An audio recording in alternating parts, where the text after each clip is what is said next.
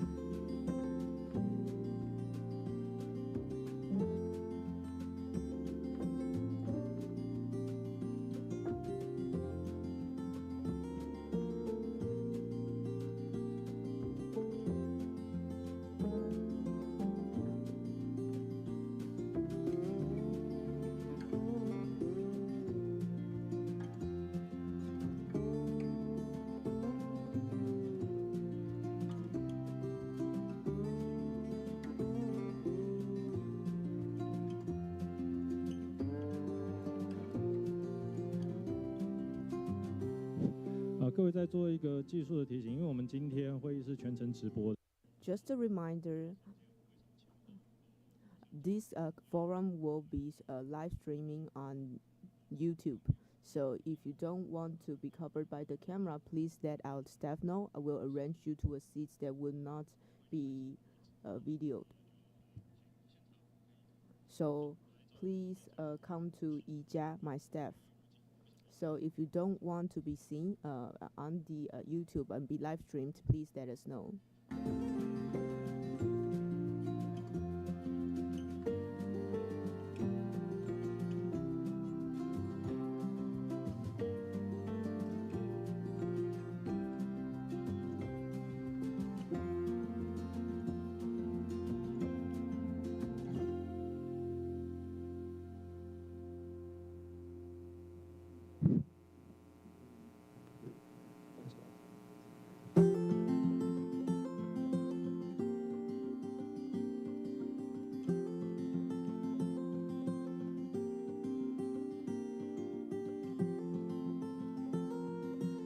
各位，现在时间10:20了。It's now 10:20. We're about to begin our event. Thank you very much for coming to our event. It is organized by Taiwan Transnational Corporation Watch. On the Forum of Sustainable Supply Chain Challenges under Taiwanese New Southbound Policy Forum on Taiwanese Business Impacts in Indonesian and Corporate Sustainability Due Diligence Legal Framework. I was quite surprised because normally we would not have such a full turnout on a Sunday morning. I'm very happy that we have so much people coming here, but I do believe that means that a lot of you care about this topic. In addition to TTNC Watch as the organizers, we also have the Human Rights Program of Suzhou University as one of the organizers. We also have co-organizers including Taiwan Bar Association, Taipei Bar Association Environmental Law Committee, and AIR from Indonesia, and also Safety from Indonesia. The fifth one is also an Indonesian organization, WAHI.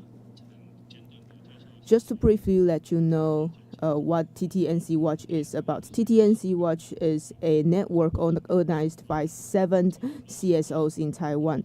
The purpose of this TTNC Watch is actually quite clear because it says so in its name. So the organizer including Covenants Watch, Taiwan Association for Human Rights, Taiwan Labor Front, Taiwan Laborers Association, Youth Labor Union 95, Environmental Jurists Association, and Environmental Rights Foundation. Once again, a reminder, this forum will be conducted in Mandarin Chinese, English, and Bahasa Indonesian. If you haven't borrowed the headsets, please do so, because you will need one eventually. We're very honored to have two key persons here with us today who will give us an opening remarks. First is the Minister Without Portfolio, Minister Lin Mingxin. A round of applause for Minister Without Portfolio, Lin. Second with us is Vice Chair of National Human Rights Commission, Wang Youlin. Vice Chair Wang. All right, without further ado, I will now give the floor to Minister Without Portfolio, Lin.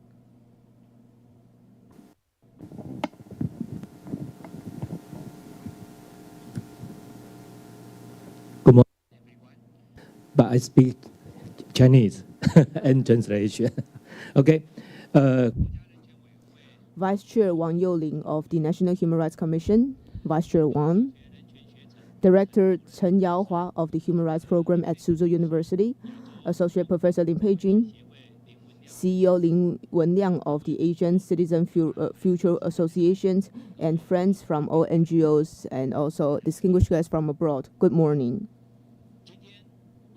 Today, I'm very honored to be here with you to discuss the important topic of business and human rights. In the face of various challenges such as global climate change, environmental protection, and the growing awareness of labor rights, companies are no longer solely focused on profit making. Instead, they must be considered their impact on the environment and society, and to achieve the goal of sustainable operations. In this global trend, businesses are being assigned increasing responsibilities for safeguarding human rights, making corporate social responsibility, CSR, and ESG.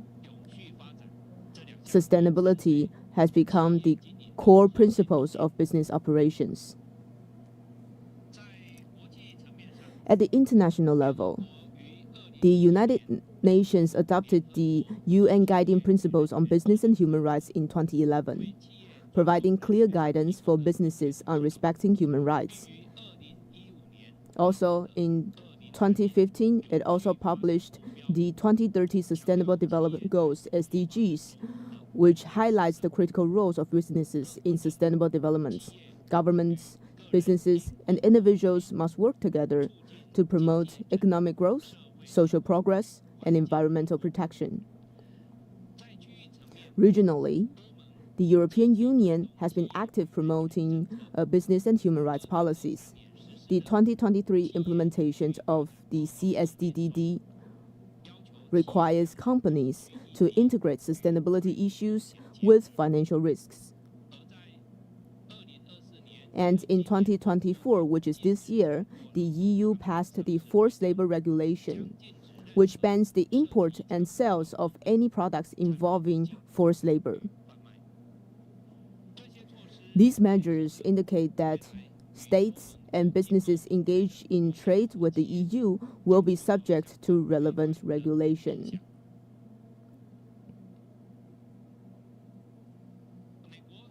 The United States has also incorporated human rights issues into trade negotiations, such as the ongoing U.S.-Taiwan trade initiatives on 21st century trade, which includes labor rights and environmental rights in its discussions. Other countries, neighboring countries such as Japan, South Korea, and Australia, are also working on drafting relevant human rights due diligence laws. This means that protecting human rights has become a fundamental threshold for businesses entering into international market. Under this context, Taiwan must balance human rights, environmental protection, and corporate social responsibility to enhance the international competitiveness of its industries. Since 2014, Taiwan has required qualified publicly listed companies to submit their CSR reports. And in 2018, the Company Act was amended to incorporate the concept of CSR.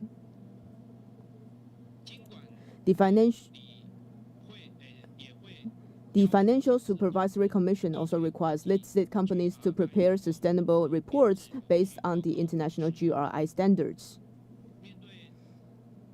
In response to incidents of human rights violations by some Taiwanese-based companies overseas, the government must actively promote relevant protective measures. The Ministry of Economic Affairs is currently developing the National Action Plan on Business and Human Rights 2.0 and encourages companies to conduct human rights due diligence.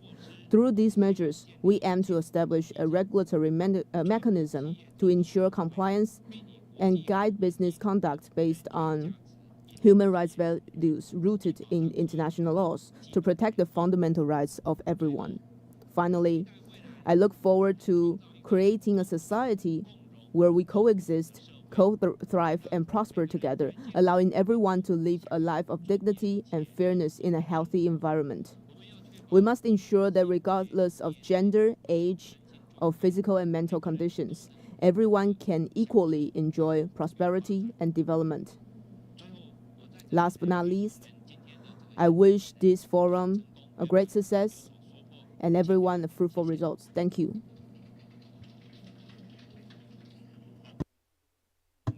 Thank you. Next, we would like to invite the second speaker, Vice Chair Wang. Good morning, everyone. Minister without portfolio Lin and our friends at TTN Sea-Watch and friends from Indonesia, distinguished guests, organizers, and all of our friends here concerned about the topic of business and human rights. Good morning, everyone. It's an honor to represent the National Human Rights Commission to speak on this forum on sustainable supply chain challenge under Taiwan's new Southbound policy forum on Taiwanese business impact on Indonesia. Just as Minister Lin mentioned, that's amid globalization and economic development, the overseas actions of businesses, supply chain management, and their impact on labor and environment are closely tied to human rights. This is not only a matter of corporate social responsibility, but also a crucial issue of global sustainable development. And to prevent adverse human rights impacts from business activities and to require multinational corporations and other business entities to protect human rights, the UN adopted the UNGP on June 16, 2011, and the European Union, aiming to regulate the obligations and responsibilities of domestic enterprises and their extraterritorial obligations. They also passed CSDDD, Corporate Sustainability Due Diligence Directive, on May 24, 2024. And this CSDDD also came into effect this July. And this directive mandates the EU member states are responsible for regulating their businesses and the businesses' overseas conduct. And in Taiwan, in the year 2020, Taiwan's government also chose UNGP as a guiding framework and drafted the Taiwan National Action Plan on Business and Human Rights. And we are about to update a 2.0 version of this action plan this year. And the National Human Rights Commission was established in August 2020. Our mission is to implement international human rights conventions and protect and promote human rights. According to the UNGPs, the state's duty to protect includes reviewing policies and also providing businesses with relevant human rights information and support. Government agencies should actively engage in dialogue and exchanges with businesses, as every product provided, every labor effort, and every service offered by businesses relate to how human rights are treated, which is closely linking to the concept of human rights. Given the critical role Taiwanese enterprises play in the global industrial supply chain, if businesses commit to respecting human rights, they can receive substantial improvements to the employees' labor rights, and a sustainable development environment can be created.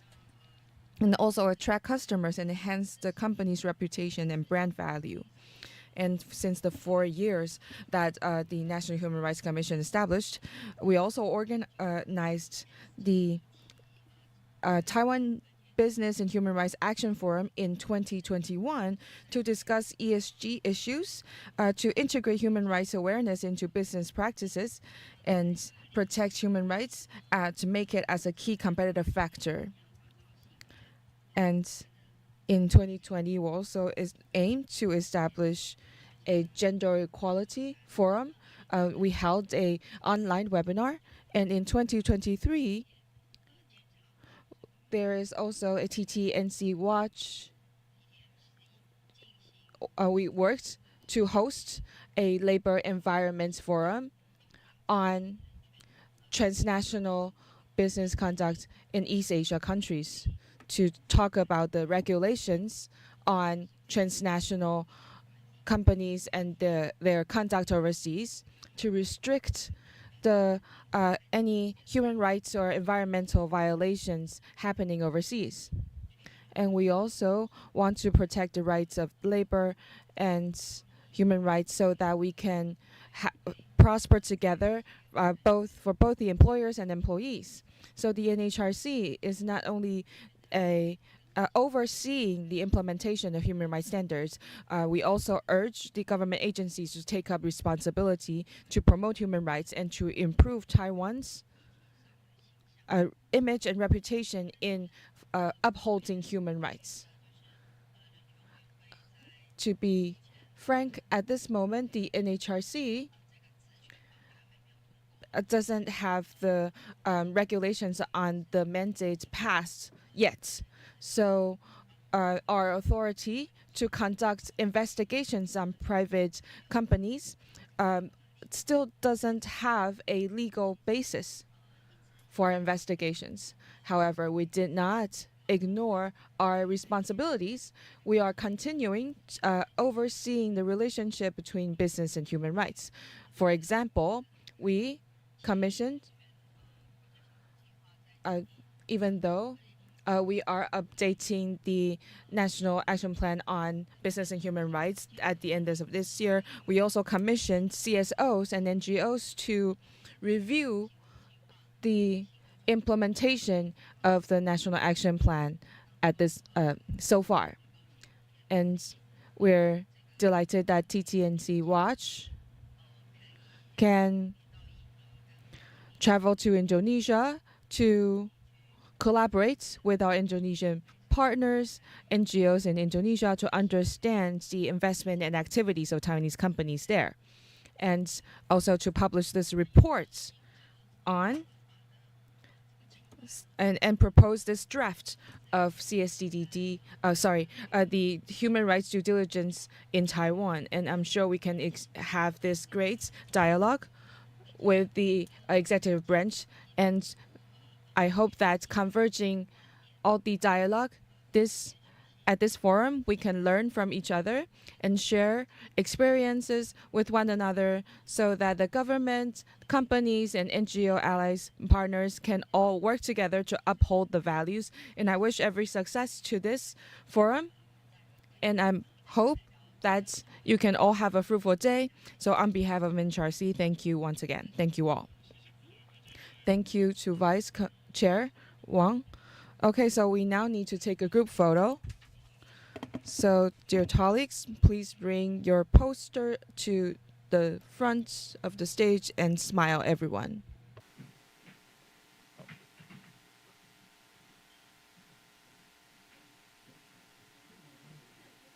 好，你说大家都站起来吗？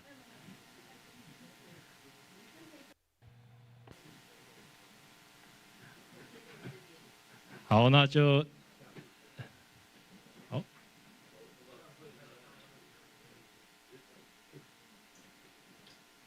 好，那就请大家听摄影师的指令。Okay, so listen to the cue of the photographer.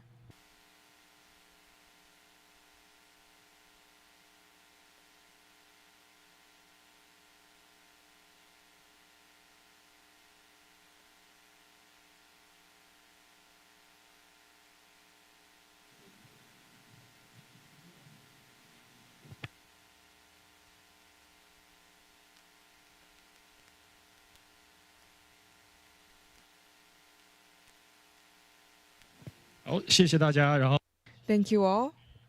Once again, let's give a round of applause for Minister Lin and Commissioner Wang.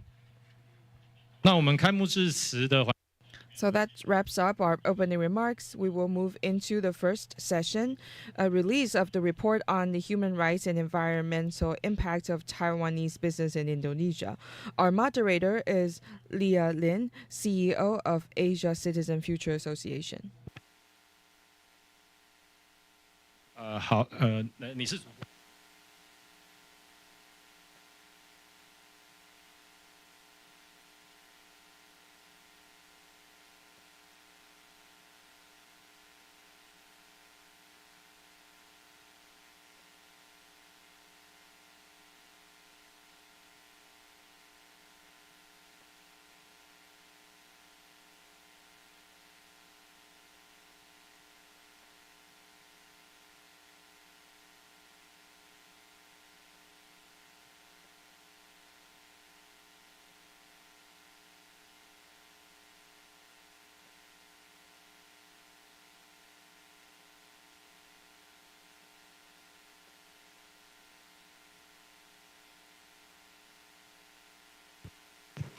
好，这样大家可以听得到。Can everyone hear me? Great. Good morning, everyone. Thank you for coming on a Sunday morning, and I'm delighted to be invited by TTNC Watch to serve as a moderator for the first session. And the organizer reminded us to use our first language to deliver, because it's quite a unique experience, because oftentimes we would force ourselves to speak in English. So here's just a friendly reminder that you must have your headset ready for interpreting. So the first session would have all the presenters to go on stage at one after another to speak. So I will open and have a give introduction here.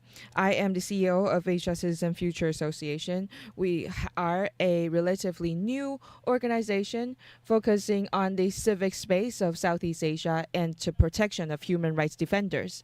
And this year we work with Thailand, Malaysia, Indonesia, and the Philippines. We formed a research group with the 4 countries, and we published a report on the trends of civic space of Southeast Asia and the Freedom Association status reports. We want to understand the developments and the trends of civic space, and it's specifically about the oppression. And as we all know, the Freedom Association is protected by the ICCACR, as well as ILO's Convention protecting freedom of association. So for this research network of ours, focus on CSOs. Our research scope doesn't go into the union movements or labor organizations. So it's a great opportunity to meet with all of our NGO friends and union leaders and to learn from you. For our first session, we have this critical task of publishing this report by Taiwanese and Indonesian NGOs together. And the report has 2 language versions, English and Chinese. And I'm sure you all are experts of business and human rights and value chain issues. So I will give you a brief introduction on the Indonesia situation. Indonesia is a very important case for us, especially while we study civic space. It has 270 million population. Half of the population is under 30 years old. So it's really a young country and the largest market in Asia. And it's unique in Asia because Indonesia as a country is not below poverty line, but there is a huge limitation that Indonesia doesn't have the capacity to build their own infrastructure.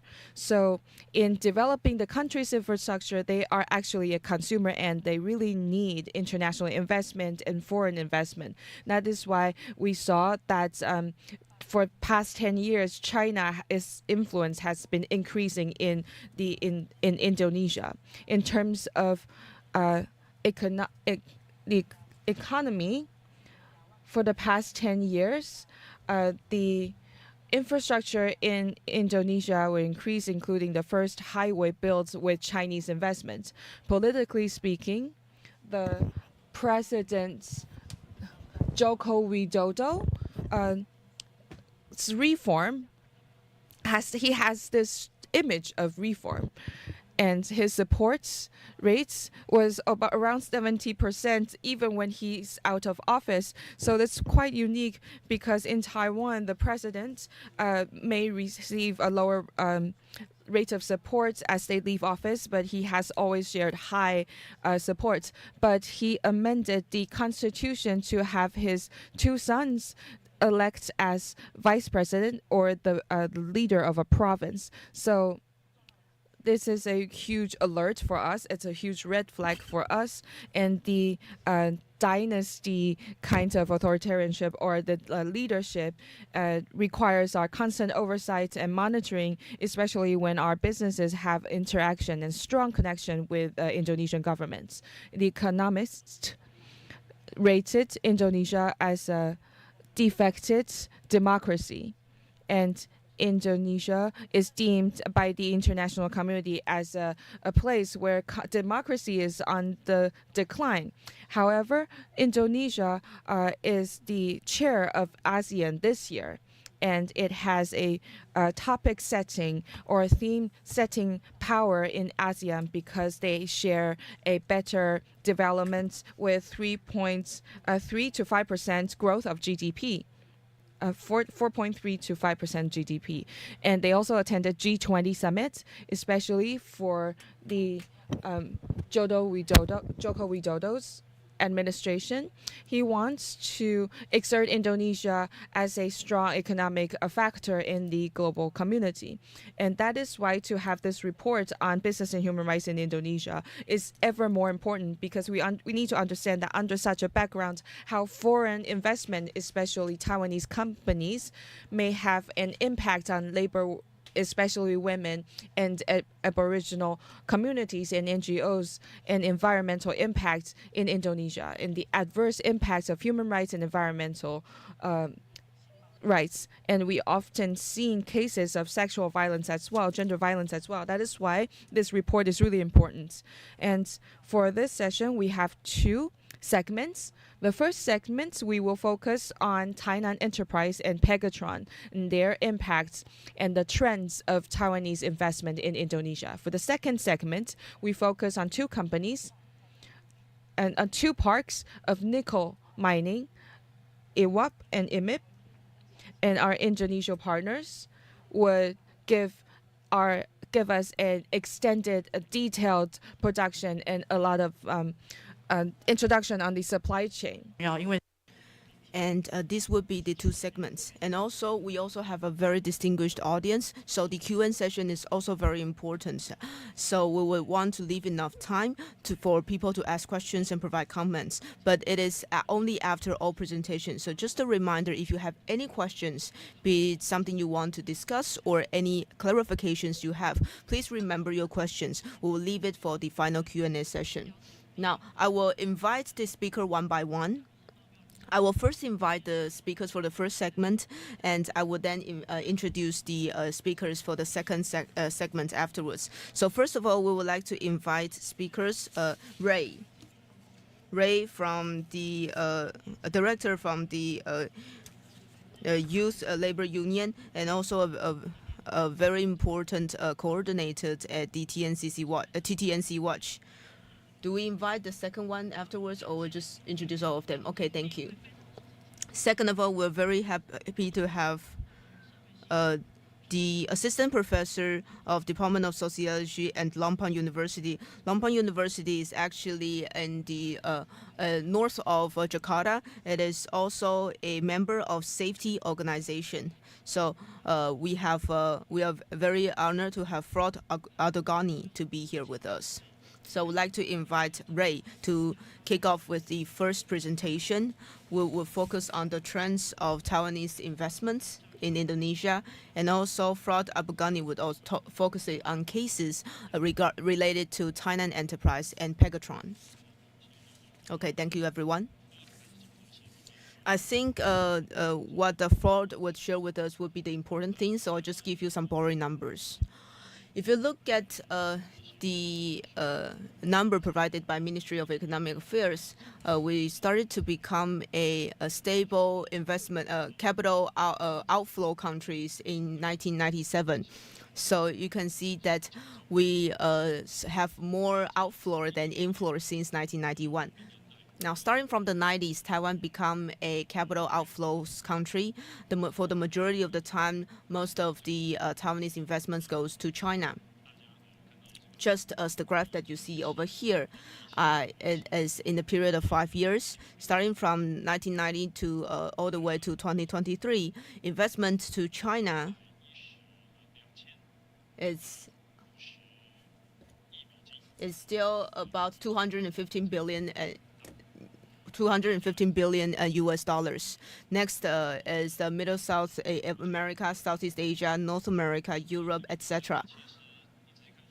But if you look at the numbers, I think you would wonder why is it many of the investments goes to the Middle and South Americas, because, well, Middle and South America, Central and South Americas are tax evasion haven, so you are able to avoid taxes in there. So China exceeds all the other investment combines. So of course there would definitely be the production base of Taiwan. But things started to change since 2010. In 2010, since the production cost along the coastal provinces increased in China, and also we have a change of political party, the ruling party become the DPP. Because of these economic reasons and also the political reasons, the new investments from Taiwanese companies no longer as the China. If you look at the percentage in 2010, China accounts for the highest part. Back then, 83.8% is in China. Afterwards, you can see the downward trend. The investment to China continued to decline. Last year, we started to see these intersections. So if you look at all ASEAN countries as one, this region as an entity, because China is just too large, so it's also can seem as a region. China here also includes Hong Kong. So you can see that year in 2013, 19.6% goes to ASEAN countries, only 11.4% goes to China. And if you look at the other upward trends, TSMC actually contributed a lot. They invested maybe 1 or 2 billions at minimum to other countries. That's why you see these trends, upward trends. But all in all, ASEAN replaced China and become the production base for Taiwan. Take Indonesia, for example. Among all the ASEAN countries, Indonesia is like the third or fourth largest investment receivers. The first one, of course, is still the Singapore because of electronic companies. Second is the Vietnam, because you would know that because of the political situations in Vietnam, it is very difficult for us to conduct the investments we conducted in Vietnam, and that's why we targeted Indonesia. And you can see the graph, it is quite clear. If you look at the previous graph, there's a downward trend, but also starting from 2010, the investment to Indonesia significantly increased. So if you look at the numbers since 2010 to 2023, which is last year, in 4 years, the amount from Taiwanese investment amounts to Indonesia amounts to 1.3 billion US dollars, which is still very big. So Taiwan's investment to Indonesia covers many different industries, but these top 5 industries are the largest. If you see that rubber products and manufacturing is the number 5th in 2011 to 2023, it accumulated 200 million US dollars investments. If you look at these top 6, then it's only around 90 million, so which is a huge gap. But what I'm really surprising is actually that the largest amount is financial insurance, but there's a big fluctuations in between. But if you look at these top 5 industries, these stable investment from Taiwan to Indonesia actually is the electrical and electronics and also the garment industry. Electrical and electronics industry and the garment industry has also being the focus of Taiwan. It's Taiwan's strength in terms of OEM and ODM. And because of that, when we're thinking about doing investigations, we identify electrical and electronics and garments as 2 of the industries that we would definitely have to focus. But in addition to these 2 industries, Taiwanese investments also covers other sectors. But and in the past few years, because of carbon reductions and net zero, there are more and more demands for EVs. Because of that, nickel mining, nickel minerals is actually a very important element for producing EV. And currently, Indonesia is the biggest nickel exporters worldwide. So we found 2 enterprises who is involved in the nickel mining and processing process. So that's why we will also have some investigations in Huaxin Lihua and Yehui. So these are some brief introductions of these trends. And next, I will ask my colleague to share with you the 2 cases in Tainan Enterprise and Pegatron.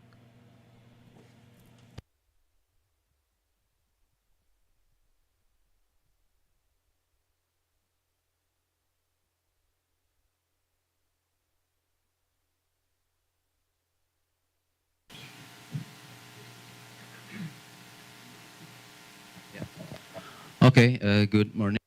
I will present these key findings of research results in Indonesian bahasa.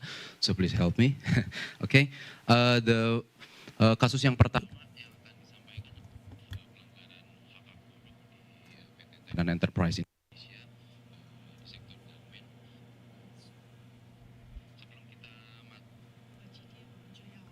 Today, we would like to talk about the Tainan Enterprise and its labor rights violations in Indonesia.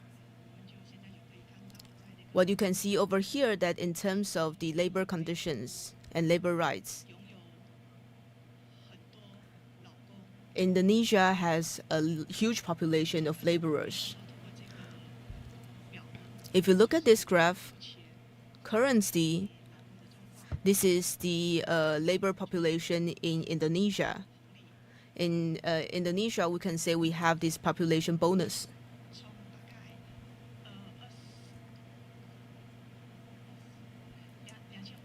We had 25 million population. Out of the 25 million population,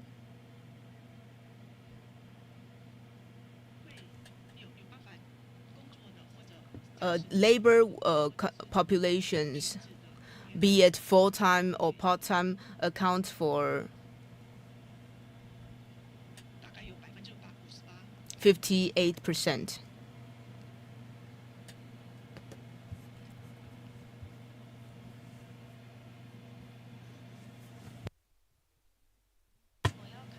But if you are to see the industry, if you look at the sectors, if you look at the population by sector, let's look at 3 sectors. First is A, agriculture, forestry, and fishing. C stands for manufacturing, whereas G refers to wholesale and retail. So in Indonesia, the majority sector is still agriculture. Compared to industries and its businesses is still not that much, because if it's businesses, wholesale and retail still only accounts for the 3rd place. because we are still importing many Chinese products, because this is just so simple for us. But then this means that in Indonesia, if we want to produce products, it's hard for us to develop our manufacturing industries. Say garment industry, or so only garment industries and other labor industries, they can absorb more labors. And in effect, well, normally a factory can attract about 40,000 to 50,000 workers. We know that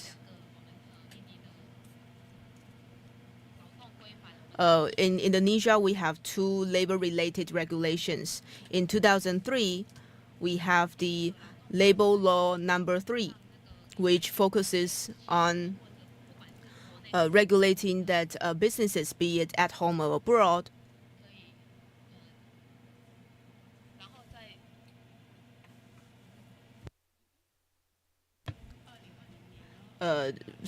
anyways, that's the labor law in 2003. In 2020, we have job creation laws, but that makes the labor conditions in Indonesia even worse. The time period for contract workers is shortened. Next, you can see this photo. In this photo, this is a contract worker, and this is what the contract worker wrote on the note.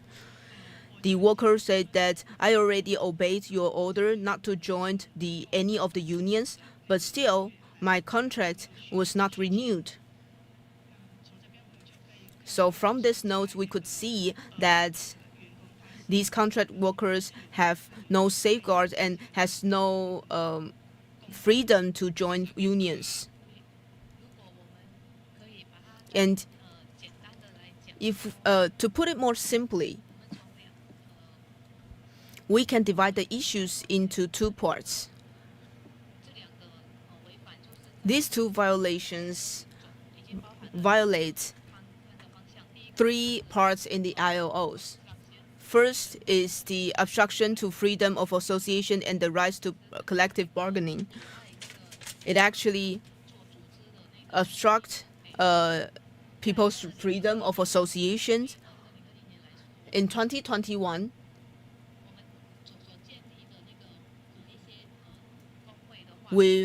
unions have been dismantled within a week.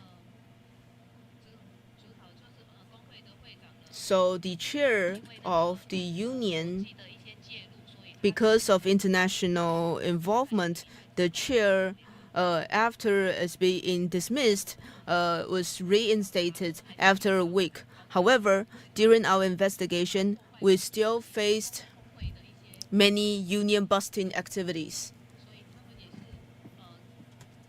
So they, for instance, locked the chair in the warehouse, or they put union leaders into a special area where so that it's easier to manage those union workers. In Tainan Enterprise, there are 4 unions. 2 of them are from enterprise unions, so they are organized by enterprises themselves. Only 2 are more independent. The busted ones are the independent unions, which is the unions without the involvement of the company. Workers. So there are. And second challenge is discrimination in employment and occupation. At the court in Jakarta, there was a case. A pregnant worker, 4 months pregnant, her contract was terminated. And she sued in the courts, and the worker won the case. However, it took her a long time to participate in the legal process. And other challenges include unsafe and unhealthy working environments and other violations. From the pictures, we can see that the food that they eat the conditions that they can have drinking or eating are really poor, and they can only have a rice bowl for lunch, and people are not willing to take those meals either because they're not good. And from the picture on the right hand side, we can see this water dispenser with dirty water, low in quality, with rusty flavors. So many workers are reluctant to use this water dispenser. They need to take money out of their own pocket to buy bottled waters in the nearby shops. Now we will move on to other labor rights violations by Pegatron.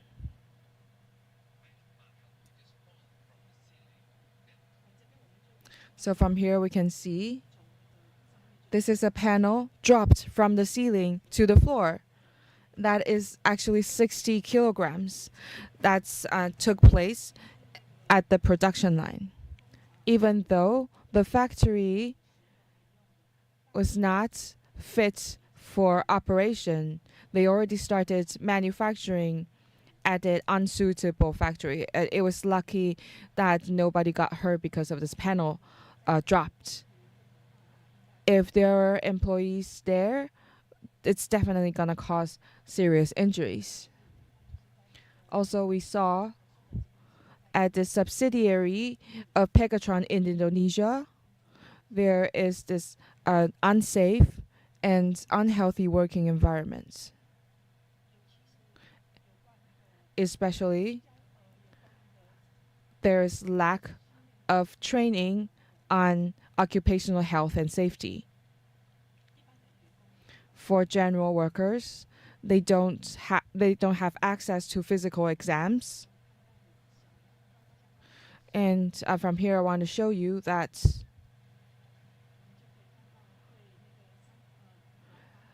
for the workers at night shift, there is risk to workers working night shifts. For example, the lady in the picture, her cheek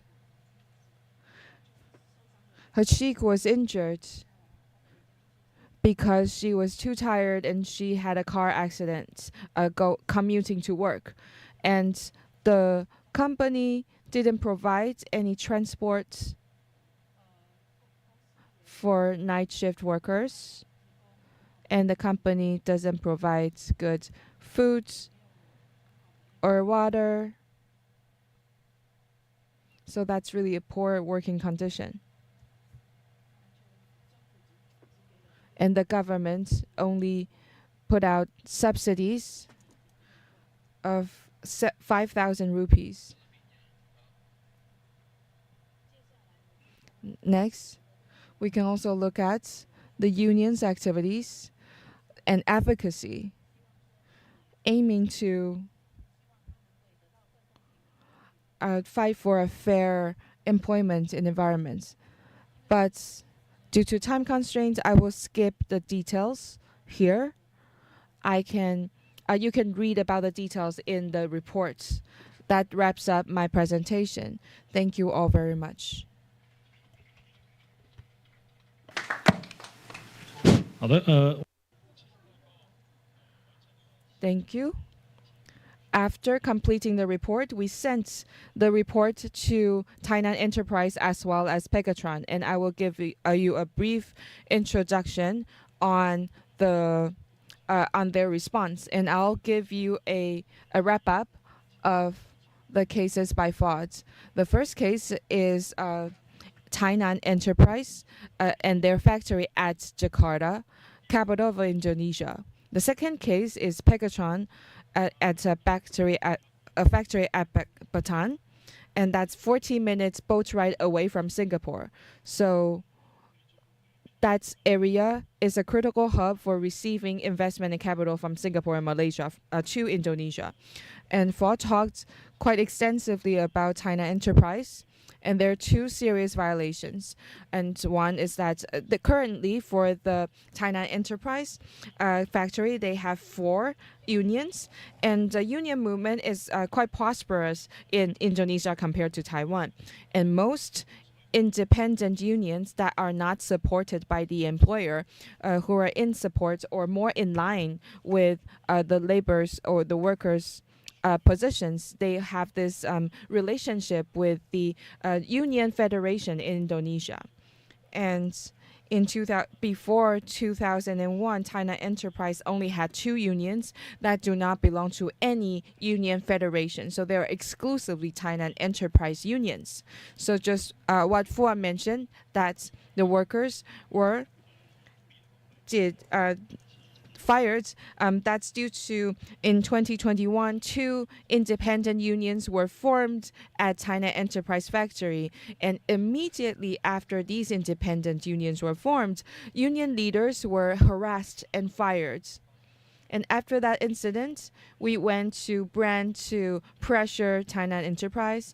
And we also went with the labor employee-employer resolution mechanism for within Indonesia, and then it's resolved, and now the all these union members and leaders their jobs are restored. For Indonesia, 70% of the workforce was in fixed term contracts, and the duration of the contract can be very, very short as 1 month.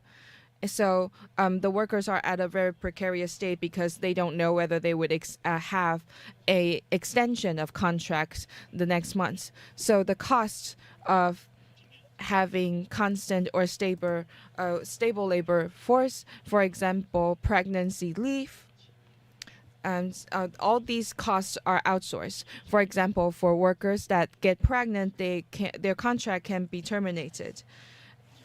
And under the current laws, the Indonesian employers can make a lot of excuses to say that, I didn't terminate the contract because of the pregnancy, etc., and they can get away with it.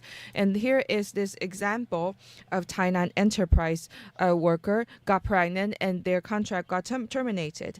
And she went to court to sue, and she won in court. And after she won in court, but she was supposed to have her job back, but because the litigation took about more than a year to complete, and she already has another job. And so the decision came was in January this year, but the severance only came in May this year. And there is another case for sexual harassment, and read it in the reports due to time constraints. And we also talked about Pegatron. And from the pictures you saw, that's a panel on the floor. So now Pegatron has 3 factories at Island Patan, and they are building the 4th factory. And as of September, the 4th factory will be completed in September. But before that, many workers already called to this new 4th factory to work. And for this factory, they produce PCBs. And we also saw pictures with employees assembling PCBs, and construction workers are walking and working in the background. So there are many incidents that the construction components drop to the production lines when the workers are working. And it was fortunate that nobody got hurt. Incidents like this happened quite frequently in Pegatron factories, and luckily no one got injured. But just imagine how dangerous it is to work at environments. And also because Pegatron produce panels and PCBs, the unions have been advocating for the workers' risk for being exposed to chemicals, and the unions have stated that the workers never knew for sure what kinds of chemicals they are exposed to.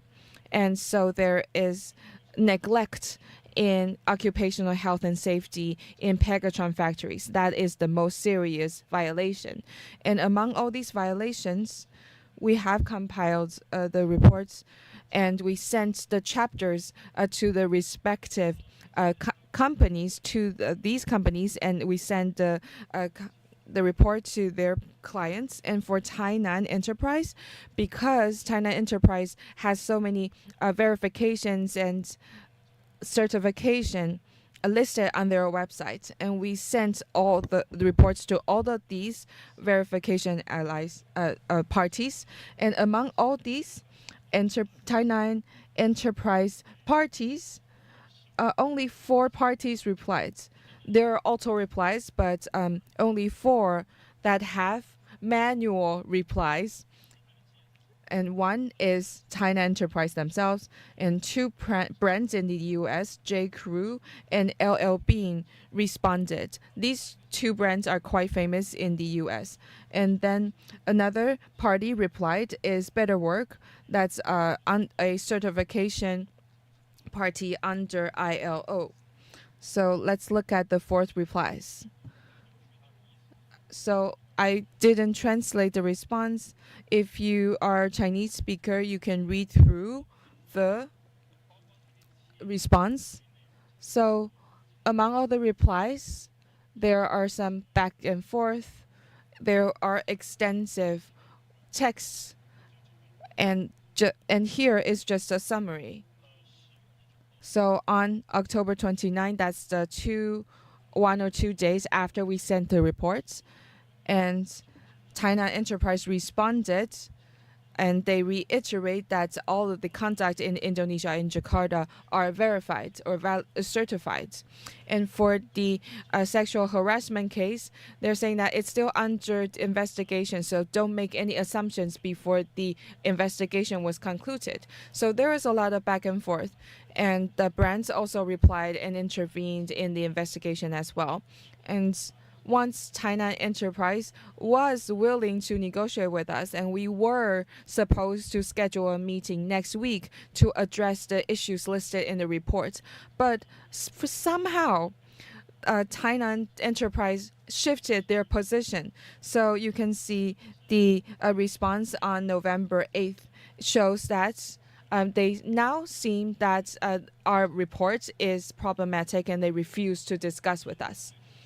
And the most critical challenge here is that among the Jakarta factory, there is 3,500 employees in one factory, and you only interviewed less than 1% of the employees. How can that represent the entire factory? I think here's a misunderstanding, because even though we only surveyed 1% of all workers, incidents like this happen. So let's give you an example. So 100 workers at the factory are there, and only 1 died. Is it not a problem because only 1% of the workers encounter such an incident? That shouldn't be this way. So the statement claiming that under 1% of representation shouldn't represent the entire condition of the entire factory. I don't think that's the case. And if you allow us to investigate or survey more workers, do we find other things? And for the response by the brands, they're quite positive, but they're still under investigation. But J. Crew and the brands promised us they would send delegates to investigate on site. And I guess it's because that the brands intervene. That is why there is this change in their attitude. And from Better Works response, it's more confusing for me. They say that indeed Tainan Enterprise is currently registered with the Better Work Indonesia program, and the company joined, and then there were no violation under the program while they're under the program. I don't quite understand what they mean, and we will continue to work back and forth with Better Work to understand whether they want to conduct investigation just as brands like J. Crew and LL Bean. So these are the 4 replies that we received from regarding Tainan Enterprise. As for Pegatron, you would see that there are a lot of things listed, but only one stakeholder responded, which is the BLF. For Pegatron, I called them and asked if they received the report, and said yes, and then hang up on me. and I haven't received any response afterwards. So I think you can maybe try to see what the chairperson has been doing so far. But anyways, these are the main clients, main accounts. I think they are not the. I think you may not be as familiar because they are not the ones that will go to the end customers. But what's special about this is that Pegatron is a very known company in Taiwan, and there are many major shareholders. It's now translated into English, so you may not know that. But the first one is actually the Asus, and also the Fuhua investment is a very big investment in Taiwan, and then the next one is the BOF, which is includes all the labor pensions of all Taiwanese in Taiwan, and there's Morgan Stanley. Morgan Stanley asking Huifeng in Taiwan to operate on behalf of them, and then it's Norwegian's bank investment management. Norwegians also turn their pensions into a huge account investing across the world. And then there's Yuanda. Last but not least is RDA. That is Pegatron is a part of RBA, Responsible Business Alliance, but only BLF responded to us. So let's have a look at their response. I actually don't know what they said, but I'll just read. So the bureau is managing the operation and usage of labor fund. Well, that's too wordy. So basically, they reiterate that they have some principles that they will follow, and they will get to know this event, get to know this is. But in any case, they will just follow the principles and operate. I feel that you don't need to respond to us because it's already on your website. I can see what principles you need to follow. But compared to Tainan Enterprise, J. Crew and LL Bean said that they will need to conduct the investigations afterwards, and they would let us. So I think the response from BOG is more confusing to me because they're just reiterating what they've already listed on their website. They're just copy pasting to me. So these are the responses that we received so far. Next, I will give the floor to the other presenters. Thank you. Thank you very much, Zhongrui, for summarizing the report and also share with us the responses from these two companies. So this sums up the first segment. I'm terribly sorry. I will need to stop them because for the second segment, we have 6 presenters. And I'm also checking with our Indonesia friends. So for Indonesian, maybe slow down a little bit so that our interpreters can catch up, because all these are very professional terms. It may not be as easy for our interpreters to catch up. So follow up on the cases in Tainan Enterprise and Pegatron. For the second segment, we will look at Yehui and also Wasin Lihua. These two Taiwanese companies have investments and companies in the largest nickel mining industrial park, including IWIP and IMIP.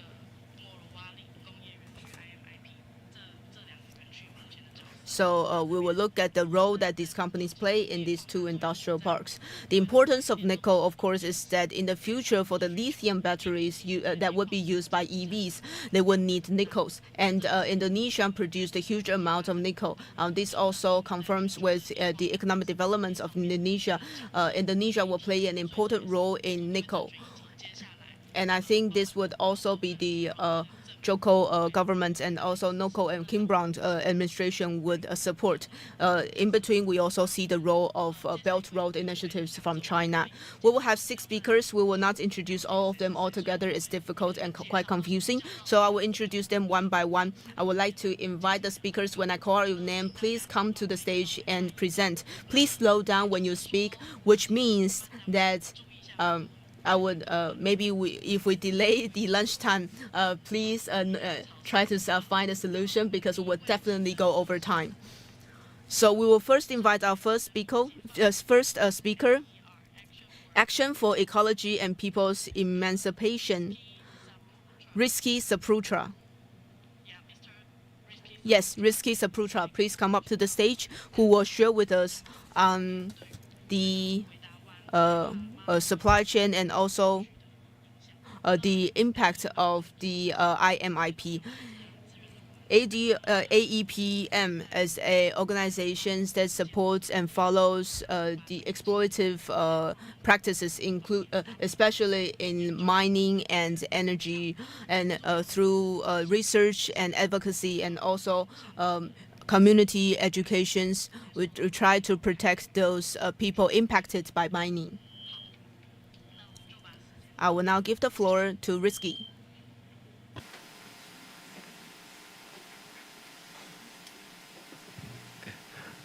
Thank you, terima kasih. Perkenalkan, saya Rizky dari Aksi Ekologi dan sebagai. Thank you very much. I'm Risky. I focused on the environmental issues. For today's opportunity, I will say one Taiwanese company, which is Woxin Lihua. Woxin Lihua has investments in Indonesia, in nickel. Woxin Lihua in Indonesia has 3 companies, 3 subsidiaries. The first one is Sunny Metal Industry. It is a company located in Weda Bay Industrial Park. The second one is Wasu Metal Industry, which is a company in Sumatra. And also we have Woxin Nickel Industrial Indonesia, which is located in Molorai Industrial Park.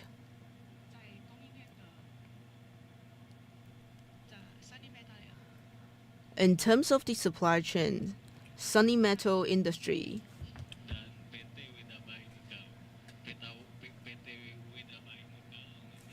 perusahaan yang sekarang sudah sahamnya mayoritas dikuasai oleh.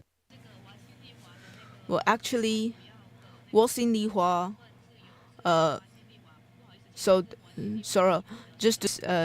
Previously I talked about the subsidiaries of Woxin Lihua, and I would like to talk about the ownership structure.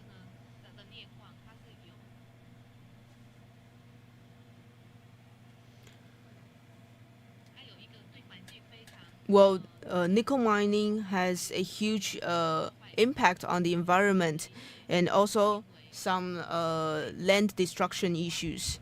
So the nickel mining that Woxin Lihua has is actually sold to the Dinshan Group and HCSGR,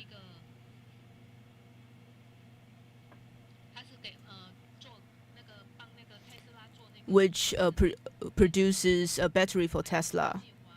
Woxin Lihua at the same time also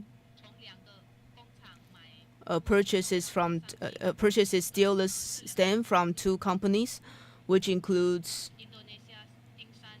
Dinshan Indonesia Stainless Steel.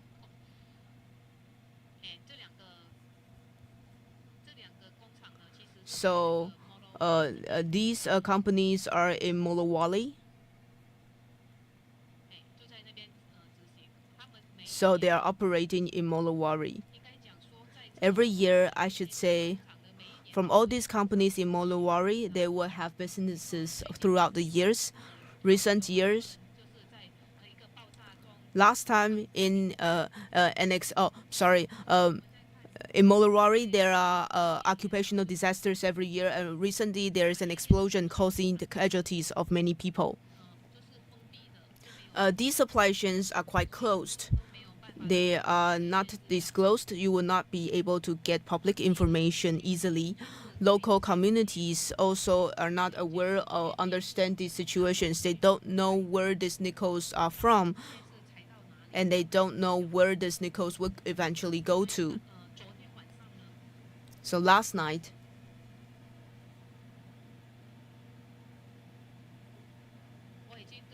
I've already told a driver who drives Tesla. I asked the driver, "Do you know that the where the battery that your car is from?" The driver didn't know. These batteries actually come from very dirty nickel. Next, let's have a look at this. This is the special planning and development issues in IWIP. This is in Maruku. Building this park alone violates local special planning regulations.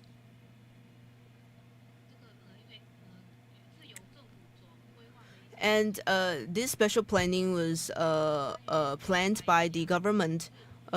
Originally, the planning, industrial park was limited at only 600 hectares. However, currently, the development areas has already exceeded 4,000 hectares.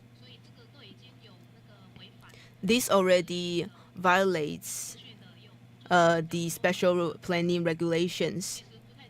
But people on the site, they don't know. The construction workers do not know what they're building. They don't know what kind of industrial park it is. They were only instructed that a lot of job opportunities would be created in these local for the local communities. However, local residents, when they work there, on the other hand, lost the original living space that they're supposed to have. Let's have a look at this graph. There originally was 2 rivers, and now it's already they disappeared. The first river is Agesuaga, and the second one is Agesake. So both river Agesake and Agewosia already disappeared. So these 2 rivers are actually the sources of drinking waters for local communities.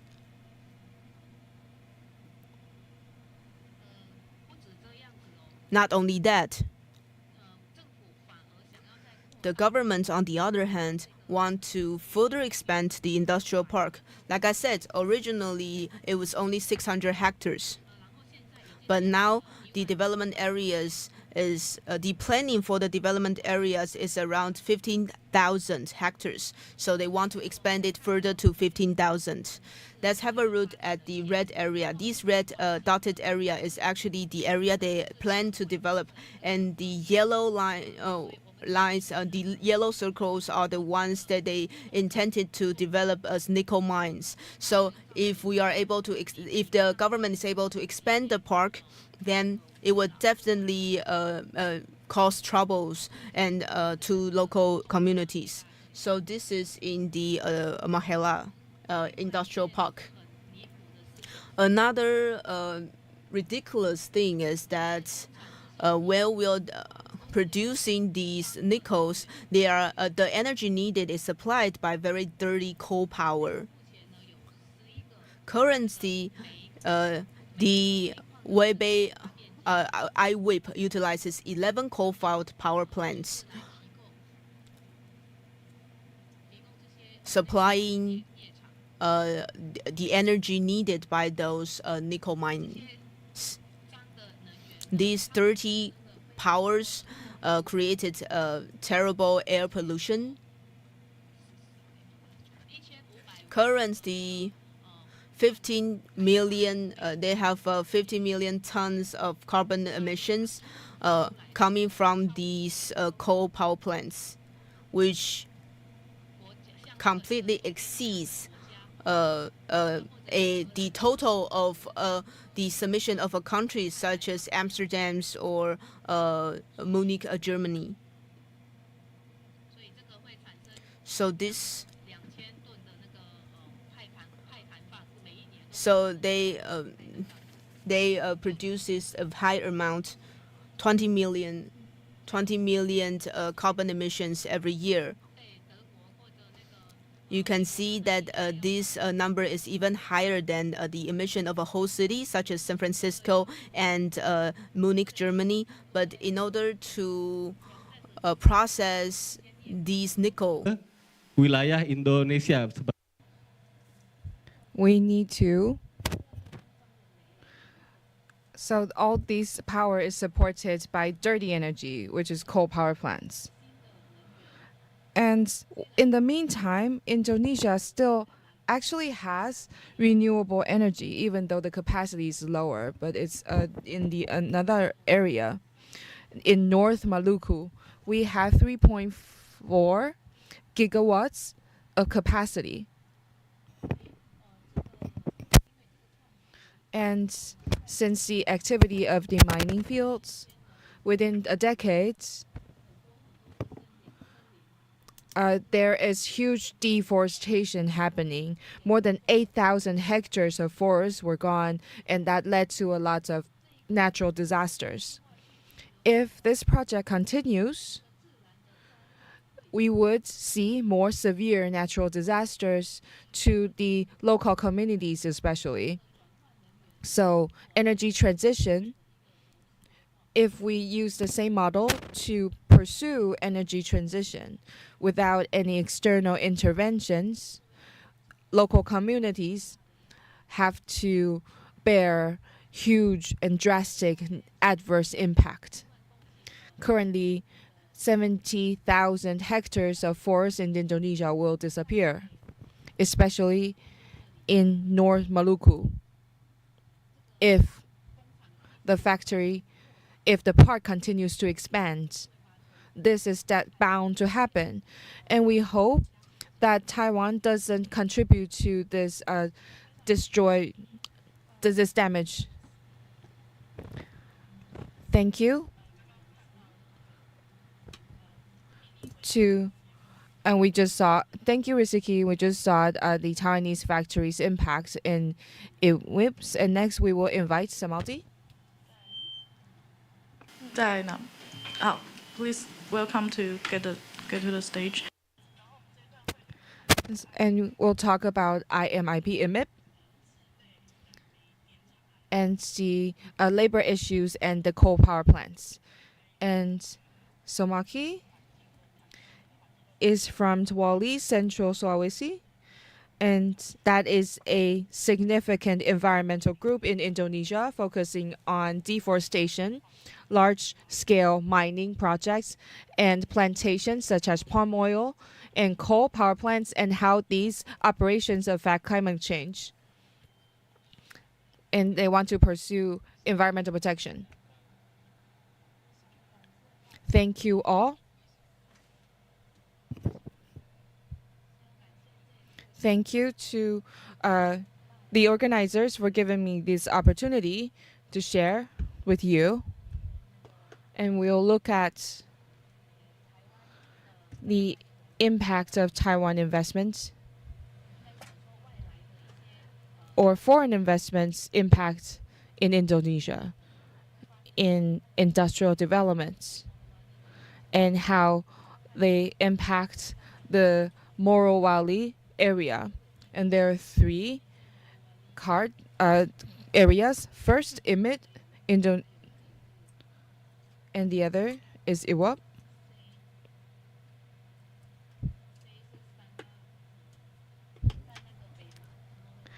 So there were plants in central and north Morowali. So there are actually 3 industrial parks. And I will specify IMIP, because within this park there are 52 factories, only one, and the 52 factories include the factories of Waxing Lihua, and we find IMIP very likely to damage the environment. And we know that in Indonesia, there are around 90% of the nickel mining fields are at Sulawesi in the neighborhood area. And that has led to, and because nickel can be used in making stainless steel or other electronic products, especially used in batteries. In Central Sulawesi, there are 113 nickel mining permits. And this is the stats from Ministry of Energy of Indonesia and Mineral Resources of Indonesia. And the number is actually increasing, especially in Central Sulawesi. And that's and the 3 parks that I just mentioned are all included in these 113 mining fields. And for IMIP, there are 6,000 hectares established since 2013. In Vatuvia village, in Labota village, that's in Central Sulawesi. And the park has 52 tenants, employing 97,000 workers. Among them, 7,000 of whom are from China. And that's the stats as of 2023. And one of the tenants, the factory, belongs to Wasin Lihua Corporation, which is a multinational company.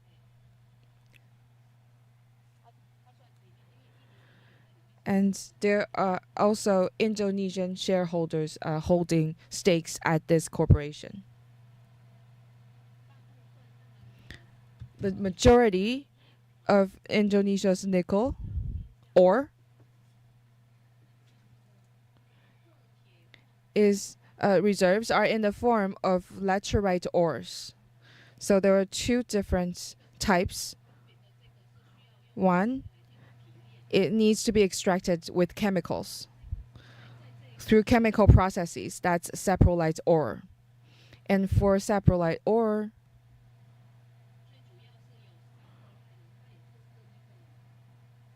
Indonesia focuses on extracting saprolite ore, which produce ferronickel and nickel pig iron.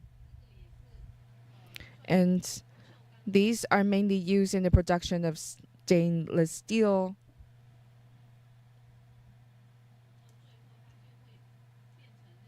and such ore and materials will be used in EVs and batteries.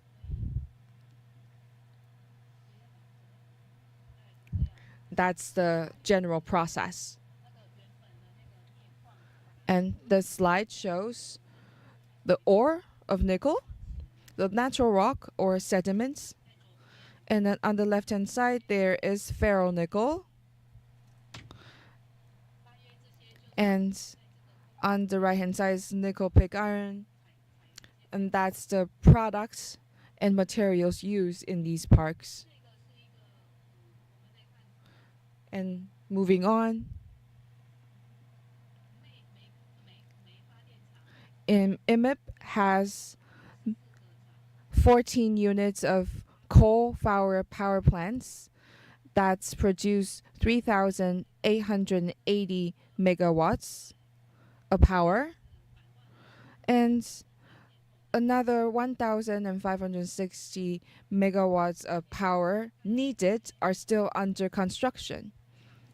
And among the factories, 4 of them are being built in Labota village that belong to Wasin Nickel Industrial Indonesia, the subsidiary of Wasin Lihua, has the capacity of 350 megawatts, and they require 6 million tons of coal a year to ship from Kalimantan to Sulawesi. So that is the islands nearby to be shipped to the coal-fired plants. And we can see that the coal power plants will produce 2.3 tons of carbon dioxide. So every day, there is a huge amount of CO2 emission from these plants. And in central Sulawesi, a total of 33.7 million tons of CO2 are emitted, and a huge proportion of air pollution. And these pictures show that these coal power plants are really close to schools, local schools, including primary schools and middle schools that's only 500 meters away from the power plants. So the air pollution generated by the coal power plants have a huge impact on local school children and leading to respiratory issues. And local communities suffer from the same conditions as well. They can only close their doors and windows to their houses. And still, local communities suffer from respiratory issues. Currently, there are more than 1,500 people in the neighborhood area suffer from respiratory issues and infections. And for IMIP itself, there are 6 elementary school children are diagnosed with issues that they can determine it's because of the coal power plants. Next, we will look at another village affected by IMIP. IMIP also pollutes the water as well because these plants dump warm water that's 39 degrees Celsius to the neighborhood's seawater. And from the pictures we can see the ecosystem and natural environment is affected drastically, and local fishermen's livelihoods is at stake. These pictures are taken in the coastal area. The wastewater dumped by nickel plants that's in the Bete Bete village, and the photo was taken in 2023. We see that in the nearby area that is near IMIP, the environment is heavily polluted. The ocean and the coral reefs are damaged severely. And this is taken in the east port of IMIP. This is where they transport the coal mines to the plants. And such transportation already affects local fishermen's livelihood. The fishermen in the past only need to fish in the nearby areas. They didn't need to travel too far away from where they live. But then, since the establishment of this industrial park, the fishermen's livelihoods was affected. They now need to travel to 49 miles north of the local community to catch fish, and that has affected their work and how they make a living. And their seaweed harvesting is affected as well. And here is the percentage of work accidents that occurred in the IMIP area. 58% of the incidents are related to repair or maintenance processes because the furnaces exploded or there are fires, etc.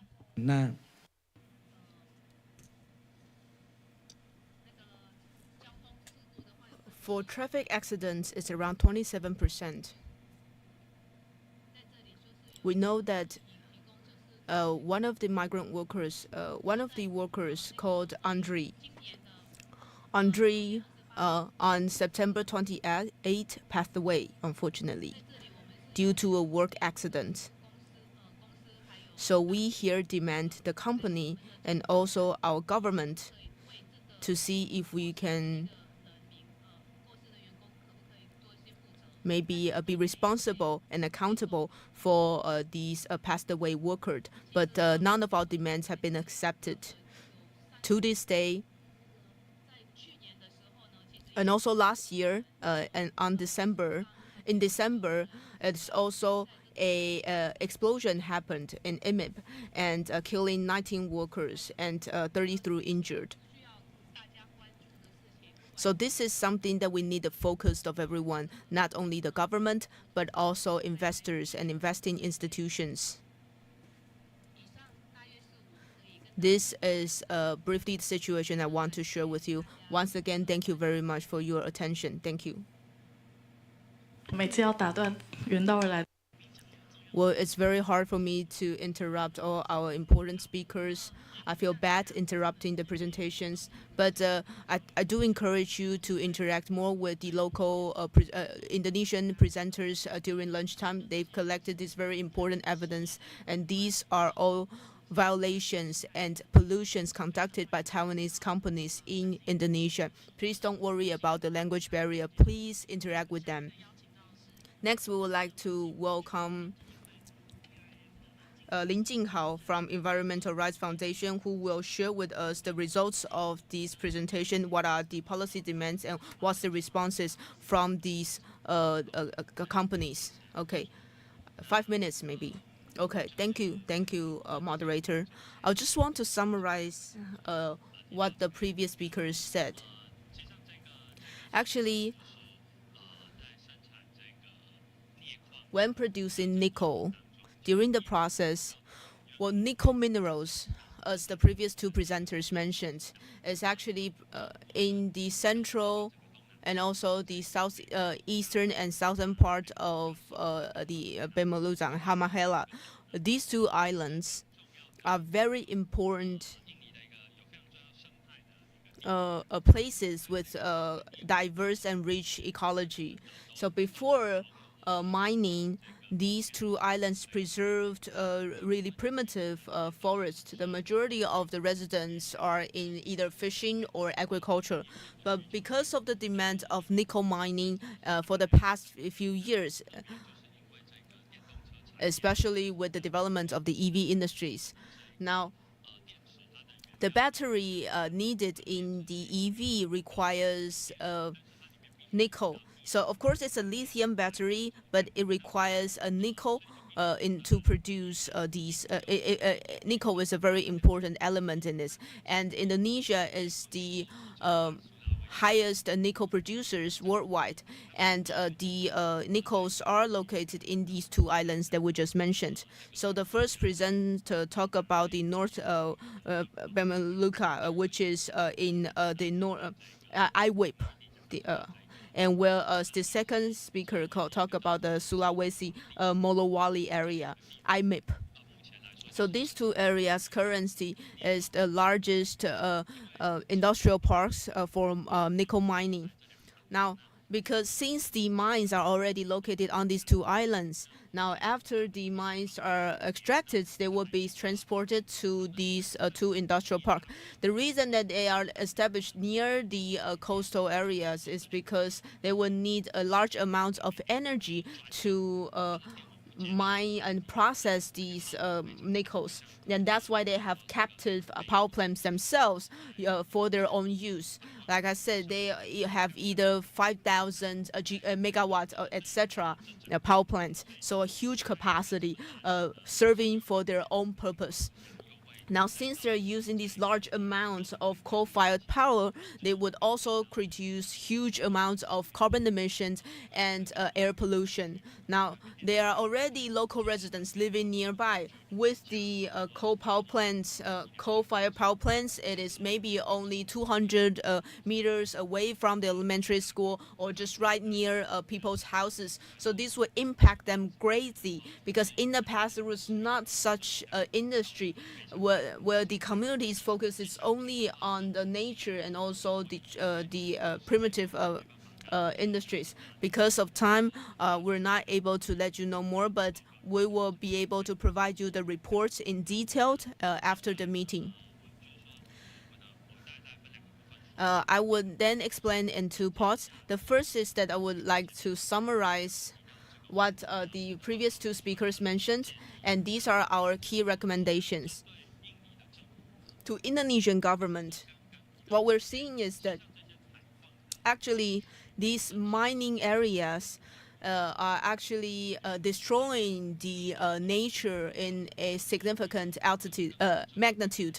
Now, since these natures are destroyed, of course, it would affect climate in the local area, especially the water situations there. So, as Winky mentions, that in North Lukalu actually has the most serious flood in the past few years, and it's actually because that the nature and it's already destroyed. So we hope that they would be imposed a moratorium on the new mining permits in sensitive watershed areas, and also ensure community input in production approvals. Also in the Weda Bay Industrial Park and also in Morowali Industrial Park, we urged these two industrial parks to transition away from coal-fired power plants to sustainable energy sources. While we're producing EV, since it's for climate change, we are actually, on the other hand, using these coal-fired power plants, just as Rizky mentioned, at the Weda Bay Industrial Park. The carbon emission of this single individual park equates to the whole carbon emission of an entire city in Munich and San Francisco. But that is actually located in an island which in the past few years preserved a rich ecology and diversity. So we do want the Indonesian government to urge these two industrial parks to transition away from coal-fired power plants to sustainable energy sources, so that we are actually moving into net zero. Also, it has a great impact on the ecology nearby, especially when local residents rely on natural resources. So take Weda Bay Industrial Park, for example. They have a very important lake called Lake Sergia. Lake Sergia, I think the later presenters will also mention it. Local residents rely on Lake Sergia to get fish or also to get other food resources. However, they are greatly impacted by the pollution, so the Indonesian government need to ensure protection of Lake Sergia from mining-related damage through strict regulatory oversight. Also, last but not least, especially in the Morowali area, it has a lot of work injuries. It has little protections on work-related issues. Last December, Qingsan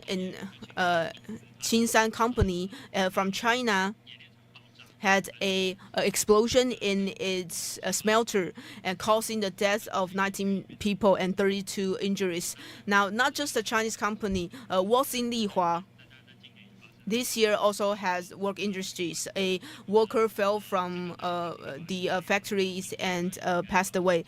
So, of course, the companies need to be responsible. The Indonesian governments need to make sure that these companies are accountable. And in addition, we want to ensure that they have a more comprehensive regulatory, especially on the Human Rights and Due Diligence Act. It also, to Taiwanese government, it also need to amend regulations governing outbound investment on existing damages. We hope that the Ministry of Economic Affairs can also take actions. For instance, in the future, of course, it will continue to increase, but when you are reviewing these and approving this investment, we need to include all these due diligence relevant reports in order to ensure our responsibility. And also, we want the Taiwanese companies to increase and take responsibility for the worker safety incidents, especially we've already have some known cases.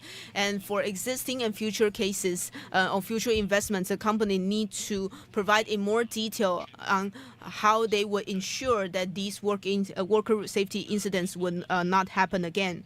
Last but not least, to these companies, Yehui and Woxin Lihua, we hope that these companies can respect human rights in operations and adjust its production to mitigate disaster risk factors. More importantly, we have a lot of stakeholders coming in, joining in this forum. Though in local communities, they have more stakeholders. And the most important thing the company needs to do is to engage meaningfully with Indonesia rights holders and stakeholders and create action plans to address and prevent this harm from continuing happening. Last but not least, I want to urge the company to conduct thorough human rights and environmental due diligence within its supply chain and ensure that the suppliers cease ongoing harms. The last part is that in your documents, you will find that we have Watson Lihua and Ye Hui and their responses for our responses. I won't repeat them, but basically they've said that they've conducted some basic measures, such as being in line with local regulations and basic ESG measures. Our recommendations to these two companies that these measures are not enough. We hope that to Watson Lihua, first, immediately take necessary measures to stop the air and water pollution from the coal-fired power plants because it already actually causes harm to surrounding children, women, and communities. Secondly, propose a specific timeline and approach for phasing out coal-fired power and transitioning to renewable energy. Third, and the most important one, is that regarding the September 28th incident, in addition to compensating their families, equally important is to publicize its investigation report and also engage in the discussions with stakeholders and to provide preventive measures and action plans, and also to propose the due diligence policies. Regarding Ye Hui, we hope that Ye Hui would need to do a more comprehensive assessment of risk and also a succession plan so that these harms will not continue to happen. Unfortunately, neither of these companies accept having a meeting with the Indonesian local stakeholders. We also hope that in the future, these two companies would be more active in engaging with these local communities because they are the ones that understand what it means to respect human rights and environment. Thank you. Thank you very much, Jing Hao from Environmental Rights Foundation, giving us a brief summary regarding the recommendations to not only the Indonesian government but also Taiwanese government and the two Taiwanese companies. So our two presenters mainly talked about the impact on EWIP and EMIP. We still have three more speakers. These three speakers are grassroots union participants, and they are also local residents in Morotai Island. So they are the rights holders directly impacted by these operations. So I would like to invite Siti Sulaka. Siti Sulaka is from the AEER. Also, we would like to invite Abluvikwi Pagwahani Sigolo from Save Sakia Coalition. I would like to invite these two very important partners to be on the stage. These two speakers will share with us at the Veda Bay Industrial Park and what's the direct impact of the Sakia village. Yeah, so we'll have 5 minutes. Ya, perkenalkan nama saya Julie, saya dari Aksi Ekologi dan Emansipasi Rakyat yang 大家好，我是 CD Julie， 我是来自于 AEER， 我是他专案经理。我要先跟大家，sorry. I would like to share with you the constructions of IMID and how it has an impact and what's the consequences of IMID. I would like to invite you to have a look at this photo.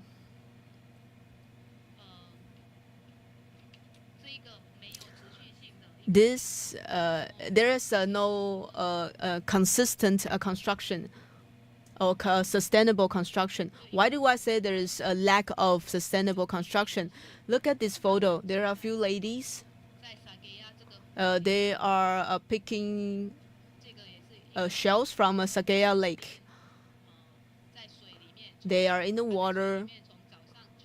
They work from 9 o'clock in the morning to 5 in the afternoon. They work in the lake.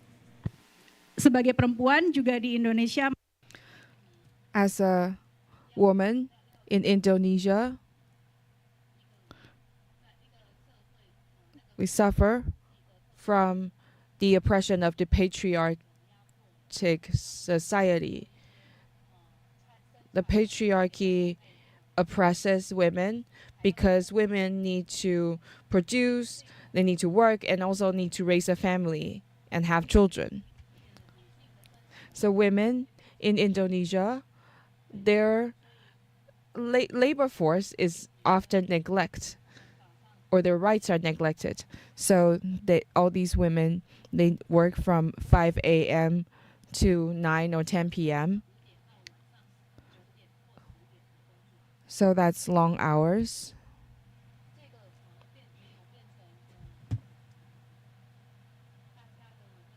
And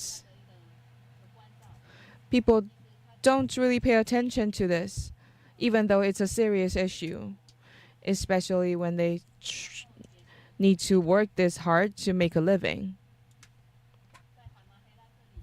And at the Hamahela area, these women need to make ends meet, making the best use of the environment that's already damaged by industrial development. They are catching or trying to catch in a polluted ocean, in a polluted water body. They strive to make a living. And this is their last source of food.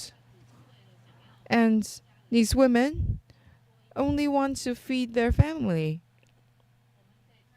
But from what we observe, we see that the factories stir up discussion in the society, accusing that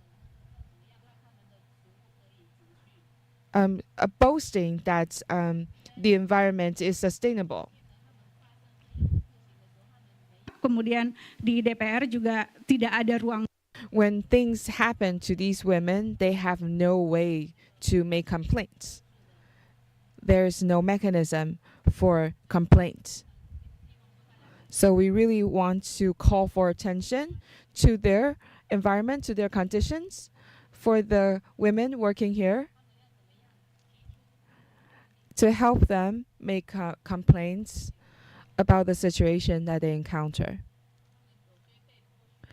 Many of these women are exploited,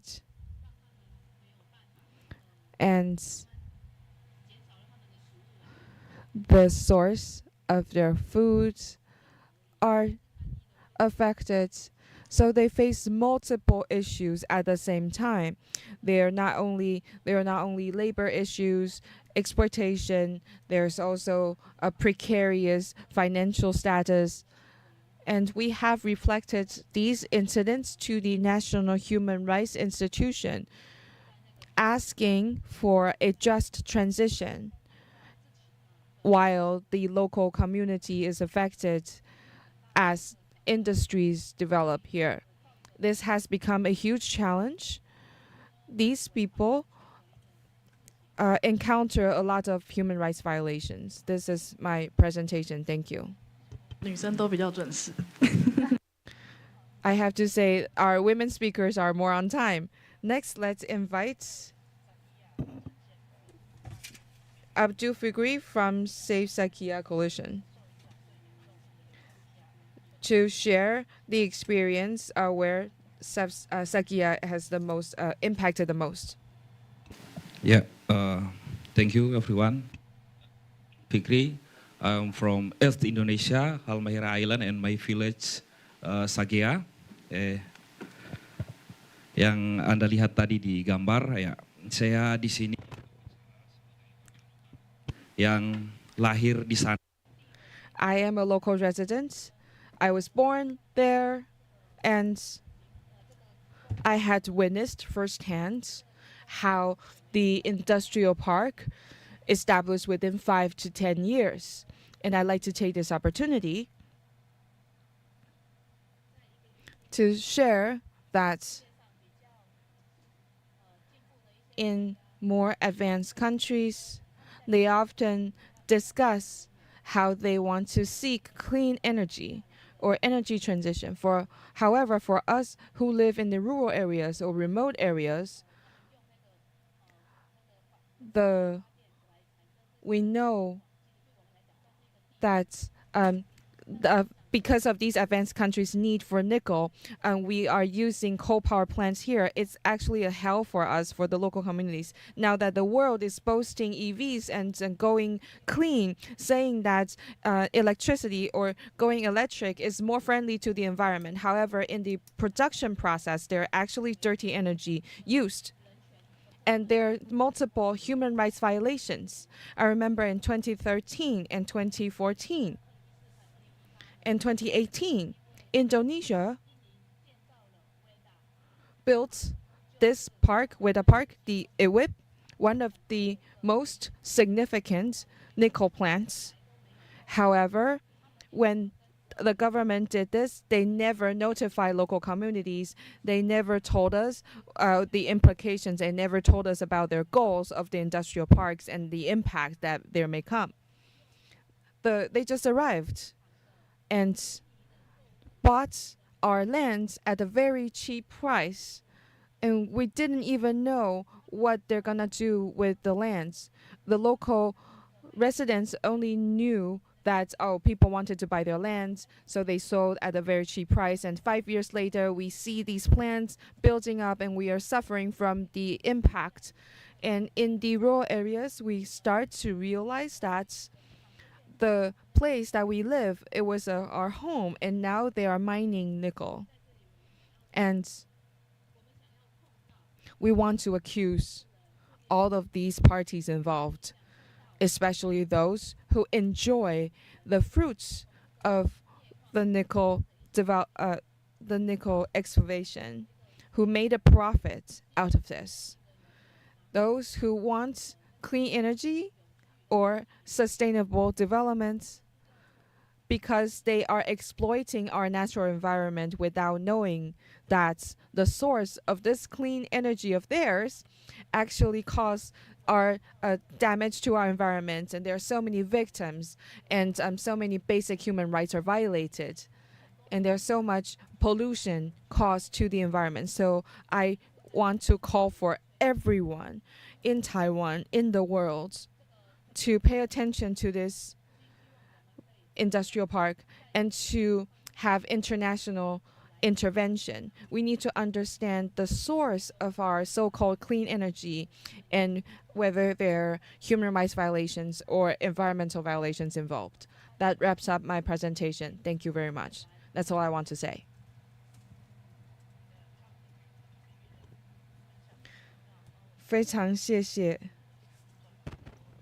Thank you. And I have watched a lot of interviews from Delivery, and many articles, news articles, and have included the testimonials of the local villagers, and that are quite impressive. Our next speaker is union leader Unita Halita Pakaram from SBIM, Morali Industrial Workers Union. That's our last speaker for this first session. And they'll talk about the worker rights violations at this industrial park.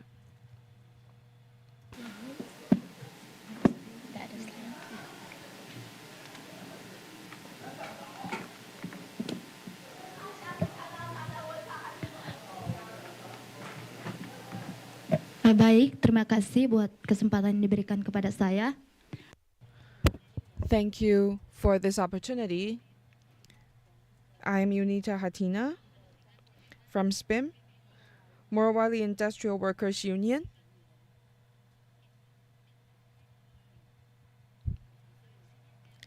I want to talk about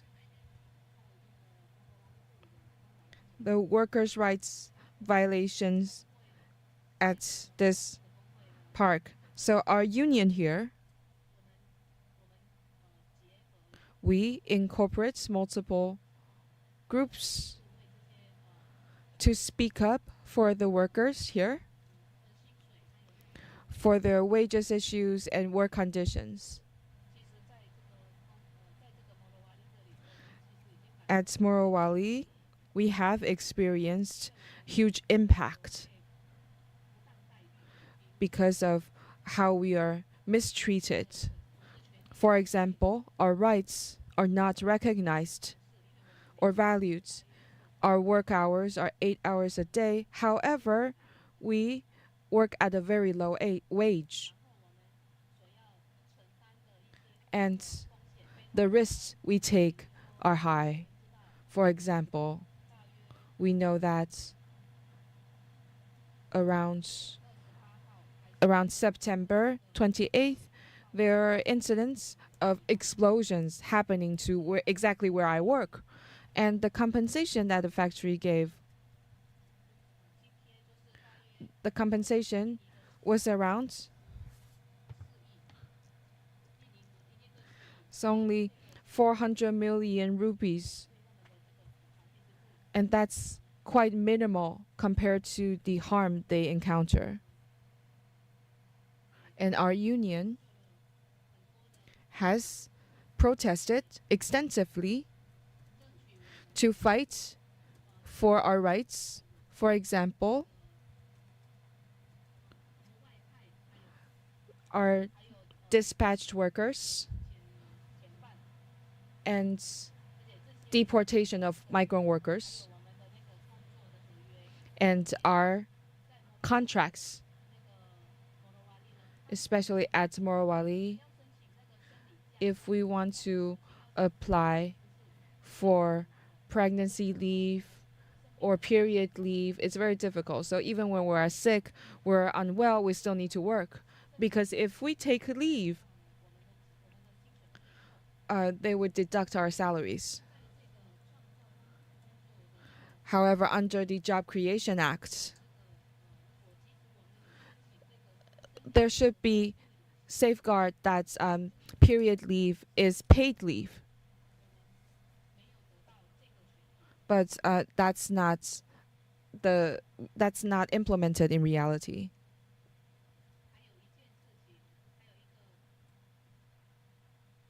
Another thing is that our rights is violated is our right to health because of the occupational safety and health. In recent years, the factories make a huge profit, but they're at the cost of high injuries.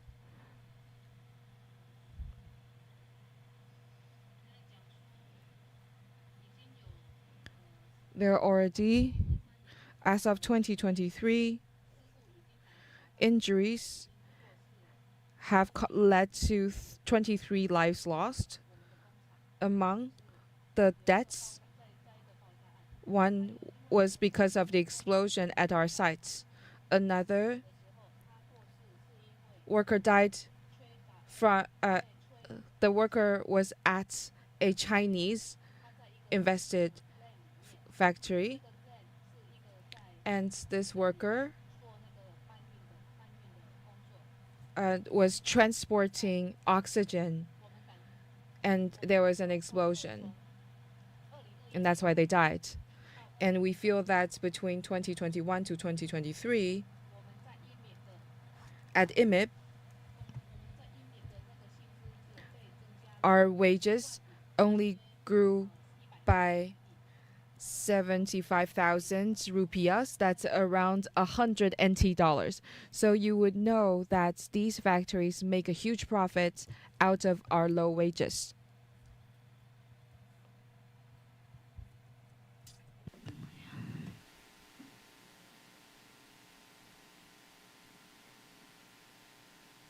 Sebesar 21 juta ton nikel yang dihasilkan.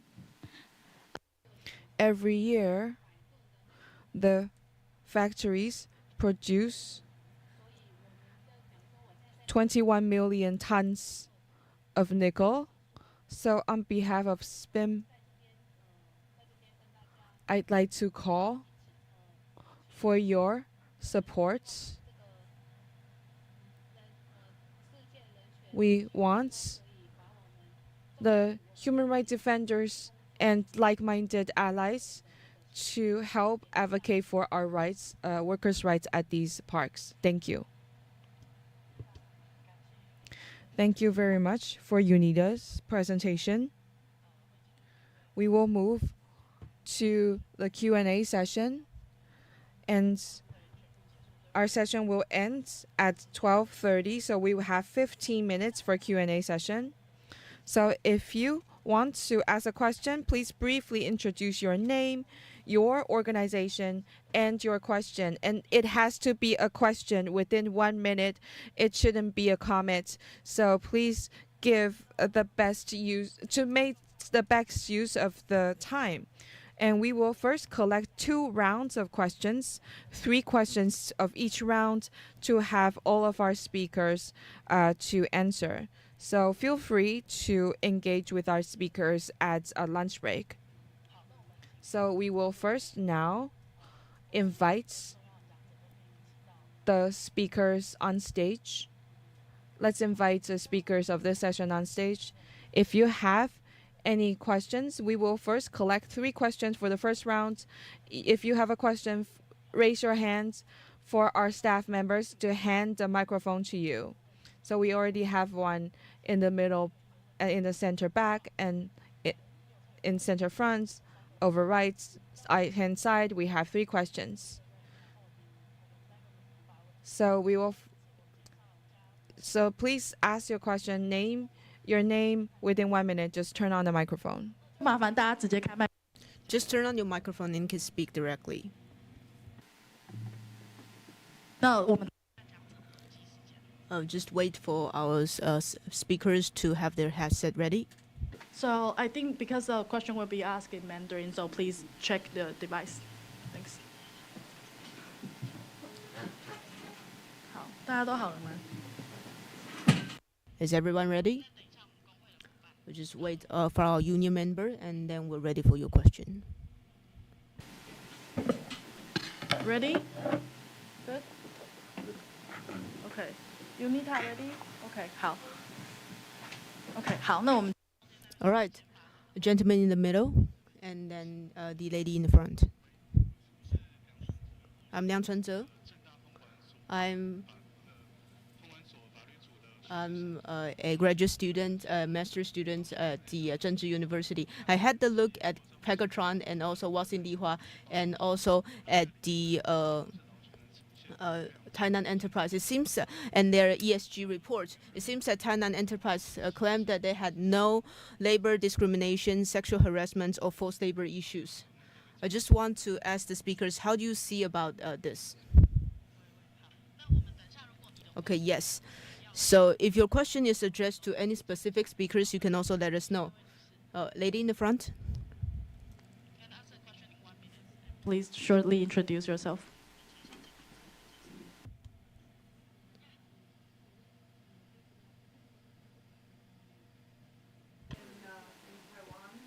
Which is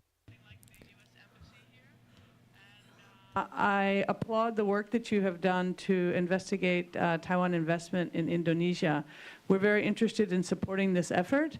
I'm curious especially from the Indonesian participants, how you perceive Taiwan investment in Indonesia as compared to other foreign investors and specifically to Chinese investors.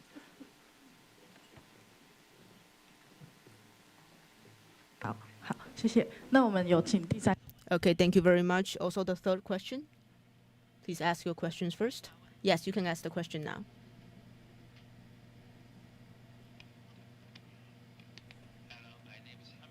I'm from South Korea.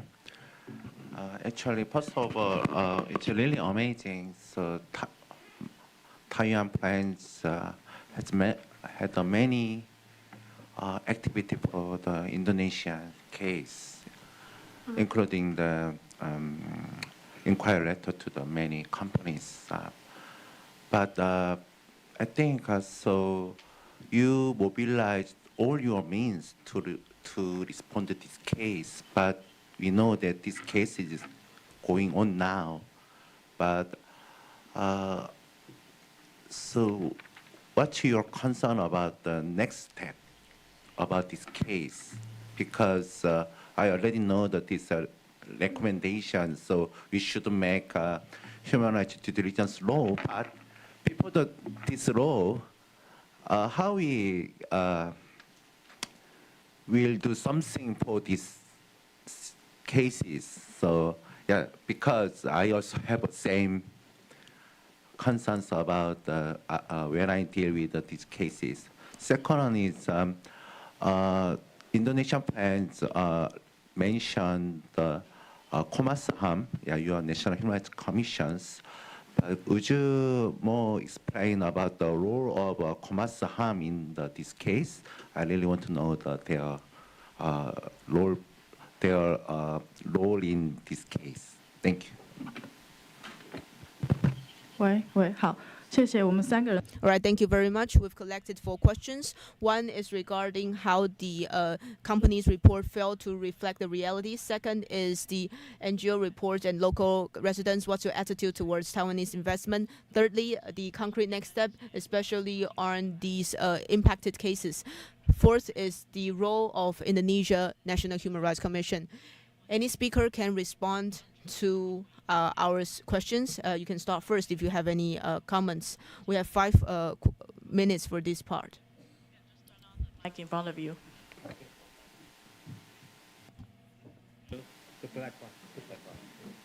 Okay, regarding to the first question, related to there is a statement about the sustainability report and etc. of Pegatron, Taiwan, or even Washington maybe. My opinion is that yes, there are various mechanisms like audit from the third parties to make sure that the company operates in a good procedure, but we also have to make an emphasize that the the audit itself as a process is a political things rather than technical things, you know, because from our informants, from the workers tells to us, every time that the auditor came to the factory, so then the management will condition the situation. They will clean up the toilet, clean up the facilities, hiding the casual labor, maybe make some good foods at the day, and etc. And also, most importantly, selecting the informants. And it's very happened last Thursday. Soon after we send our report, an auditor, Better Work Initiative, had made an audit then Thursday, and none of our informants have been interviewed. And the management is only directing the auditor to interview workers from the company backup union or yellow union. Maybe that's our main point. I stop here. Thank you. OK， 那我们其他伙伴有 All right, what about our other partners? Any response for the above 4 questions? We have limited time. OK, Sunati, please. Iya, terima kasih. Sebetulnya sama saja. Thank you very much. I think it's the same. Taiwanese or Chinese investments is the same to us because what we feel is the consequences, the impact, especially the impact on the environment and human rights. Especially for local fishers and local farmers. And also the land has been grabbed. So to us, wherever these investments from, we still suffer the consequences. Even though our local governments gave them the permit, but after they received the permit, to us, ultimately, these are just paperwork, especially Amdar.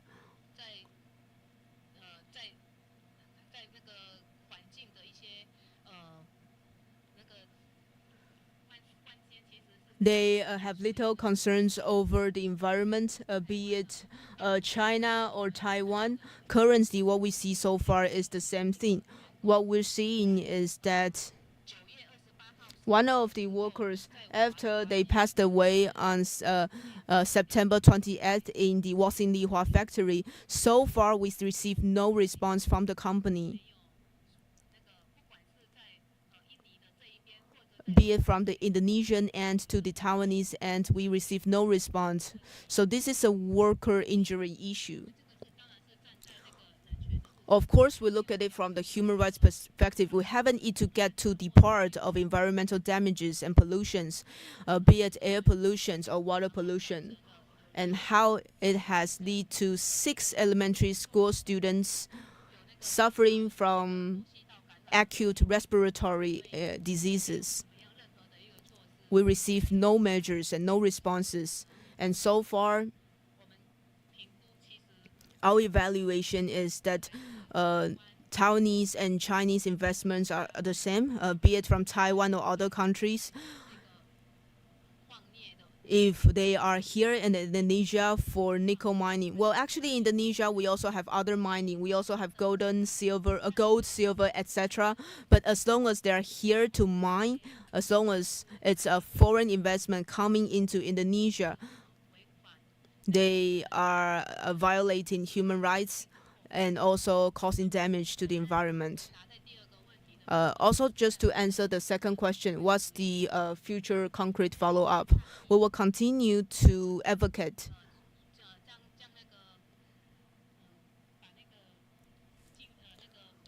we will try to minimize the damage and harm. We will also do some advocacy in local community, but also to government agencies. At the same time, we also want to be able to engage with companies.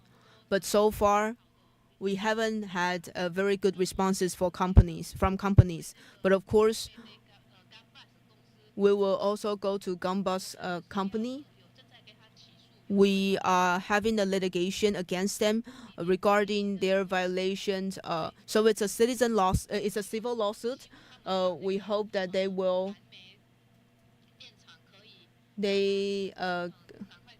can quickly solve the problem with the coal-fired power plants. So be it the coal-fired power plants or the nickel minings, etc. If you don't violate human rights or the environment, we welcome them. But if you violate these two, of course, we value very much and we do want to see improvement. That's my answer. Thank you, Sunadi. We will not open for the second round of questions.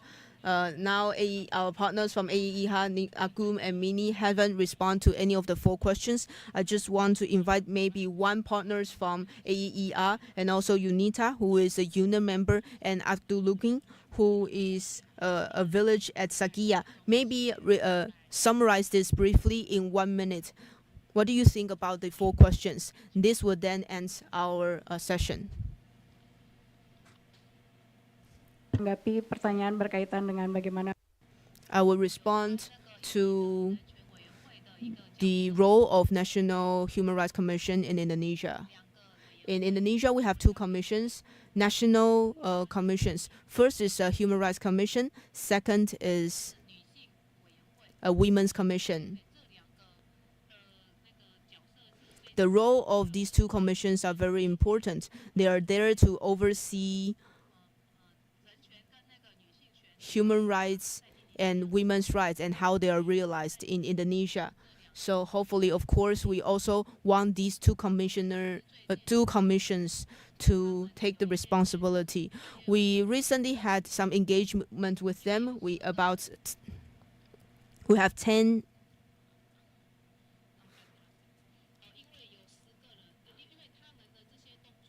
Because of their work, 14 of our workers were sued, and we were forced to pay a very high compensation. So we are continue to following this case. In addition, we're also thinking, especially for women's rights and also the women's working hours, etc.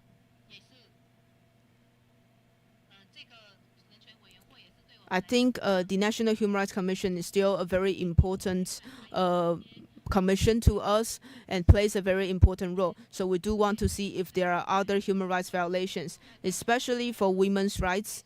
I just want to say that especially for women, basically, they are also protected under human rights. Women's rights is also human rights. Berkolaborasi.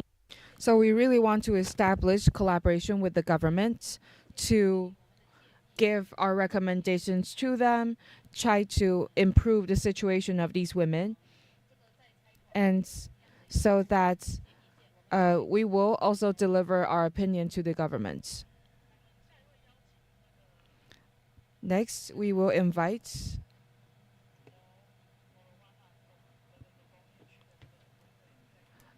UNITA to speak, and so you'll have 1 minute each to address the 4 questions.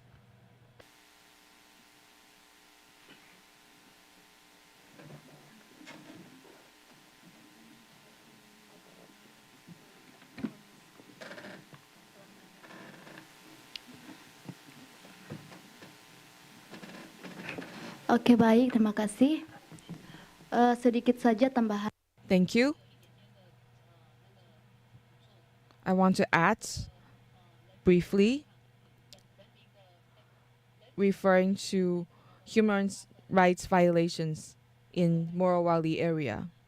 To me, this is really serious. It violates the Human Rights Protection Act in Indonesia, because in Indonesia we value the rights of the people. And China's investments, all these factories by foreign investors coming to Indonesia. We hope that this event today on November 10th can call for attention from our government and the global community to pay attention to the workers' rights in Indonesia, to see that it's not the case as how the employers tells it. Thank you. Let's invite Ablum Fiki from Save Sakia Coalition to say a few words, and that wraps up our session. Okay, so I will also add a little bit for all of our advocates and NGO partners. We have committed our maximum effort to investigate the human rights violations as well as other violations. However, one thing that we need to pay attention to is that since the beginning, we've been saying that there are briberies happening since the very beginning. Corruption is already there. One government official was arrested for giving permits and taking bribes. So whether it's national, central government officials or local officials are all taking bribes. So the entire industry is corrupted. And that violates corruption laws as well as human rights protection. So we have already spoken up in multiple occasions reporting such cases to the law enforcement, to our government. And the government should be responsible for monitoring or overseeing these things and enforcing on corruption. However, there is no one having the will or the power to solve these issues on specifically for human rights violations. So we really want to hope wherever you are, any countries that want to invest in Indonesia, please stand with us. Stand with NGOs in Indonesia. We have worked so hard to speak up. We really want to resolve these issues fundamentally and once and for all. Thank you. Thank you for all of the responses. It's sad to hear that Taiwanese companies and Chinese companies are having similar misconduct. And with our NGOs here, we want to continue to work with our Indonesian friends. And I will pass the mic back to the organizer, TNCC Watch and Ray. Okay, so here are some public house announcements. And I also like to respond very, very, very, very quickly. To PIL, Pegatron, and Tainan Enterprise, we all will give them a period of time to respond, and without any response, we will go after them, and I'll make it fun. And just from the guest from AIT, while in our field studies, not only to Indonesia, saying that foreign investors love to go to Japanese factories in terms of occupational safety. It's the best. And Taiwan and Korean companies are competing for the worst. And now we see Chinese companies bottoming. And but the unique situation is that a lot of management, middle level management are from Chinese workers. A lot of Chinese managers are brought to Indonesia as middle level managers in these factories. And from literature and from our research, we see that all these Chinese managers are quite aggressive and in style compared to Taiwanese managers, even though, well, the workers may not feel the difference between Chinese and Taiwanese managers. I'm sorry about the delay. There is an adjustment to the agenda. Our lunch break extends to 1:20 p.m. And the afternoon session will begin from 1:20 to 2:40. So the next session on analysis of Taiwan's first draft corporate sustainability due diligence law will extend from 1:20 to 2:40, and the break will be between 2:40 to 3:20. Sorry, to 3 o'clock, and the lunch room is on the 5th floor, and everything's ready for you, so please enjoy your lunch break.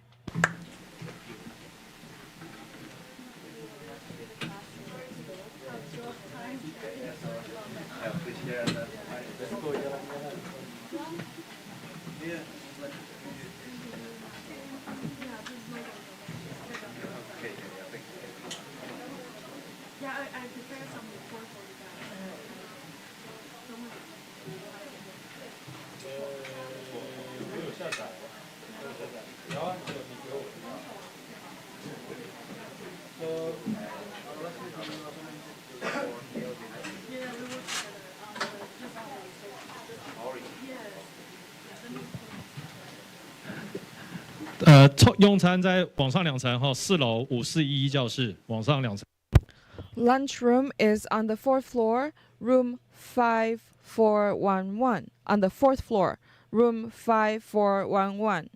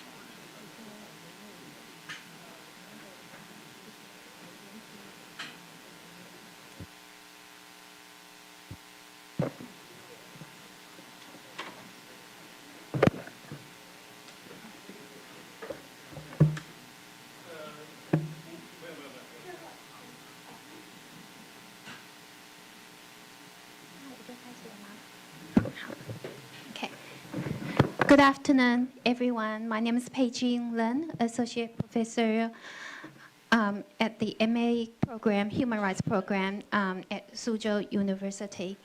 It is my great pleasure to welcome you all to this session where we introduce Taiwan's draft law on corporate sustainability due diligence, developed through the hard work and dedication of the Environmental Rights Foundation in Taiwan. This draft is a reflection of the Foundation's commitment to advancing corporate sustainability and responsibility.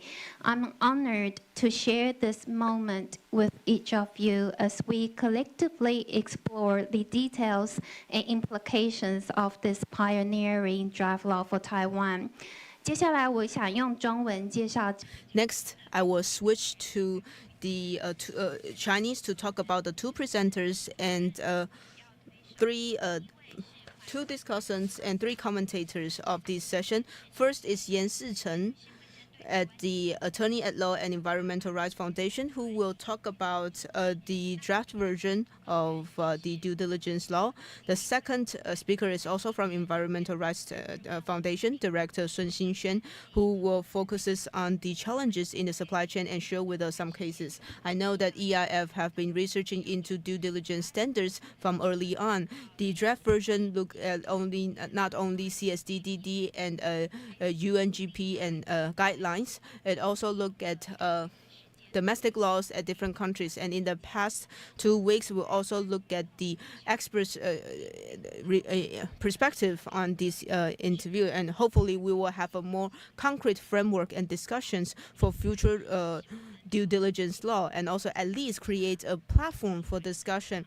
This is a very important milestone for promoting the Due Diligence Act in Taiwan. We're also very happy to have three experts commentators with us. First is Associate Professor of School of Law at National Yangming Jiao Tong University, Qiu Yufan, Senior Lawyer Huang Haining at Li & Li Attorney at Law, and also Chairperson of Environmental Jurists Association, also Attorney at Law at Kellen Jian.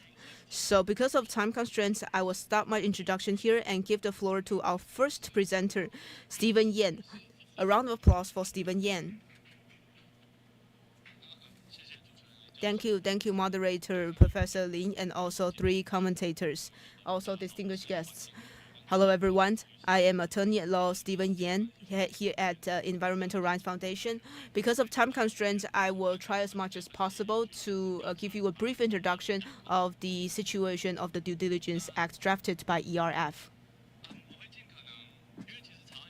Well, the draft is already made public on our website. You can scan the QR code and see this. There are quite a lot of provisions, 46 of them. So I will briefly talk about these contexts so that you have an overview. I will not go into the legal terms too specifically. So the first issue we need to talk about is why exactly do we need this legislation? What you can see here is that the situation we face so far, if you listen to the previous session, you will know that it's not only applies to Taiwanese enterprises in Indonesia. What we're facing is that the supply chain may already have some human rights or environmental damages overseas, and it's often heard in Taiwan. Currently, at the UN level, they've formulated UNGPS in 2011, and in 2011 and 2023, we also have OECD transnational business guidelines. Now, these are all soft laws, though. So, in order for business, if these soft laws only ask businesses to voluntarily follow these procedures. This means that the effect is quite limited. So recently, especially in Europe, starting from France, Germany to this year in the European Union, they promote some hard law regarding the human rights and environmental due diligence. That is the MHREDD. In 2017 in France and 2021 in Germany, they have these, and also 2024 in EU, they have these three legislations respectively. So we hope that we can leverage this mechanism also in Taiwan. Now let's look at the position of Taiwan. Currently, under the geopolitical situations, even though these countries are a bit far away from Taiwan, but EU and US are very important markets and partners of us. They play a very important role, not only as a market, but also as a brand. EU in this year promotes the EU FRLR and also the CSDDD legislations. This is the situation in Europe. In the US, what we also see is that because of the trade war, because of the geopolitical situations, they also have this list of goods produced by child labor and forced labor, also legislations regarding the control of chips. The US-Taiwan trade initiatives also talk about these management of supply chain. Now, if we look from European countries and US, which may be a bit far away from Taiwan, they still have impact to Taiwan. Let's look at our closer neighbors, that is Japan and Korea. They are potential competitors of Taiwan, but at the same time, they are also important political and trade partners.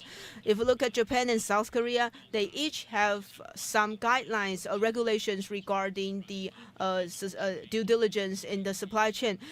Japan produced a soft law, which is the responsible supply chain respecting human rights guidelines.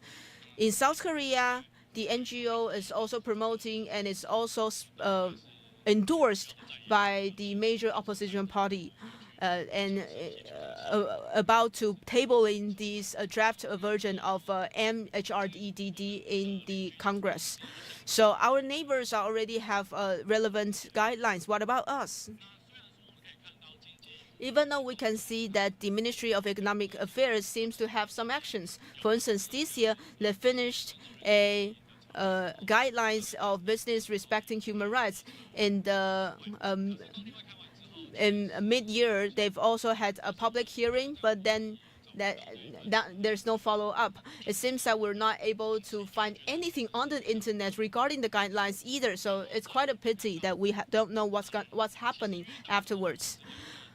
The European Commission is about to have a new set of commissioners. The ones responsible for the trade said that they would have a rebalance with China and they want to deepen the different sectors with Taiwan, and already said that currently the trade has already become tools for geopolitical politics, and the economic relationship is also being weaponized. So because of this contract, EU and Taiwan will need to deepen our collaborations. He mentions that Taiwan would also have important investments which will continue to be deepened and enlarged, expanded. Under that context, Taiwan, our industries, what you can see here is that over here, this is TIMA.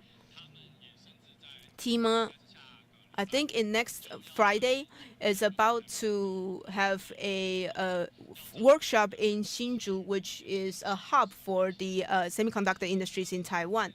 They're about to have a workshop on the business and supply chain respecting human rights workshop. So that's why this all shows that Taiwan really needs an MHREDD. I will just talk about first is the physical perspective, the substantive perspective, and also procedural-wise, which is the core of the HREDD, which is procedural-wise, how should we do this, and also how does the government oversee this process. I will also talk about the role of the court, so we will also have the role of the court designed in this legislation.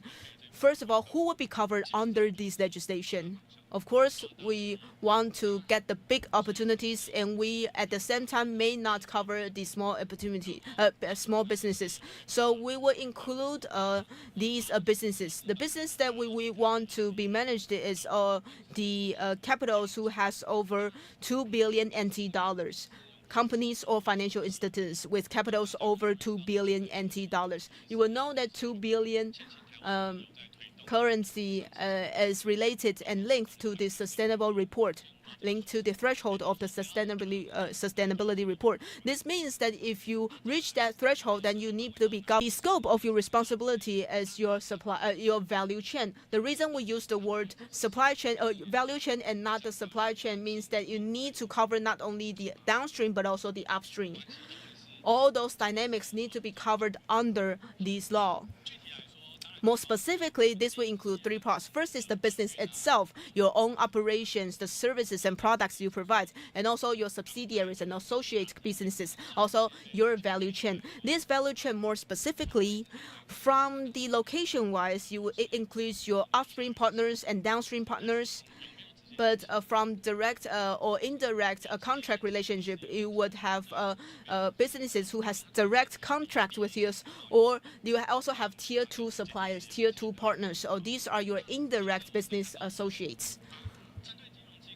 For financial institutions, we set a separate chapter giving them different regulations. We also refer to the EU's draft legislation. We want to cover the target of the insurance, the insured and reinsurance, and also the associate companies in the previous companies that we just mentioned. All these are the targets that these institutions need to conduct due diligence. Now, during this process, you may contact two types of people, which is your business partners and also the stakeholders, which you are very familiar with. So businesses would be the interface between the two. It would need to not only be responsible to the business partners, but also stakeholders. They have the obligation of a certain level of due diligence to their business partners and stakeholders. For business partners, they have direct, indirect, which look at whether or not they have direct contract or not, on upstream and downstream, depending on which location you at along the supply chain. And for small and medium businesses, we also have some specific regulations. As for stakeholders, of course, what's closest to the businesses, of course, is the laborers themselves, the unions, also consumers, and maybe the people impacted by the value chain, maybe the communities impacted. So if for the business to conduct due diligence, what does the list look like? We look at the adverse impact. Well, it can be divided into two parts. First is the adverse impact on human rights and adverse impact on the environment. Exactly what do they cover? Well, we've listed all these different things. These are all the things that should be covered. I'll just give you two examples, which may be focused on. For instance, in terms of adverse impact on human rights, we talk a lot about forced labor, also for the morning session as well. And for climate change issues, be it maybe the carbon credits, carbon pricing, and also carbon reduction. All this is also included in the scope of our legislation. In other terms, how exactly determine what counts as adverse impact on human rights and the environment? It depends on whether we look at the international inventions or domestic laws. It, of course, has to do with the sovereignty issues. In order to avoid excessive extraterritorial management, we want to look at the international conventions model. We include this, we refer to international conventions because this is also the most severe cases recognized internationally. That's why we want to list the adverse impact following the international convention models.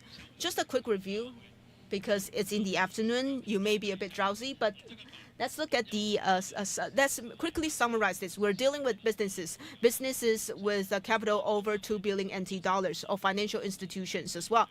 And the scope that you need to be liable includes your supply chain, yourself, your associate companies, and the activities within your value chain. You need to cover not only your business partners, but also stakeholders. The list of your liability includes the adverse impact on human rights and on the environment. Procedure-wise, exactly what should we do with it? Procedure is the most important part in due diligence, but that's very complex. I listed in 10 parts. I'll just be brief. Since we've already uploaded the draft version, how much time do I have? 10 minutes? Okay. So the first thing is that businesses, first you need to have a comprehensive due diligence policies and try to mainstream the mindset and realize in every aspect of your operations. Next is to identify and assess the adverse impact. If necessary, you need to prioritize this impact. Thirdly, and more importantly, is that you need to maybe have prevention or mitigations towards the potential adverse impact. And for the adverse impacts that already happened, please terminate or minimize the impact. In addition to termination and minimization, you also need to provide remedies. So the engagement of stakeholders become very important. Of course, they need to have information. When they request information from you, you also need to provide. You also need to establish a grievance mechanism and protect these complaints. Also, this is a very dynamic process. You need to regularly monitor and review the process, make public your due diligence investigation report, and preserve relevant documentation. Otherwise, it will have adverse impact to you in the lawsuit. 其实就是负面影响的。 Simply put, we need to prevent, mitigate, or minimize potential adverse impact and to have all stakeholders involved in the entire process. So for potential adverse impact, businesses need to prevent and mitigate such prevents. For example, you need to make plans covering reasonable and specific terms, duration. You need to have qualitative and quantitative indicators. And in terms of DD, it's really important you need to use contractual assurance to ensure the effect of DD. And you need to make necessary investment to amend your business plans and to help small and medium enterprises to work with one another. And if all of these measures cannot address the potential adverse impact, you need to consider to suspend or terminate collaboration with your business partners. And during the entire process, you need to make assessments and constant monitoring and review. And I want to focus on contractual assurance. As we can see, clearly, businesses would continuously outsource their responsibilities and obligations outwards using contracts. So we need to establish a mechanism to protect the business partners of the businesses for them to be the ones bearing the responsibility of the particular business. So if the businesses are signing contracts with SMEs, they need to ensure the fairness, reasonability, and non-discriminative principles of contractual assurance. And we can cite Article 25 here is that the terms that should not be put on the contract. So that's for protection of SMEs. And currently, lawyers can already do that. When you formulate contracts formats, you can refer to ABA model clause or other clauses proposed by CSOs or NGOs that can serve as your reference. And I was talking about potential adverse impact. And now what about the adverse impact already happened? We need to terminate or minimize them. And pretty much similar measures, but to minimize and terminate the impact, we also need to have effective remedies to mend the negative impact. And what are the effective remedies? Referring to, you need to address, to restore to the original state, or you need to have established, you need to have plans specifying the measures you want to restore the damage. And if you cannot do so, which remedies or compensation you will provide.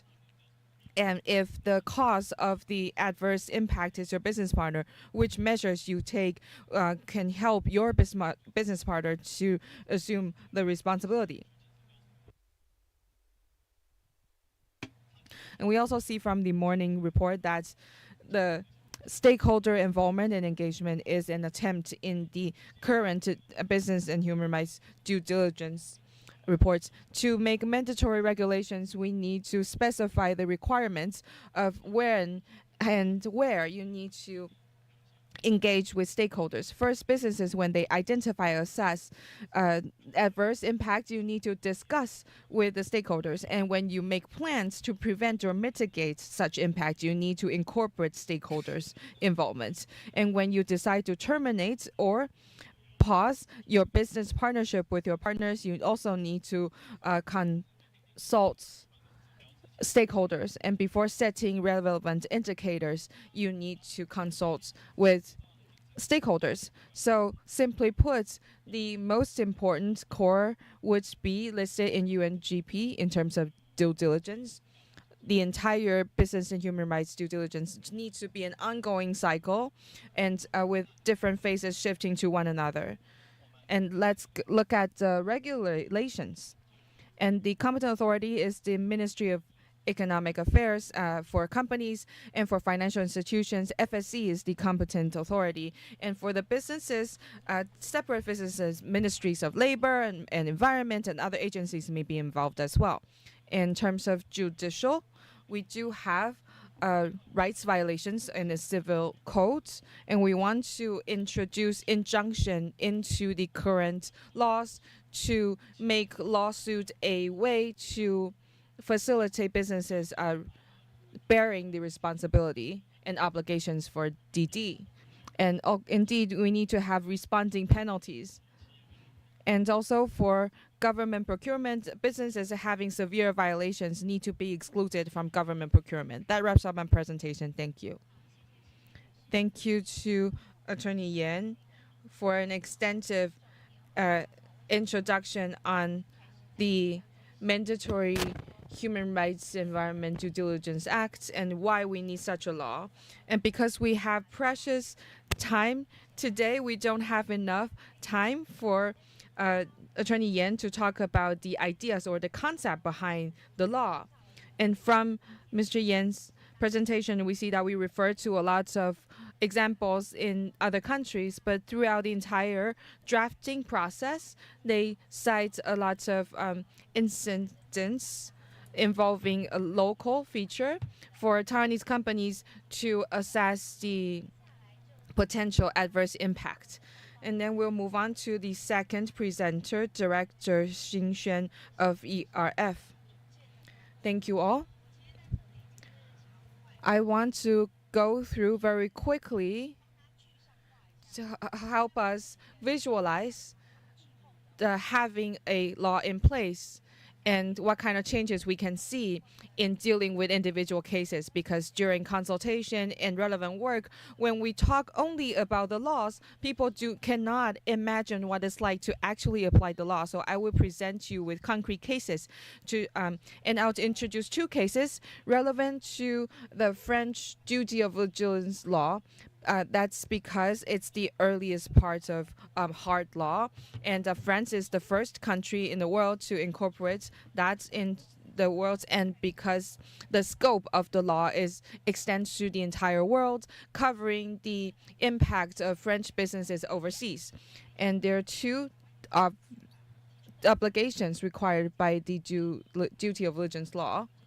First, you need to plan with sufficient and comprehensive measures. And second aspect would be transparency. So you need to have a plan and you need to be transparent. These are the two obligations. To go through very quickly, you need to have 5 elements for due diligence. First, you need to have a risk mapping. You need to have assessment procedures. You need to have measures to mitigate risks. And you need to have an alert or reporting mechanism to have the stakeholders to report the potential adverse implication, requiring the businesses to take prevention measures. And fifth, you need to have a monitoring mechanism to ensure that these measures are effective and not just in theory, and to mend the gap between theory and practice. So you need to have an effective monitoring mechanism in place. And for our draft, we propose similar mindsets. And that is also the mindset of CSCDD. So they are all similar concepts in different terms. We just want to visualize what it's like to have a corporate or business human rights and due diligence. My second case is EDF, the first case is EDF against Union Hidalgo. That's a French power company establishing a wind farm in Mexico at the Aboriginal community area, but there is no prior informed consent and without consultation. So it violates the decision-making process of the Aboriginal community and violates their land rights. And it's another thing is common in Latin America to loot a huge swaths of land. Many human rights defenders, environmentalists are harassed, threatened, and killed. So to build this wind farm, more and more advocates activists are persecuted and oppressed, what happens later? So local NGOs and European NGOs cite this French law in 2020, in the year 2020, to file a civil lawsuit because this is a French company. They fail to fulfill their due diligence obligations to ensure land rights are not violated. They didn't take preventive measures to ensure that the victims of environmental and human rights violations can can make claims or to prevent their rights being harmed. So this company failed due diligence and led to the current problems that we saw. And this civil lawsuit requires EDF to take measures to prevent further violations and to provide compensation for the damage already caused. And after 4 years of procedural process, in this year, June this year, the case is finally entering physical litigations. So we don't know for sure. We don't know yet that whether these due diligence laws may be effective in the eyes of the judge, but we don't know for sure. But I want to talk about the middle of the process. Because of the lawsuit and because of this French law, there is a risk here, and because of there is a legal risk here, the Mexican party cancels the contract with the controversial wind farm in the French company. And with stakeholders so further down the entire chain having access to make such a claim, to file a lawsuit, and that can influence the origin of the entire business partnership for Mexico to terminate such a contract. So it brings us leverage because we can create a legal risk like this to really influence business decisions of corporations. And now I'll talk about a successful case. That is the first successful case since the French law came into effect. There are two parties. The first is La Poste, that's a French post office, just like China Post. And the second party is the trade union.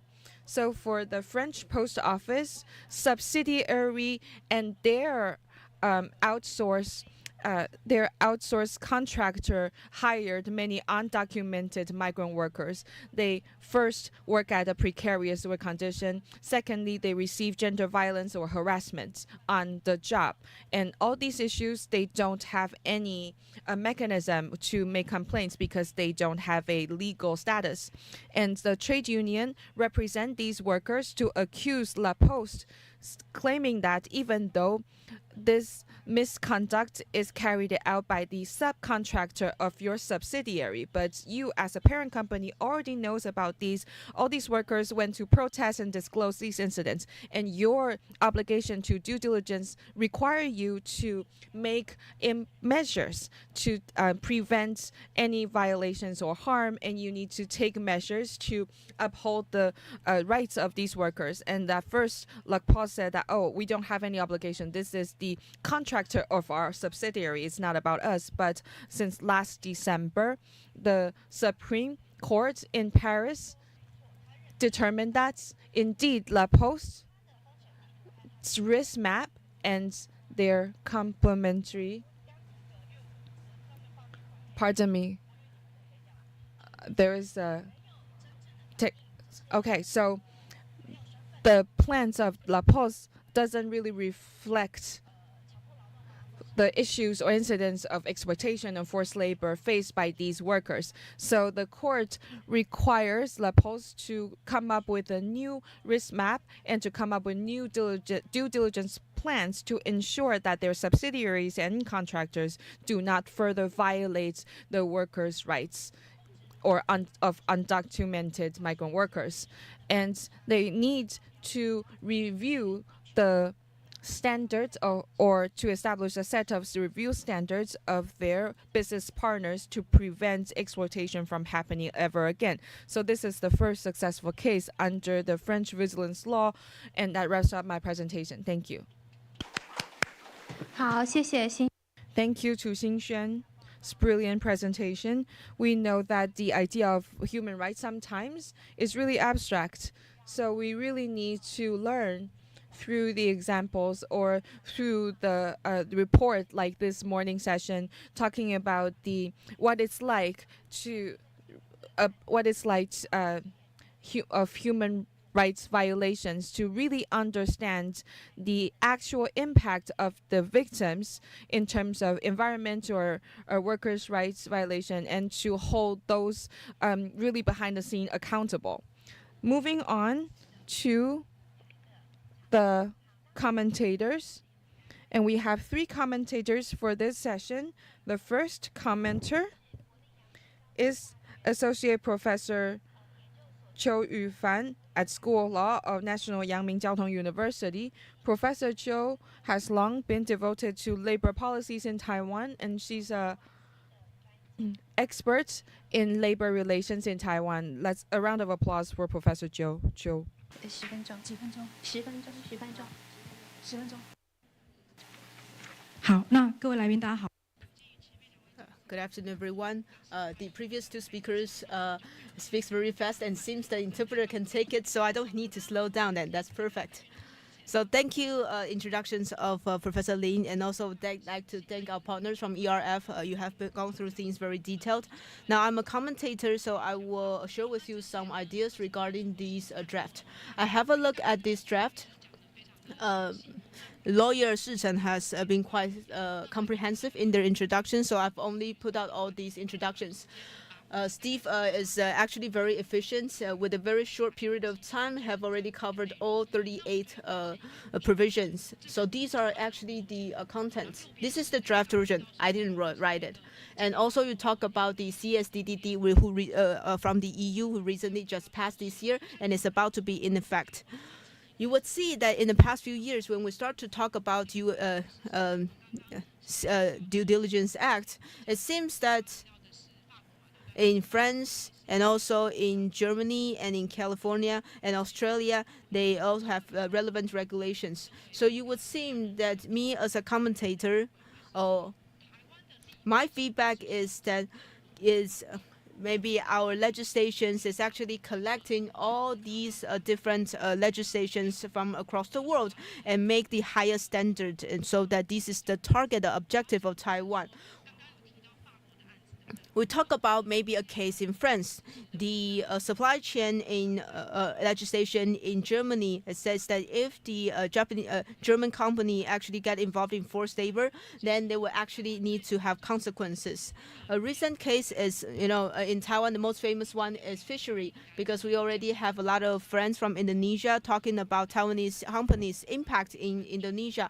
Taiwan are reducing carbon in Taiwan, but emitting carbon in Indonesia. In Taiwan, forced labor may have human rights violations in overseas.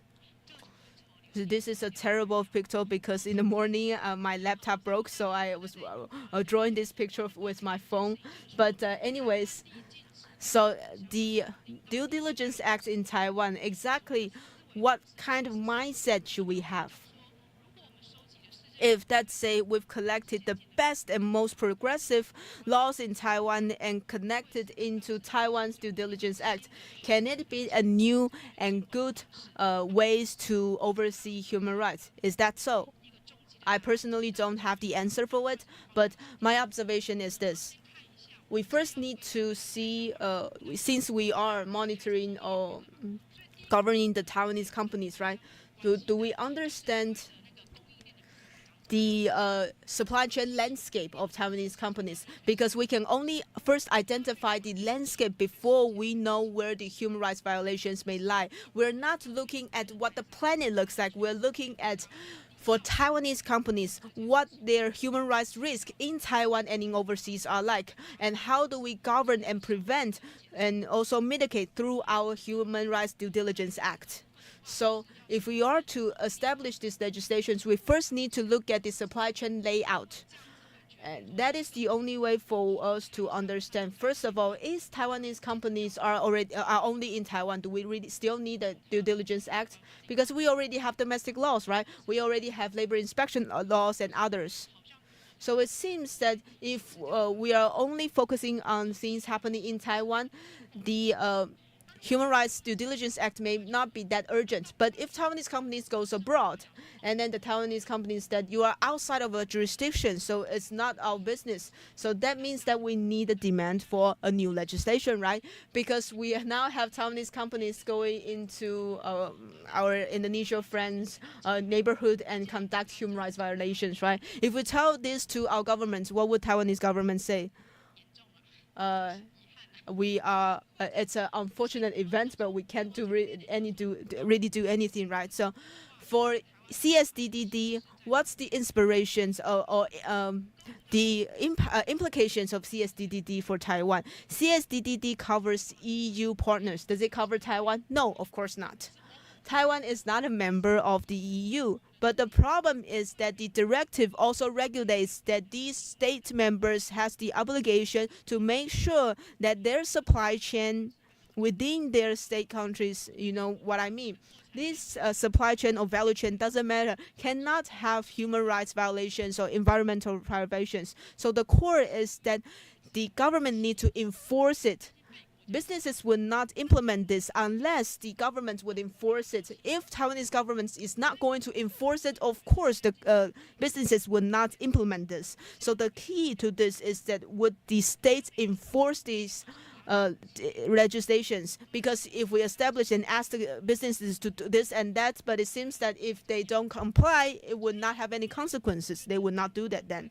So if we look at it from this perspective, if we're looking at due diligence, we have high hopes for them because we hope that they would achieve its effect. But the reason for it to achieve the effect we want it to be is because after the due diligence, if there are risks, they need to do what our partners say they need to do. But if they don't do investigation, and even if they identify the risk and there's still no implications and no consequences, there would be no pressure, right? There may be concerns over the impact or effect of the legislation. I'm not saying we shouldn't have a legislation, but we need to first identify that exactly how can we make this legislation more effective. We can't just establish a law and that the business would say that I guess if I have done it or not. So if I spend all this energy legislating HREDD, then we need to look at the supply chain landscape of Taiwanese business. I've already spent 3.5 minutes. So these are my two suggestions. Is that first of all, of course, we need to continue to promote legislation. And how would the legislation go? We need more participate from the civil society, not just from Taiwanese companies, but not just from Taiwan, but also other countries. And also, what happened in Indonesia is already very severe. If you only establish the law after 10 years, human rights will not be served. My idea is that is it possible that we try to keep in line with other countries or other people's Human Rights Due Diligence Act? Take Germany, for example. If they already have this due diligence act, what is the effect of the German legislation? We, of course, need another research for it. But when they're asking the German companies to ensure they follow the legislation, what does the government do? They would investigate and inspect whether whether these Germany's companies have done it. And what Taiwan can do is to help the German company to investigate and inspect whether Taiwanese companies along the German supply chain is in line with the legislation. So what we can do is to link the effect of this German law to Taiwan, because they are also in Asian countries. How would EU be able to investigate or inspect Asian countries?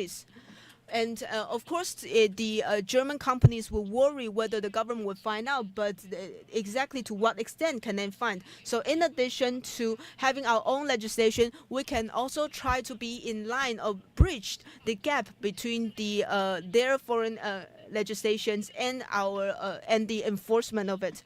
So the yellow line is that the EU supply chains would extend to Taiwan and then further extend to Southeast Asian countries. So it's a comprehensive supply chain. Now, even before legislation, we still can function for Due Diligence Act and then trace that back to the EU. So that means that we will not only be able to have this green line, we will not only have a legislation that goes from Taiwan and tracking the Southeast Asian country, we still have the yellow line. So my brief summary and my brief comment is that under that circumstances, is it possible for Taiwanese legislations to not only have the existing legislation, but to asking our own companies to do this and do that?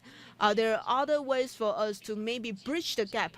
Maybe we can oversee the behavior of these businesses, because we already have the German law already. If they are really enforced it, I'm not sure of the impact. I need to see the review report. But if they do enforce it, this means the German companies and their business partners need to cut ties if they fail to comply with it. But that is after identifying the risk and there's no improvement in remedies. But what is stuck is that are we able to identify the human rights risk? If they fail to identify it, then there's no follow-up. If we fail to do so, if we're able to really achieve it, and since Asia is the world's factory, then we need overseeing mechanisms in Asian countries. Now, this means that in Taiwan, we can help EU companies to implement and enforce its existing legislations.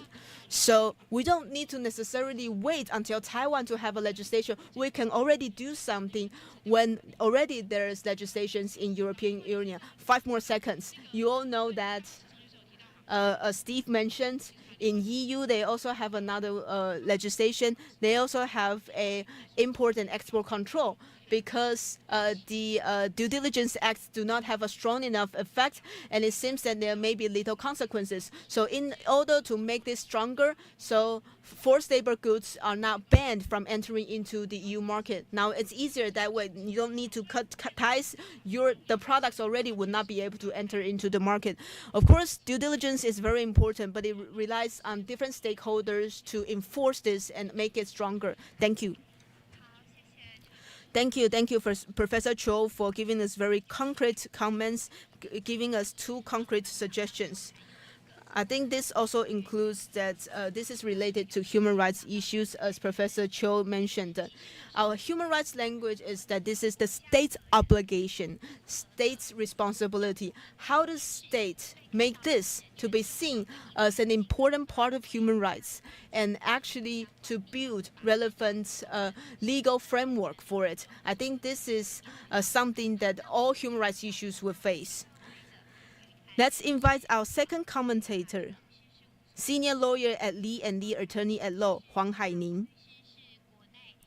Attorney Huang is actually an expert in energy legislation, specializing in the sustainability disclosure of businesses. And we would like to thank you for commenting on this draft law. Thank you.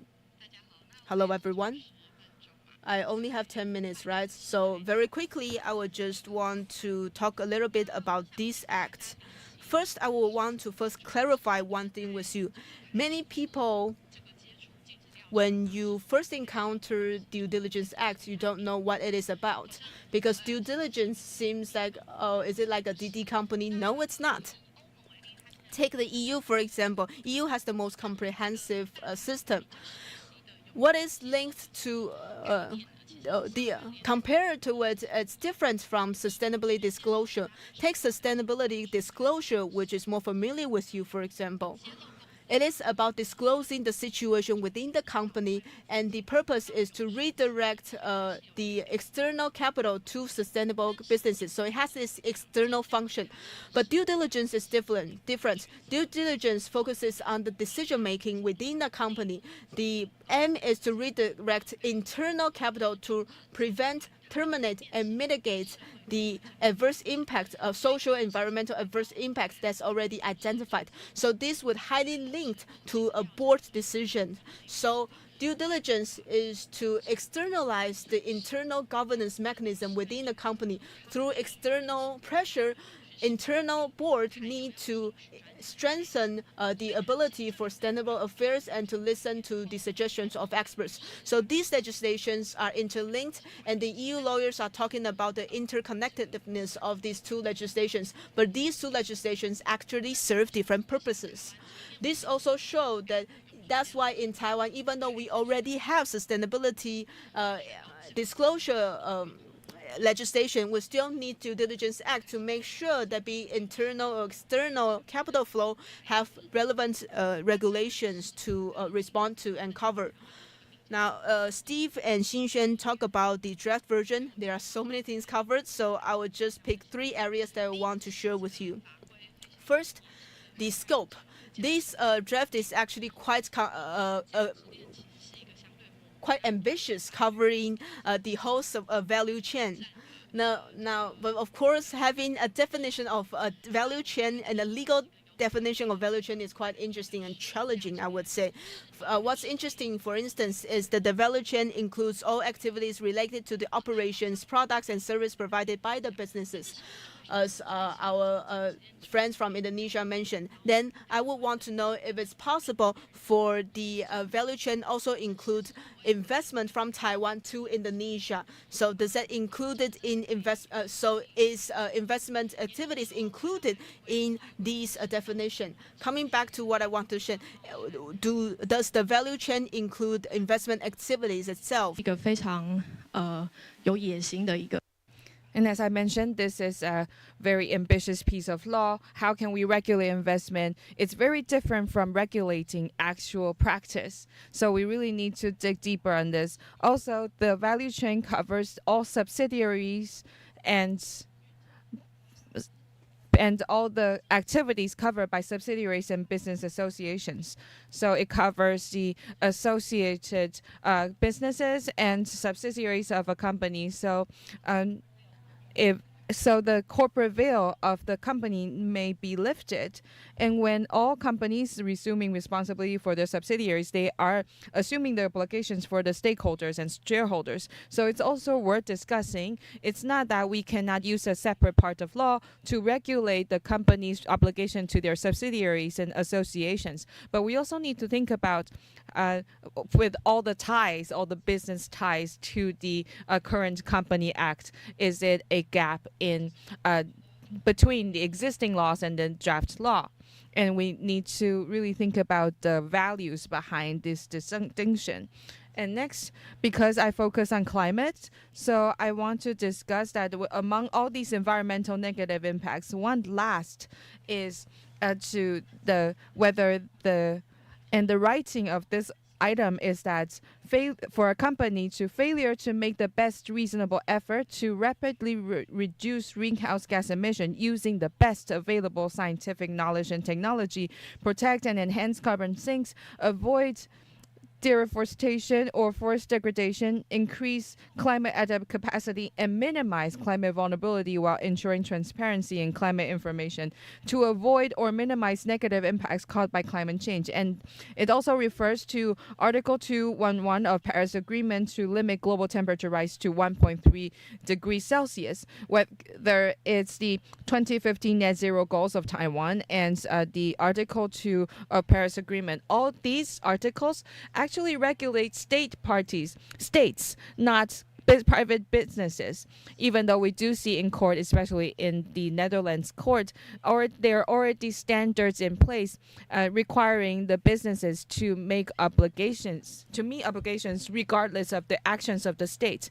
However, such idea also is incorporated in the new law into Taiwan's framework as well. So it exceeds the state obligation boundaries of these conventions or agreements, and moving into the private sector, the obligations of the private companies. So it's quite ambitious. So here there are several things we need to discuss. First, what are the best available technology? What are the best reasonable efforts?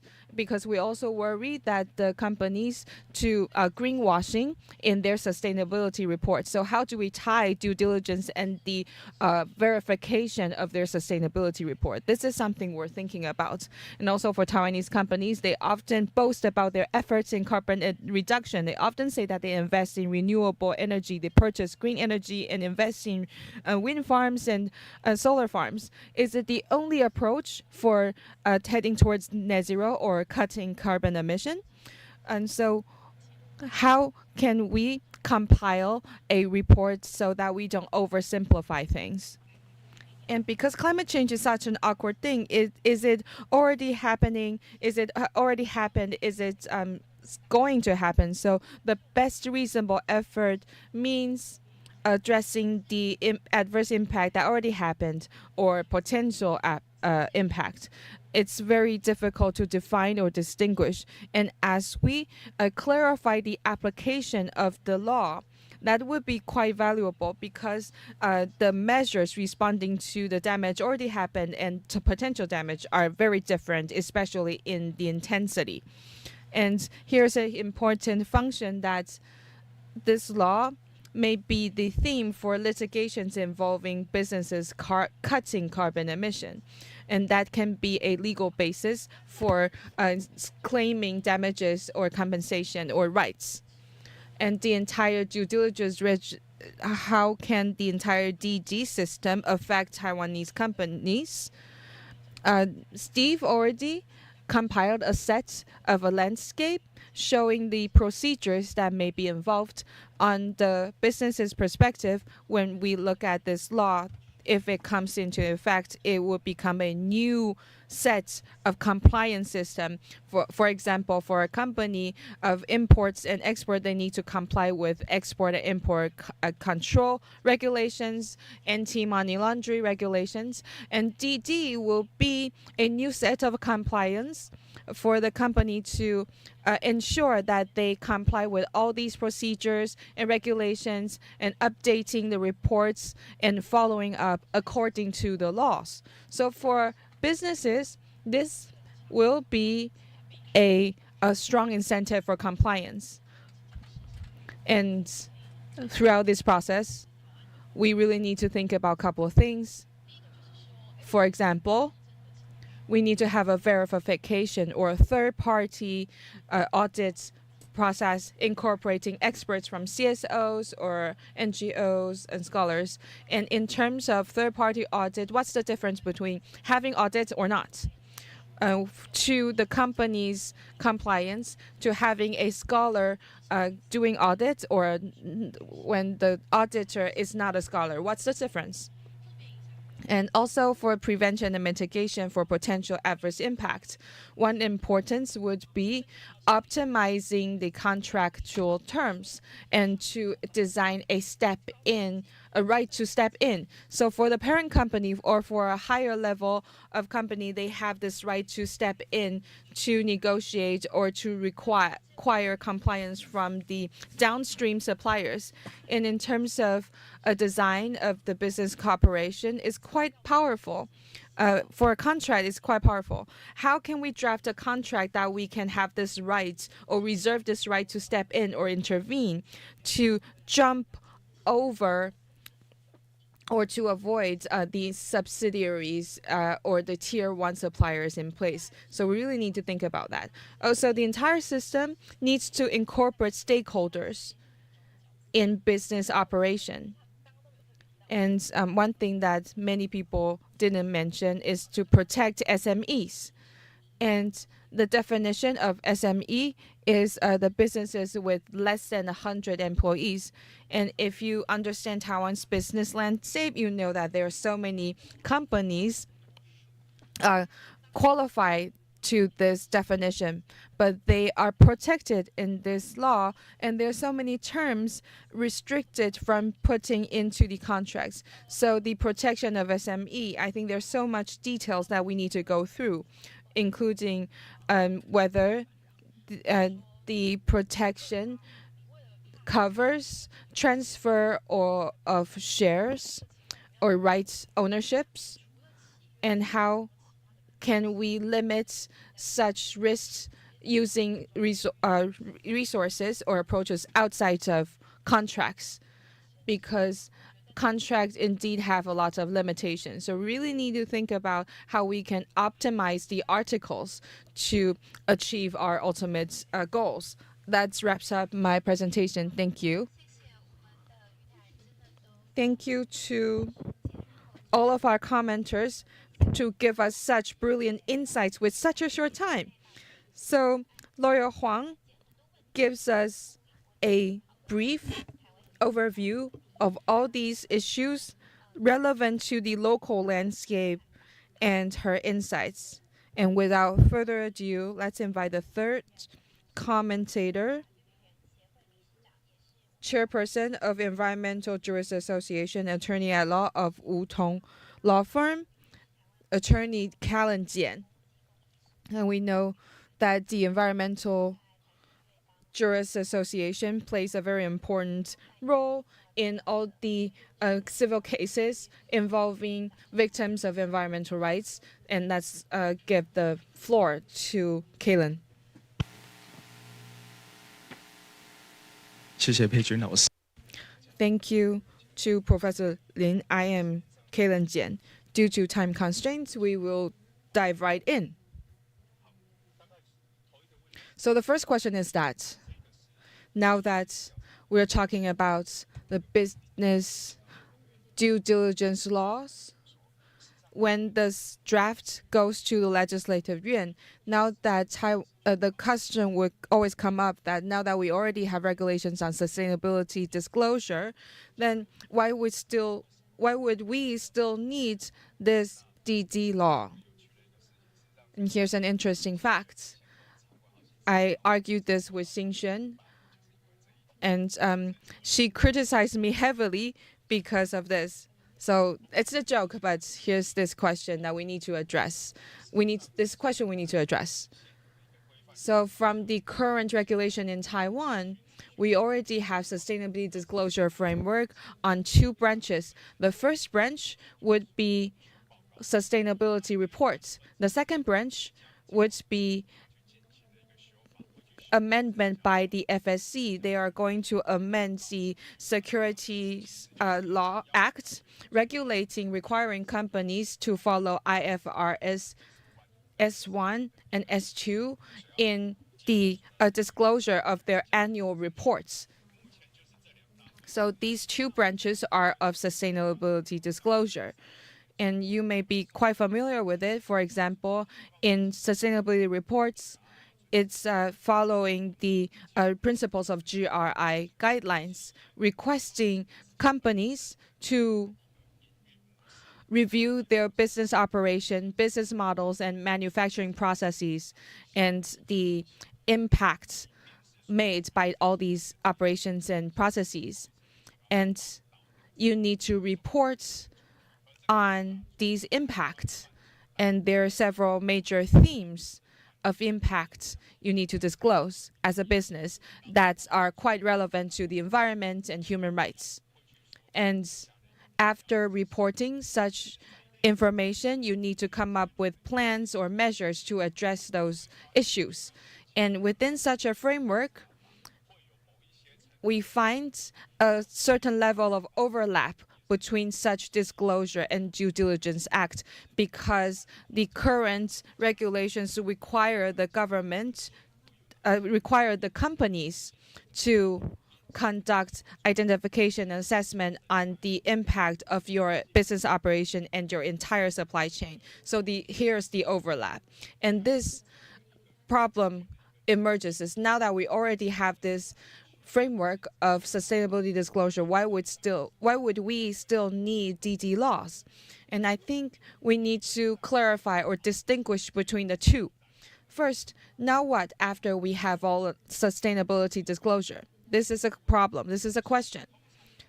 When we expect a company to identify and assess the implications of environmental or human rights issues, we would expect the companies to take measures or to mitigate or even terminate such impact now that you've already identified the potential problems. So from here, it shows the current, here's the gap between sustainability reports and GD. I think this is a critical distinguishment because whether it's GRI rules or other sustainability reports, these the current framework requires the companies to come up with measures. However, the level of legal effect would be different.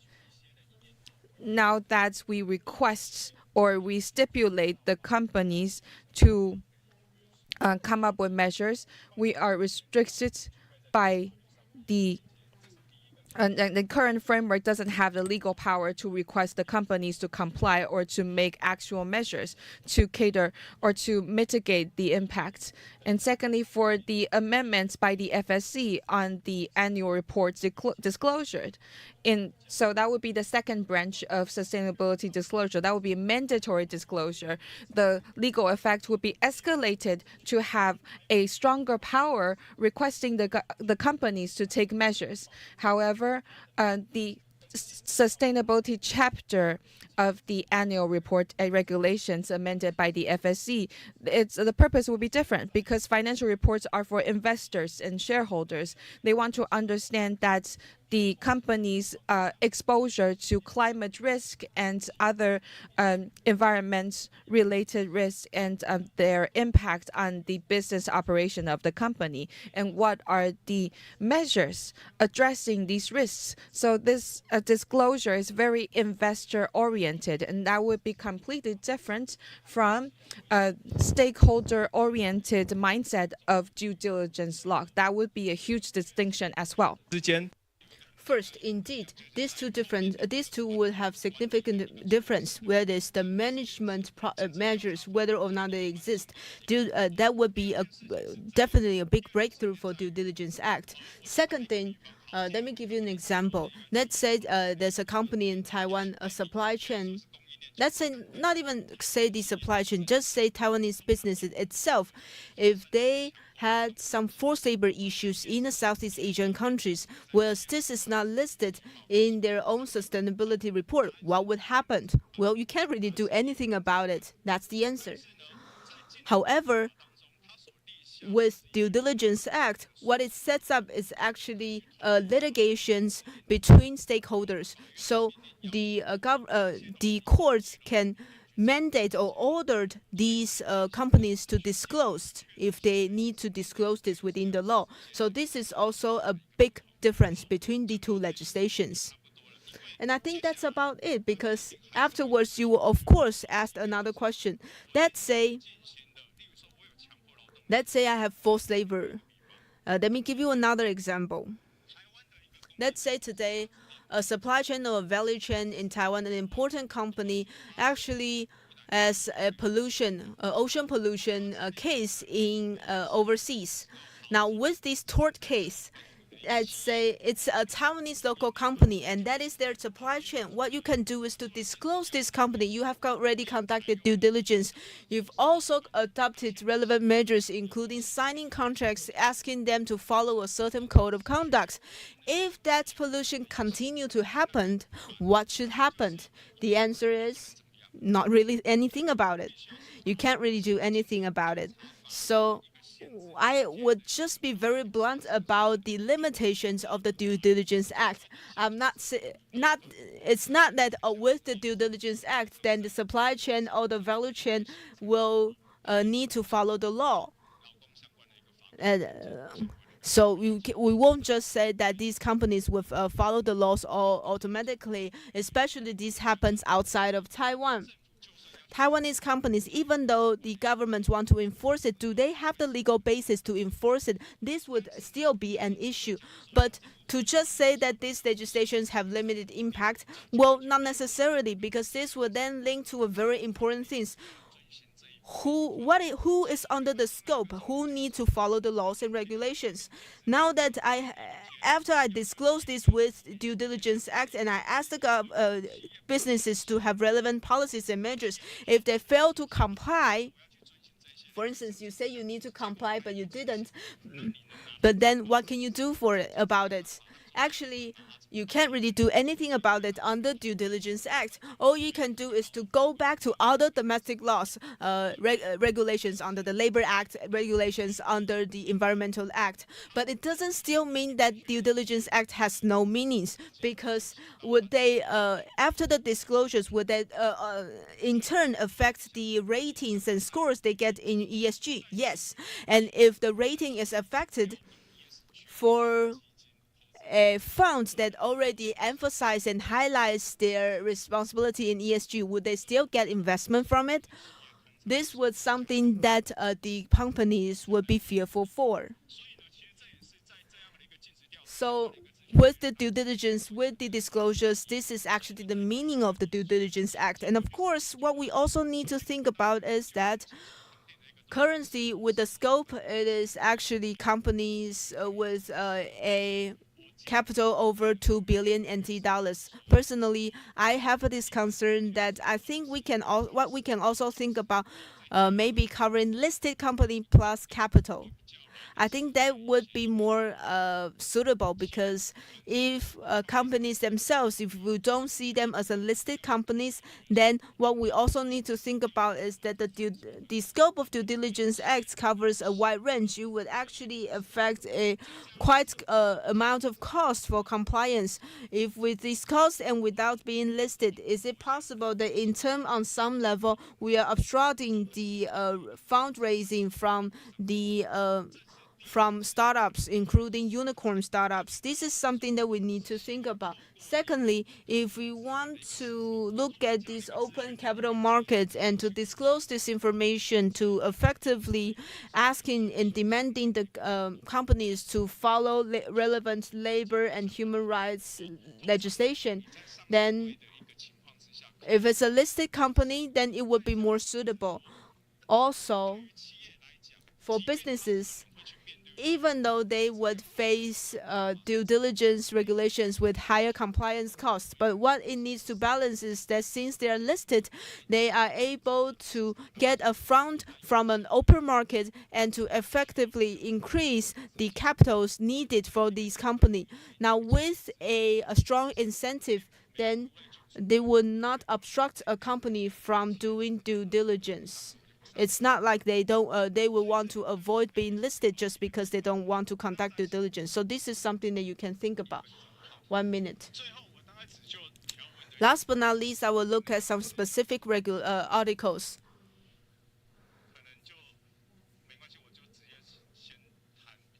It's all right. I'll just cover the more important part. There are some parts that I think there's still some articles that you need to look at. That is the protection of complainants. Businesses must not dismiss, demote, or reduce the salaries or take other adverse actions of these complainants. Now, it's easy to have loopholes for this, because let's say if one day I'm a worker, I indeed violate the labor contracts, and I have a major reasons. If I've conducted, for instance, some criminal acts, is it possible that I will say I will quickly file for a complaint and I become a complainant, and you will not be able to dismiss me? So I think regulations like this, protection of complainants, I understand. But I think it needs to be more specific on under what circumstances would you not able to dismiss these complainants. Let's say you would not be able to dismiss because of the complaints. I think we still need to make these this linkage. Secondly, is that Article 25, it asks business partners and SMEs need to sign relevant contracts. And SMEs also need to actually bear joint and several responsibilities. Now, that's actually quite a heavier burden for the SMEs. Well, these SMEs, if they have some tort cases and damages cases, the parent company, or not the parent company, the companies that sign contracts as SMEs, they also need to pay the compensation. Actually, this may not be a suitable thing for liability sharing.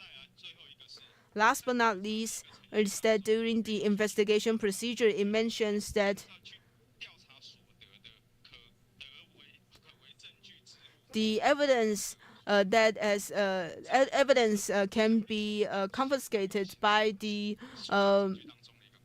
competent authority. This actually equates to a seizure in criminal procedures, but there are more serious and strict regulations regarding what can be seizured, especially when the other article have already given the competent authorities to have the authority to do investigation. So I will still think that this seizure, the term seizure, needs to be removed. Thank you. Thank you, Attorney Jian, for giving us many reminders regarding this draft legislation. I think many of the legislations are in a more practical manner. It really deserve more discussion. Next, we will go to the Q&A session. So I would like to ask the speakers for this session and also commentators for these sessions to be on the stage.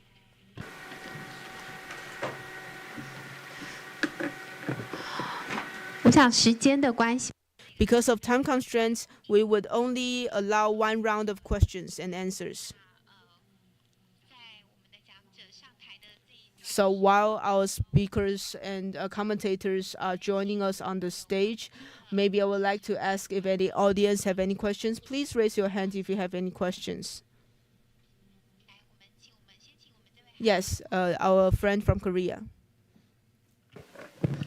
Hello, I'm Jiyoon from KTNC Watch from Korea. I have one question for Stephen and one question for Xingxuan. So for Stephen, so I was trying to follow the last part about sanctions for the companies. You mentioned, I think, injunction, penalties, also exclusion from public procurement. So I was wondering from the perspective, let's say from our friends from Indonesia, if this law comes into effect and they want to use this law to pursue remedy, like such as injunction, what is the process that is envisioned by this law? And what are some safeguards like for to ensure independence and accessibility and the effectiveness of that state-based mechanism? And second for Xingxuan, so now you have this draft law, and I assume that you will have some strategy to how to take it to the legislative yuan and how to go through the negotiation process. So how are you envisioning that negotiation process? And I think you expect things to be watered down, but what are the sort of aspects of the law that you really want to sort of keep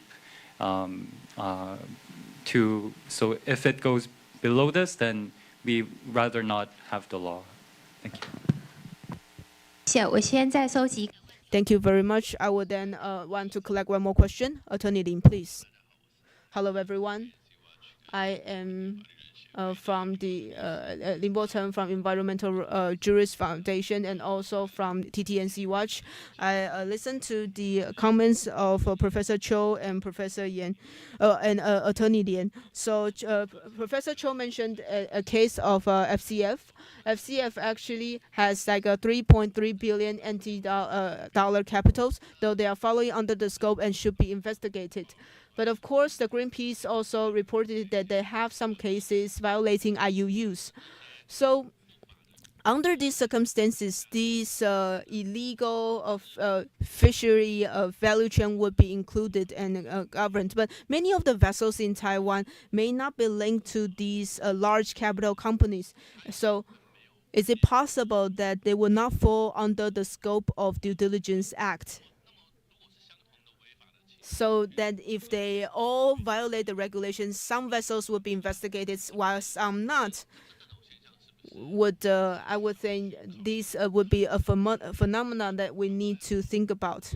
On the other hand, is it possible that some companies would use, for instance, 2 billion as the target, and then if those target is under 2 billion, then they would feel that they would not need to be regulated. So can we have a discussion on this part?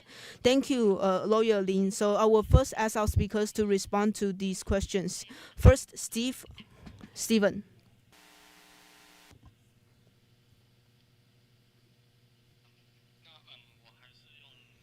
So I will still answer this in my mother tongue. So thank you for your questions. I just want to make sure that your question is that today for this legislation and face the situation of our Indonesian friends, then with the legislation or the draft that we've designed, especially in terms of the court remedies, what's our imagination? Well, for these cases that happens overseas, for the tort cases happening overseas, I think what we can do with this draft is that our organization actually face situations where Taiwanese companies also conducted tort and pollution and human rights violations in Vietnam. In terms of legal procedure, we face some difficulties and thresholds that we need to overcome. So with this due diligence act, we want to be able to achieve two things. First, I think that also applies to Korea. If you need to have access to court, first from the legal perspective, you need to first, let's say, this would go through this civil procedure, a civil remedy procedure. So let's say if the infringement has already happened, then it's a tort. This tort would then become the basis of our claims, and we will file this to the court. Now, what we want to do is that today, maybe it's not your parent company, it's the subsidiaries or your supply chain. They have some behaviors happening in the US, in Indonesia, causing human rights and environmental violations. So we've designed these special procedures, these special tort procedures as the basis of their claims. Then we can file for the case to the court. Now, of course, if you want to go to court, then there would be some procedural requirements. 比如说你还要委任状，你 Technically speaking, you need power of attorney, you need all the other procedures. Let's put those technical things aside.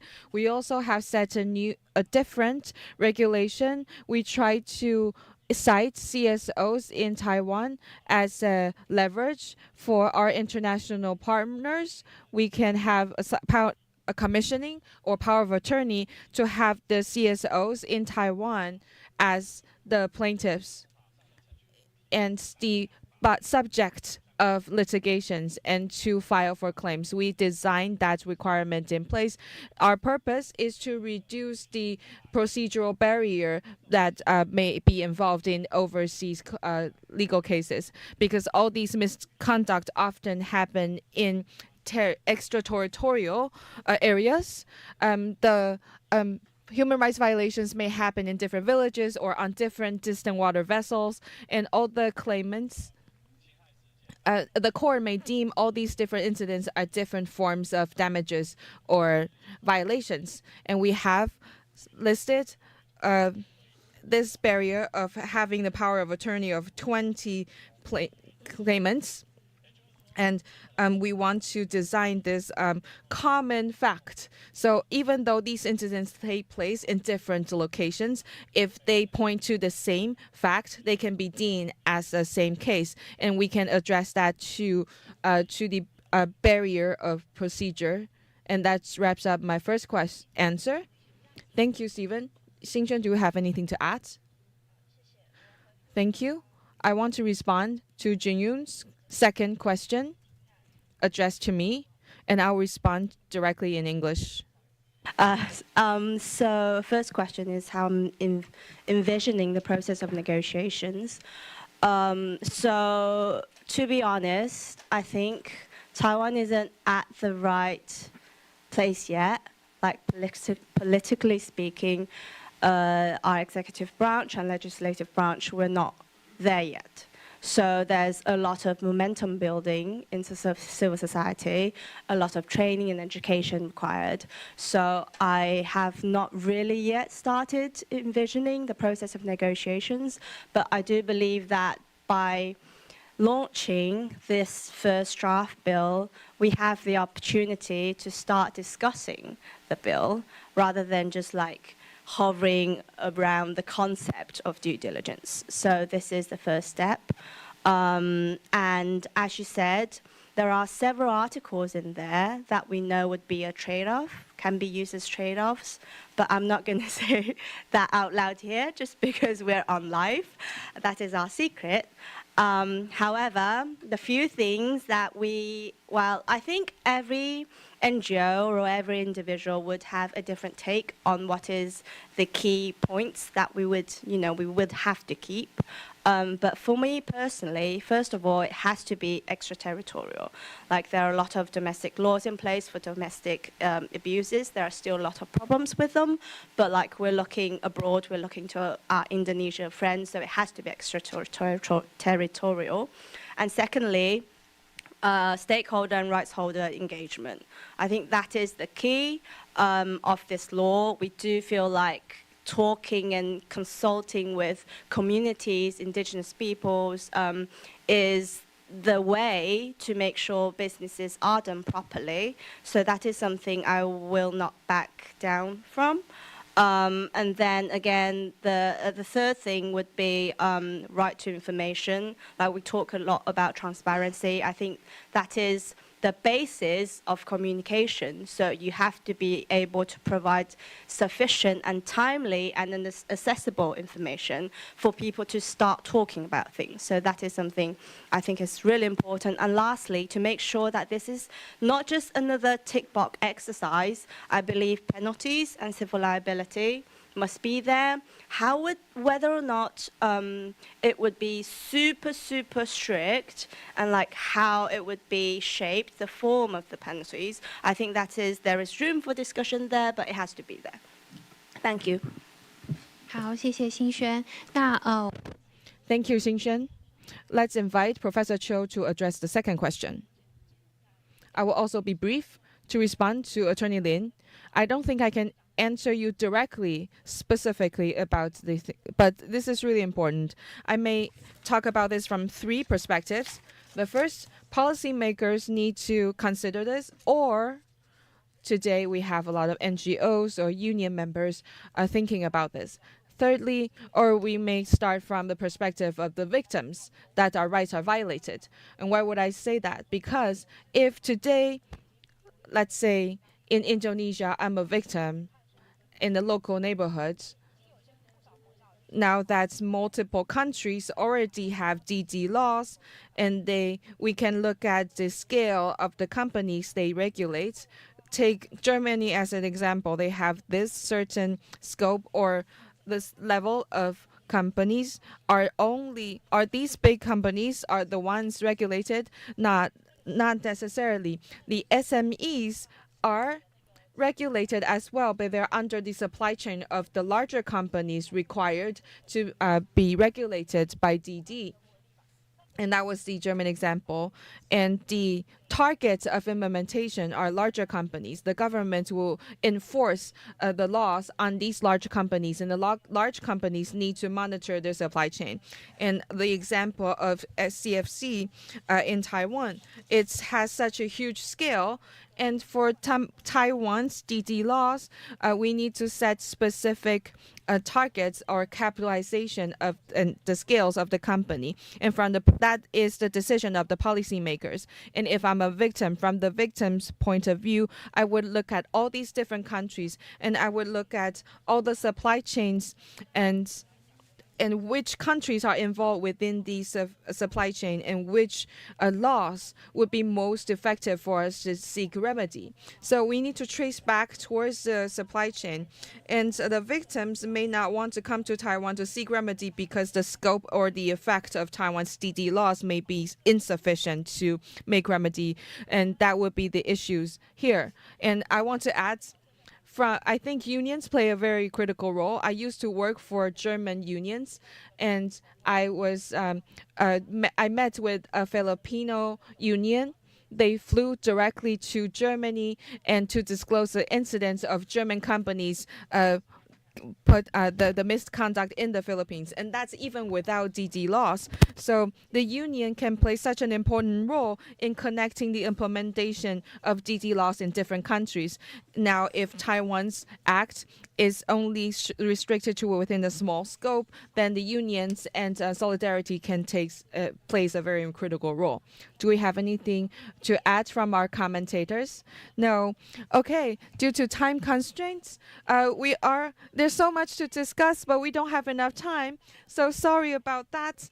But I really want to add within 30 seconds as well. So I want to I think this draft would be a milestone in corporate DD in Taiwan. I'd like to thank all of the parties involved, the NGOs, CSO partners involved in DD and in Taiwan, and we are just beginning a very tough journey. And a lot of commentators give a lot of recommendations for us. And I also want to talk about it.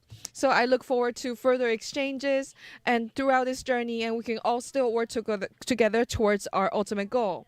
And thank you so much for participating. And I will leave the time management to Ray.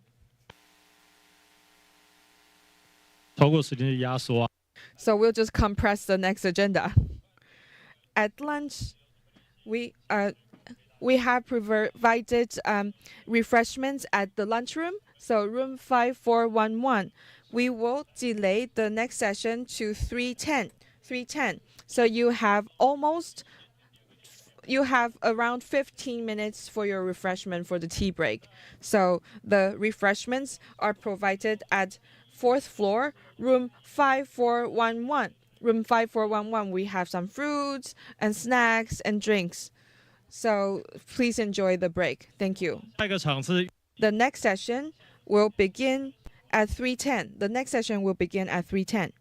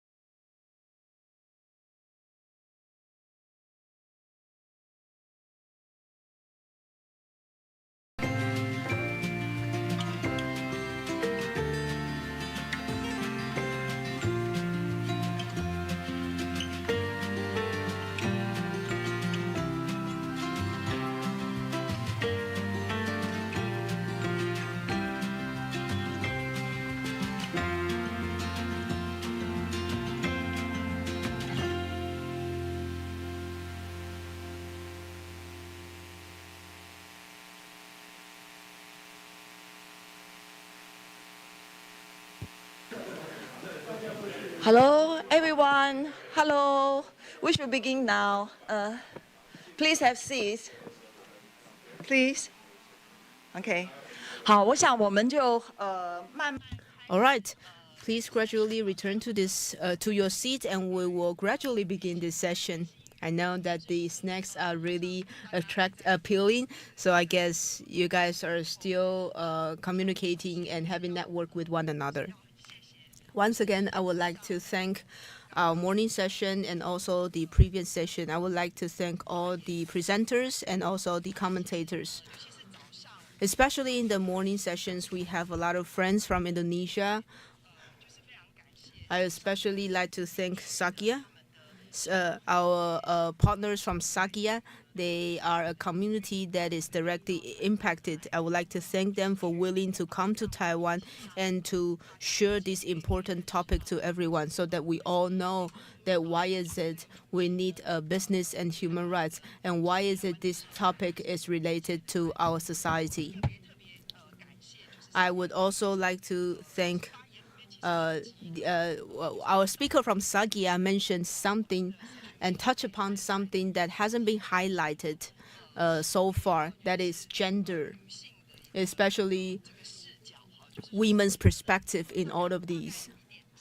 I think you may know a little bit that climate change has a unproportionate impact on women compared to other genders, and many evidence already showed that the disasters caused by climate change, normally women casualties would be 4 times than men. And once there's a huge disaster, the domestic violence cases on women would significantly increase, and also the rights to education, the right to family will be seriously limited and violated because of disasters, because there may be poverty issues after the disaster. So from this perspective, I think we need to really see the gender perspective in business and human rights, because these people are the ones most effective, and we need to see that in our investigation and in the report whether or not their perspective is properly reflected. And I do hope that in the future, be it in this session, it's on the human rights due diligence and also stakeholders. They propose their own draft legislations and own observations. But I do hope that in the future we will be able to include more different perspective, the first-person perspective, so that we would be able to demonstrate what they see. And now that would better inform our action plan and also our due diligence legislation, and hopefully that would be able to solve the burning issues in of their life, everyday life. Next, I would like to introduce our important NGO workers and the panelists for this session. I will introduce them one by one. I will also introduce their organizations. First with us is Sun Youlian, Secretary General Sun Youlian, who belongs to Taiwan Labor Front, one of the earliest labor organizations in Taiwan. They are long devoted in unions and labor rights issues. So a round of applause for Youlian.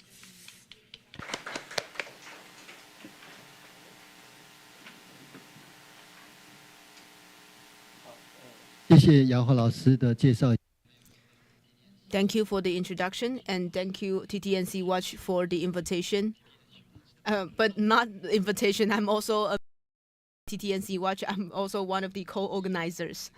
I'm very happy to be the first speaker to share with you the relevant issues regarding Taiwan's national action plans on business and human rights. I'm the first speaker not because I'm most familiar with this case. On a certain level, I just finished the first review on the national action plan. I have a more thorough review on this action plan. I'll just share with you what I observed during the review, and then I will follow my slides. First, you mentioned stakeholders. On the National Action Plan on Business and Human Rights, the two most important stakeholders are businesses and and unions, right? But with the 3 focus group interviews that I conducted, collecting this data, which also includes unions, NGOs, and businesses, you can imagine the summary is very simple. NGOs, Xinxuan, and us, and TTNC Watch members, we are, of course, very familiar with the content of NAP, including, for instance, the due diligence. In theory, due diligence should be included in the 2.0 version of NAP, because this is something that the government needs to be included in their policy. Unfortunately, in terms of businesses and unions, they had almost no familiarity regarding NAP 1.0 version. So I think that's really a pity in my observation. One NGO worker actually gave me an example. He said that this NAP 1.0 is an unfinished dish. No one has ever tasted before. We haven't had the opportunity to taste it. It shouldn't even be put on the table. A union leader actually gave me a good example. Can you translate this? I think it's sort of like you. If you are doing good things, you should make loud sounds. You should let everyone know. Why is it the government is doing good things, but they are doing this so discreetly that no one knows about this? So I think this is a very vivid description. This means that they have little understanding to NAP 1.0. And I think this also confirms that this is also why we have so many different challenges regarding NAP 1.0. I'm devoted in labor movements for over 30 years, including DD that we just mentioned, or the CSR or sustainability report. In many of the business interviews, I've been very honest with them. I said that if you allow me to walk into your company and then give me the documents, within 2 hours, I would definitely find something you made up. Because in Taiwan, even though we have like thousands and thousands of labor employment employer-employee meetings, but most of them are made up. Now, since we have this culture, it's very hard to protect human rights. And of course, I'm not saying that there are no good things coming out of it. But coming back to today's topic, in terms of NAP, under the framework of NAP, how do we comprehend, make the future framework to be more comprehensive? What is NAP? We actually have 3 NAPs so far in Taiwan. First NAP is something that should happen first. That is the National Action Plan on Human Rights, but it came at a later stage. The second one is National Action Plan on Business and Human Rights, which is under the UNGPs. I think the first one needs to... Well, the Chinese translation is a bit different, but ultimately it means business and human rights. But also that means that this business and human rights issues, sometimes it covers a wide scope. And we also need to talk about whether some of the issues are covered within that NAP. And also, we started to also have a third NAP, which is the National Action Plan on Fishery and Human Rights. We actually have these 3 different NAPs. The current ongoing drafting NAP formulating is an NAP on the prevention of domestic violence. Now, NAP should it's now become something that the governments say that they are committed to this area. But I would just want to give you a background. Our NAP on business and human rights have been quite abstract and vague in their language. The more concrete ones are national action plans on human rights. At least they include 10 core ILO conventions. But the business and human rights NAPs didn't mention any of the conventions. So I think that's what needs to be improved in 2.0. Now, the NAP on business and human rights was proposed on October on 2020, and in 2 years, the same people on TTNC Watch, even though we haven't formulated yet, made a review looking at the 2-year progress after 2 years implementations. For instance, they are committed to, for instance, domesticate these international conventions to enforce and increase the dialogue between all of those. Only one of them has a high degree of completion. The others have very low degree of completion. I would say little or no progress. And including all these legislations, they say are committed to, including the disclosure and protection. In 1.0, the government committed that they want to establish the whistleblower legislation. However, so far, we still see no progress. Even though they always come back and seem to say that we had a national action plan there, but they forget that they need to at least start somewhere and do something in order for NAP to be realized, because we still need hard law to advance our policies in business and human rights. In addition to all those, this is a 2-year review. And this is the progress that we observed, just to give you a little idea. I think the last one should be low, not moderate. I made a mistake. It should be low. And based on the report, on the conclusions of a previous report that I just shared with you, I would like to say what are the challenges and issues of the NAP 1.0. If you actually read the contents of the NAP 1.0, let's go to the previous slide first. The main 3 report including the state's obligation to protect, corporate responsibility to respect, and access to remedy. These are the 3 pillars of NAP, and these are very important indicators to review the progress of NAP. Now, in the past few years, there have been little progress in all 3 areas. The first challenge we identified is the content of the plan. It is too simple. It is too abstract. It is very difficult to outline a clear direction. For instance, in the 2.0 workshop, only NGOs had proposed that, for instance, we need a DD legislation, or my suggestion was also mentioned, we need to establish a national contact point. Our friends from Indonesia also proposed several questions, but so far they would only be able to contact their problems with local NGOs, because you know that even though the investment is from Taiwan, but Taiwanese authorities has no contact points to allow foreign victims to file complaints. So the content is too simple. It's too simple to the point that it's hard to understand what it actually means. And we don't know who's the competent authorities, and there's lack of enforcement capabilities. NAP should be the task burden under the investment department within the Ministry of Economic Affairs, but it's only a small department. Now, without a clear guidelines from the executive branch, then the competent authorities will not have the ability to have any active actions. So I think that should be improved in 2.0. Thirdly is that the stakeholders lack opportunities or channels to participate. Not to mention channels, core stakeholders fail to understand or actually get to know. They wouldn't even understand what NAP is about.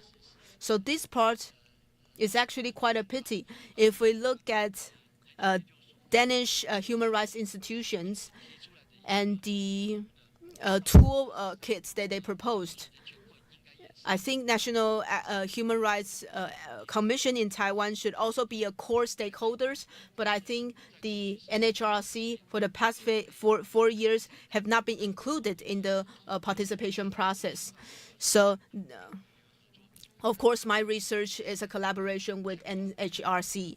Also, the legal framework is inadequate, failing to strengthen human rights obligations. Also, the corporates has very little awareness regarding human rights policies, and that part needs to be strengthened.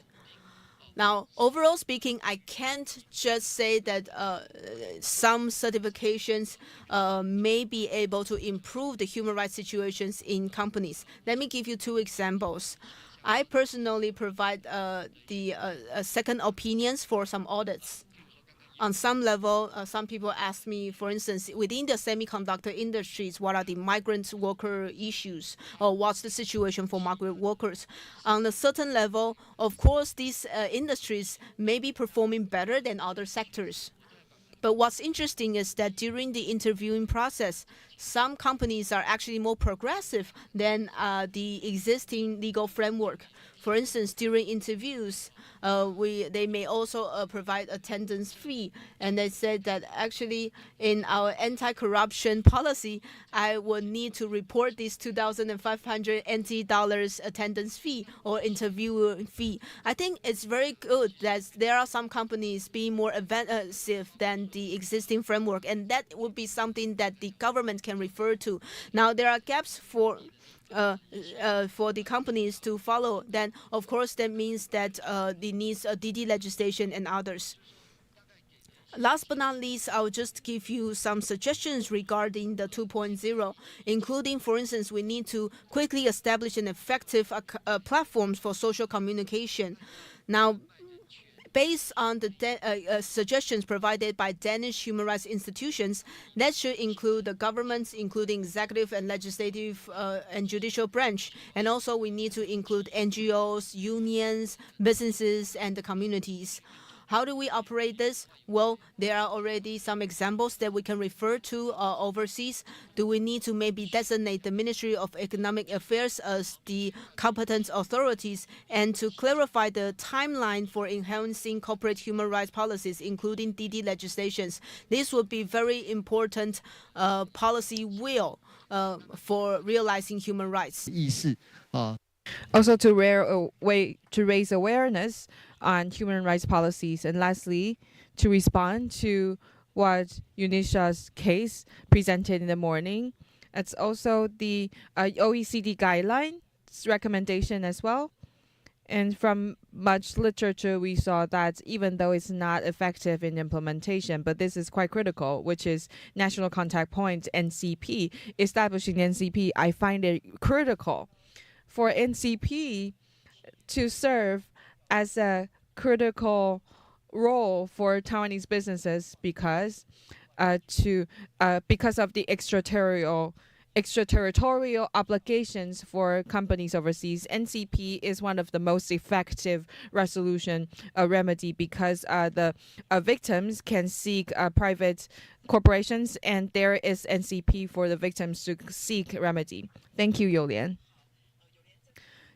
Youlian addressed the National Action Plan, and before, during, and after publication of NAP, Youlian all gave recommendations and suggestions on the government's measures. And now we will invite Xinxuan from Environmental Protect Earth for his presentation. Thank you, Professor Chen. Sorry to see, it's me again. So today I want to share with you Taiwan's, and as we promote business and human rights issues and the progress that we encounter. In the previous session, we talked about a lot of legal issues, so I will skip through them. The most important point when we face business and human rights issues, the current practices all focus on disclosure. It's not about remedy or addressing the impact, but just disclosure. And disclosure is just a thing of reporting on information, but we don't have more effective ways to oversee the corporations. And currently, the disclosure regulations are strictly for the listed companies. So a lot of companies are outside of the scope of our oversight. And then there's lack in effective verification of there is no effective way for us to hold the companies accountable. And also, it's not just about disclosure or not having disclosure. And now that violations already happen, do we really have what approaches we have to hold the companies accountable? And now with extraterritorial limitations and because the corporate veil, it's very difficult to do so in practice.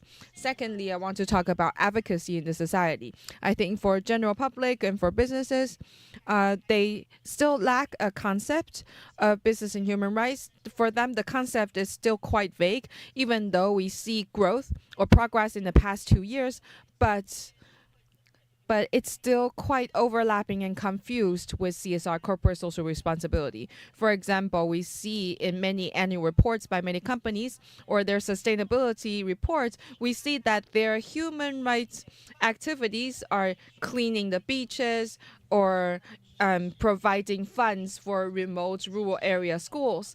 Indeed, we do support such a measure, but it's still different, completely different from due diligence in terms of human rights. So we feel like public-facing wise, we need to communicate better and educate. And from the business side, we see a lot of green funds. That is a emergence of a new industry and an opportunity to seek new funds. And many businesses see this as an opportunity. Business and human rights is an incentive for them to receive more opportunities and capital. But we find that respecting human rights and respecting the environmental rights are not treated as equal compared to seeking new opportunities. At least they have to be on equal footings. But for the businesses, their priorities are different. For example, previously we had meetings with the Bureau of Labor Funds. There are lots of confrontation and communication because the BLF invested in so many companies that cause human rights violations and environmental violations, while these companies already have investment guidelines and code of conduct, and the Bureau of Labor Funds also have these investive guidelines as well. And their response to us is that indeed, yes, we do value human rights protection, but we need to seek profits and investment returns. So in balancing opportunity and human rights protection, there is still a limited room. And we find the government be more conservative in terms of position. And now with new administration, we want to promote for a legislation of a hard law. And it's very difficult to find representatives willing to do so. And next, Youlian also mentioned that Taiwan already issued the first version of NAP on BHR. And as Youlian mentioned, we don't see it effective or efficient as an NAP. At least it's the first step, though. And next, there are so many external pressures urging Taiwanese government to take actions. For example, in 2022, during the national review of the ICCPR and ICSER, which organizes every 4 years, focusing on the implementation of the two covenants in Taiwan with international experts and commissioners to give recommendations to Taiwanese government. So in 2022, the review committee recommends several things. First, recommending the Taiwan government to enact legislation which regulates the activities of all businesses operating at home and abroad, as well as foreign businesses in Taiwan, abide by human rights obligations throughout their supply chains, including redress and remedies. And the committee also recommends government to establish a national contact point for it and make it accessible to all victims whose rights have been violated by Taiwanese businesses, because now victims don't really have a way to communicate that or have a place to go for their complaints. And that recommendation was already in place in 2022, but we still see no concrete efforts after that. And then for the next two steps, there are still big question marks. So So for this April, not last April, this April, the Ministry of Economic Affairs proposed the BHR guidelines, the draft of BHR guidelines. We were so excited then because we felt that the government is finally doing something. But after the draft came out, just as Stephen mentioned, the consultation happened, the meeting happened, but nothing happened afterwards.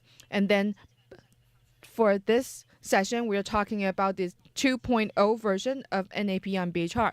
And we don't know for sure that the 2.0 version will be released. And even if it's released, among the amendments that we see, even they have already pulled off all of the recommendations proposed by the CSOs and the NGOs. So even with the 2.0 version being published, it may not be effective at all. And to address the National Action Plan 2.0, there are still measures, and we recommend first, mandatory human rights environmental due diligence. We need to have a specific timeline for mandatory legislation and to come up with a draft at least. Secondly, they need to fulfill their commitment to release guidelines on HREDD as planned. So the guidelines are teaching the businesses what to do, because for many companies, most people are not evil. They just don't know what to do. So you need to come up with a guideline for the businesses to follow. Thirdly, we feel like state-owned companies have more resources and this government influence to start conducting human rights due diligence, and they can share their experience to private companies. Second suggestion would be amend the regulations governing foreign outbound investments. And because due diligence is a new obligation, but from the government side, there is already existing regulations governing foreign outbound investments for investment above $1.5 billion. There is a review on the implications of human rights violations, environmental violations for investments like this. But as of now, no company investment were denied because of implications of human rights environmental violations. So we want to have amendments to this regulation, forcing the government to review the company's history, track record, and any potential impact or actual impact already happened. And if there are already potential or existing adverse impact, what kind of measures they come up with to address those impacts, and then setting up a national contact point, just as Julia mentioned. These are the suggestions. That wraps up my presentation. Thank you. You still have 1 minute shown on the screen. Thank you to Xinxuan for going through very quickly, starting from the beginning, from the confusing concept, helping us to distinguish between disclosure and human rights due diligence. So she has given us a specific definition, illustration on how DD should take a step further, not just disclosing the basic information of a company or the business operations or organizational disclosure of a company, but rather to give specific illustration and responding disclosure in terms of human rights issues. For example, for companies, Taiwanese companies in Indonesia, they need to address the implication to the environment and they need to come up with a remedy and compensation for the harm that already caused. And the state has to bear this duty, because now if companies only want to be responsible for their shareholders, the state has this duty to require businesses to give guidelines and to set policies to guide the businesses. Just as Xinxuan mentioned, in terms of foreign investments, the governing rules can provide training or relevant information for businesses to follow and to understand their obligations and measures possible.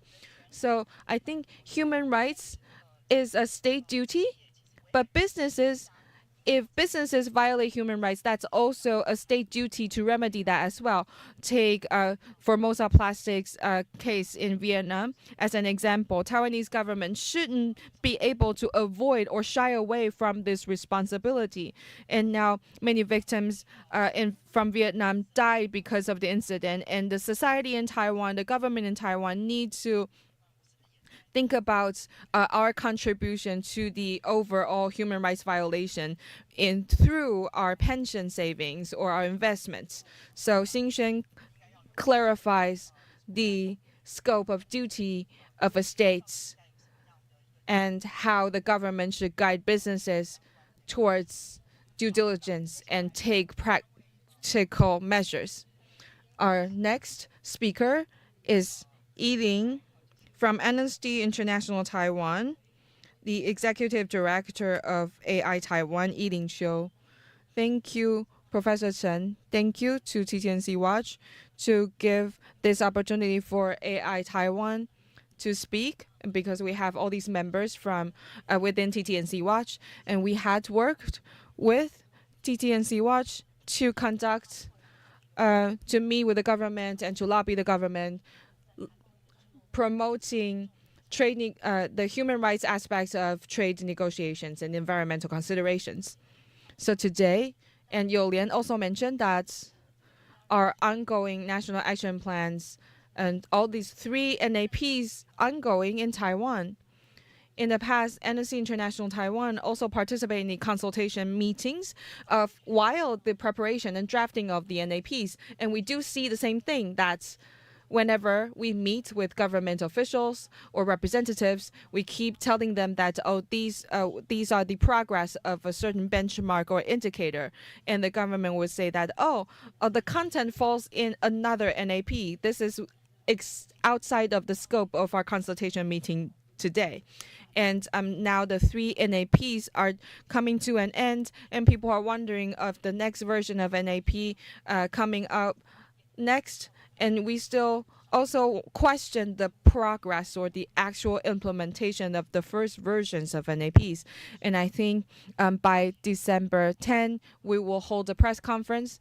And I'd like to invite all of our partners to the press conference together to review the progress of all these NAPs and their completion rates by the government. And my task today will address international conventions on business and human rights and the aspects of National Action Plan on Business and Human Rights. I want to talk about the domestication of international standards and international dialogue mechanisms.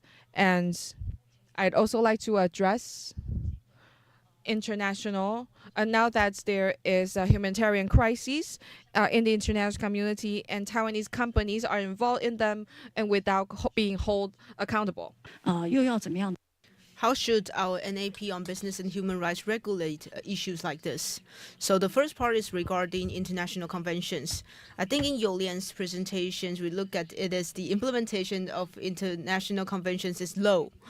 Out of the 9 core human rights conventions at the UN level, we've already domesticated 6 of them, but it means that still 3 of them haven't been domesticated. They still haven't enjoyed domesticated domestic legal law status, including the IMF and also Forced Disappearance Convention and also the Convention Against Torture have not been domesticated. Now, if these international conventions cannot be reviewed in Taiwan, or if we can't invite regularly international experts to review these the implementation of these conventions, then we will not be able to ensure the realization of these rights within these international conventions.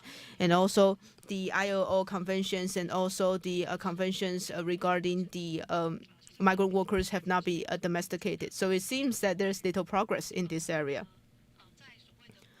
Now, in terms of international human rights dialogue, Youlian also said that this the level of engagement is higher. Indeed, we have a human rights consultation with the European Union, and we have already 6 years of consultations in a row. Sometimes it's in Taiwan, sometimes the consultation is conducted in Brussels. The dialogue is ongoing. However, if you look at the contents of the human rights consultations and the suggestion provided by EU's, business and human rights and migrant worker uses have continued to be mentioned. However, these issues to this point have not been reflected fully in the NAP, and the concluding observations of ICCPR and ICER also continue to mention the recommendations. However, we haven't had establishment of relevant legislations because of the recommendations. Also, at the EU level, they've already have maybe a very clear directive such as CSDDD. So this means with the establishment of CSDDD, of course, it would affect Taiwanese companies. Still, we fail to see that Taiwanese government see what we need to do regarding how Taiwanese companies would be affected by the directive. Even though we currently haven't have domestic laws, but if the companies in Taiwan want to have engagement or do business with European unions, then they would need to conform and comply with these CSDDD. At the CSO level, we actually had a series of webinars on the implementations of CSDDD and also other regulations. What are and also OECD guidelines? What's the content of the OECD? What does national point of contact means? And also what how is it different and what's the effect of the litigations? Also in France and in Germany, that since they have already have domestic laws, more concretely, what are the access to remedies? And the CSO levels, we've already had some very concrete discussions. On the contrary, we fail to see the government doing a more active role in promoting or discussing these relevant topics. This is also a pity. Last but not least, we continue to see the problems in the supply chain. I want to talk about one issue, that is, in the past, be the Ukrainian wars or the Palestinian and Israeli wars, Taiwanese businesses, including the BB Call, that is the Kim Apollo company, and also our involvement in providing tools and machineries to Russia, and which has been then weaponized and playing a role in their supply chain. So these once again highlights that even though when we visited the International Trade Administration, the government said that in Taiwan we do have regulations forbidding companies from exporting weapon to elsewhere. However, it seems that it still happens in real cases. We still see exports, and we still see violations.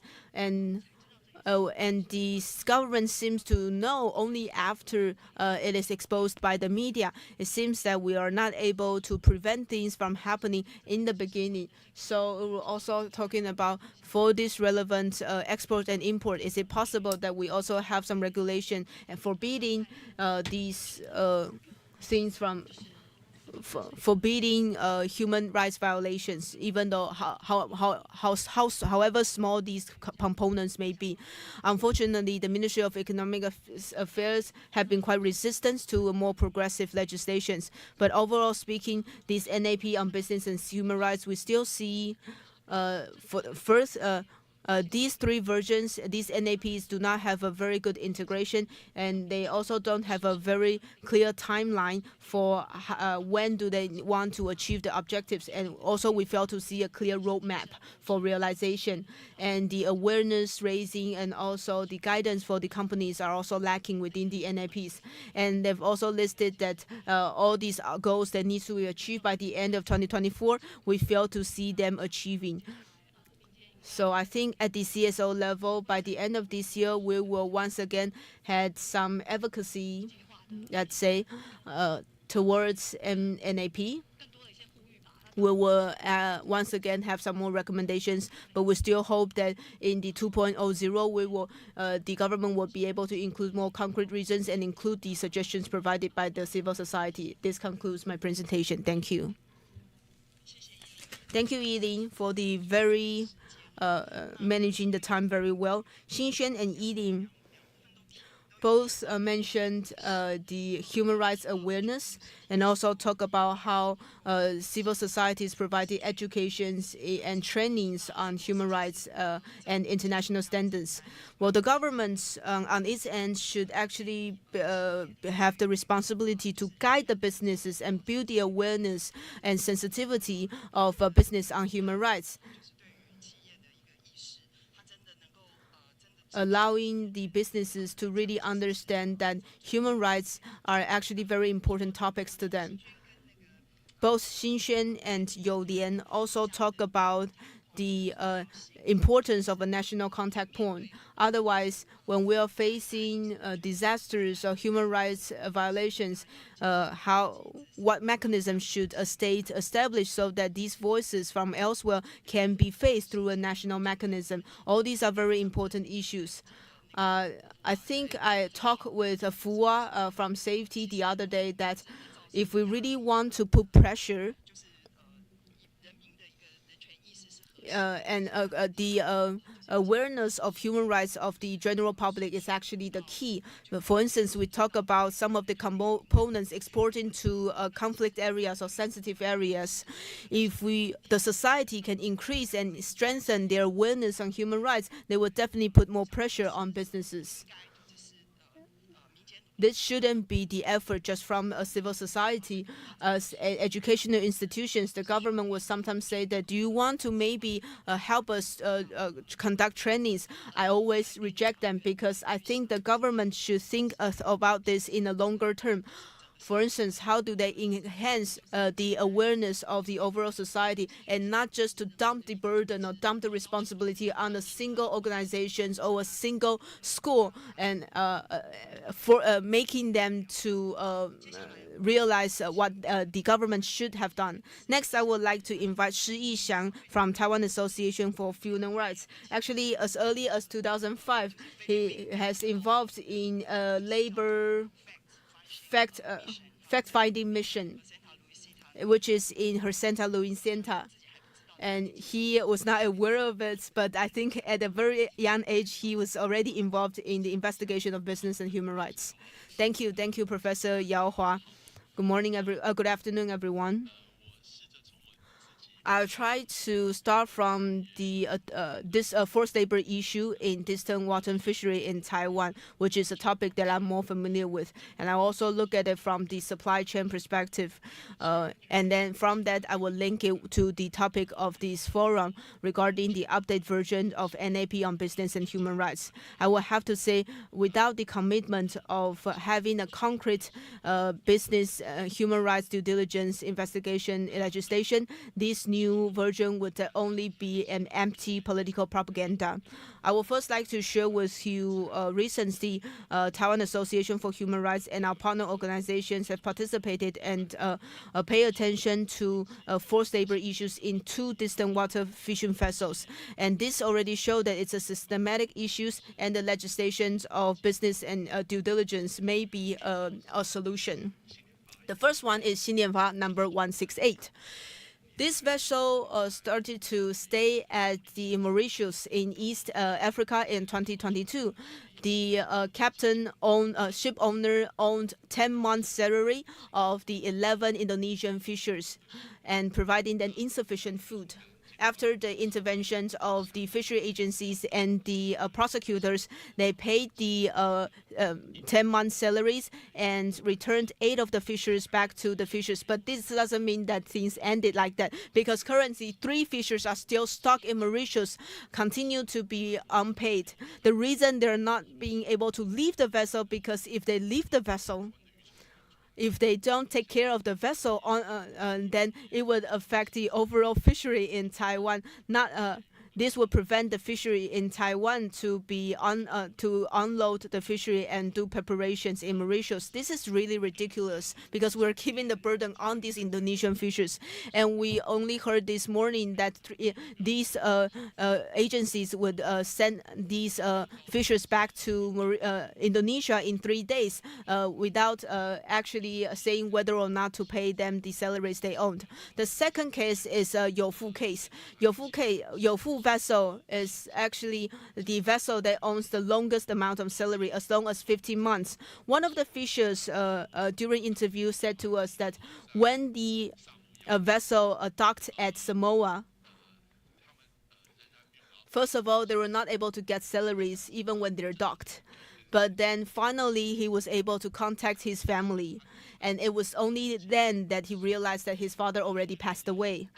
In order to have some money for the family to organize the funeral, he asked the agency for the salary that they owed them, and they owed him. The employer said that still they would not be able to pay them, but they can own them an amount of money for the funeral. So the officials, on one hand, is not able to get the money, but instead get more loans.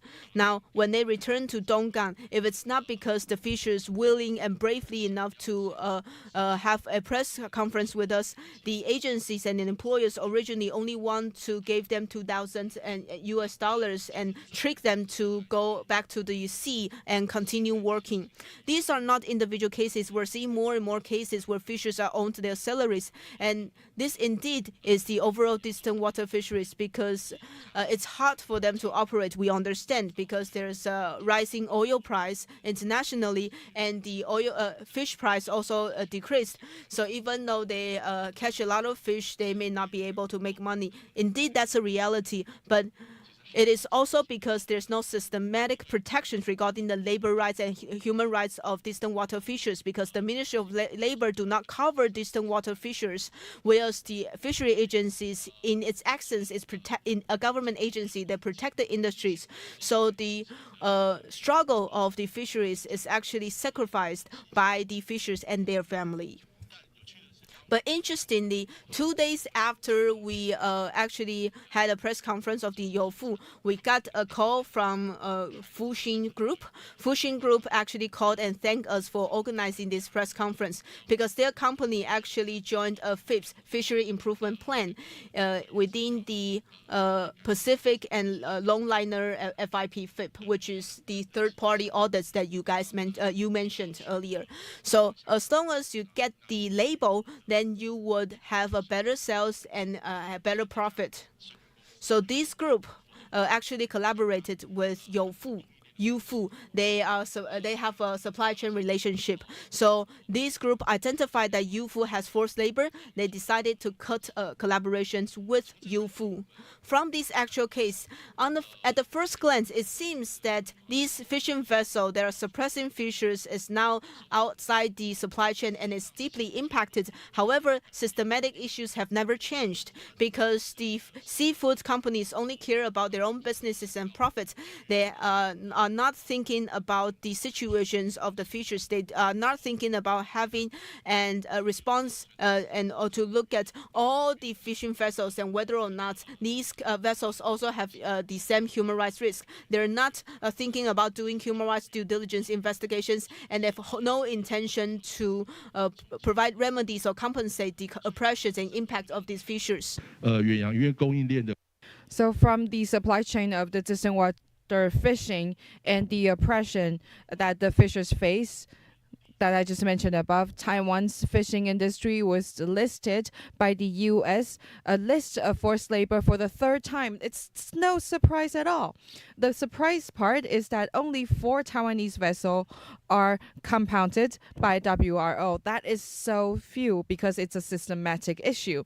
And in fact, brands in the U.S., Europe, and Japan, all these brands need to be responsible for forced labor of fishing industry as well, because all these giant brands continue to profit, to make a great profit using FIPS, fishing improvement plans, or the MSC certification. These are all just greenwashing.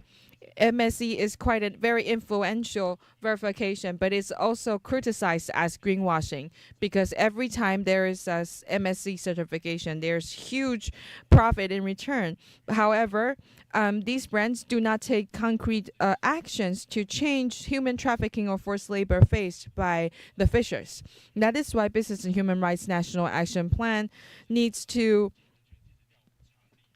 need to legislate the actual human rights due diligence in BHR and AP, because without hard law being legislated, we cannot affect the process of, and we cannot affect the supply chain and to prevent the negative human rights violations. And as the Democratic Party lost in the U.S. election, and the trade negotiation led by the Biden administration between Taiwan and the U.S., is it still the next step? And whether the relatively progressive labor chapter be able to pass, it's quite worth concerning. And for the policies for Chinese government to ban the import of forced labor goods, we don't know for sure if they are actually taking the step. And even whether the new versions of national action plans are being put out is still uncertain. So the government's stance is still uncertain at this moment. And the policy context of business and due diligence legislation, the earliest origin is actually not the National Action Plan. It was in the first review of the two covenants in 2013. The committee's concluding observations and recommendations already proposed for us to have legislation on business due diligence, and it's the recommendation already extended in 2017 and 2022. And the first version of an AP by Ministry of Economic Affairs didn't really talk about legislating MHRDD. But now the new version doesn't mention it at all. So the ministry wasted 4 years. And in the new version, they say that they want to start facilitating legislation. They didn't commit to actually legislate. So lastly, I want to say that I don't know if there would be a 2.0 version of the Business and Human Rights National Action Plan. And either we have it or not, without an immediate commitment to legislate on MHRDD, then it's just talking the talk. With legislation, we are walking the walk, and without legislation, everything is just still empty and still and on paper. And that's my presentation. Thank you. I realize that I don't get to use my slides. Thank you, Yixiang, for giving us the examples on distant water vessels and show us the importance of human rights due diligence for the upstream suppliers to understand all these segments within the supply chain, to face all these human rights issues, and that would affect all the different parts of the entire supply chain. And the government should take measures to protect the most vulnerable groups within the supply chain using the mechanism of human rights due diligence, and to make the companies understand that they need to take up the responsibility for compensation and providing remedy. And next we will invite Xin Yi from Greenpeace. They excel at fundraising. Greenpeace, it's a leader and a role model for all CSOs and NGOs in Taiwan. So let's give the floor to Xin Yi for 10 minutes.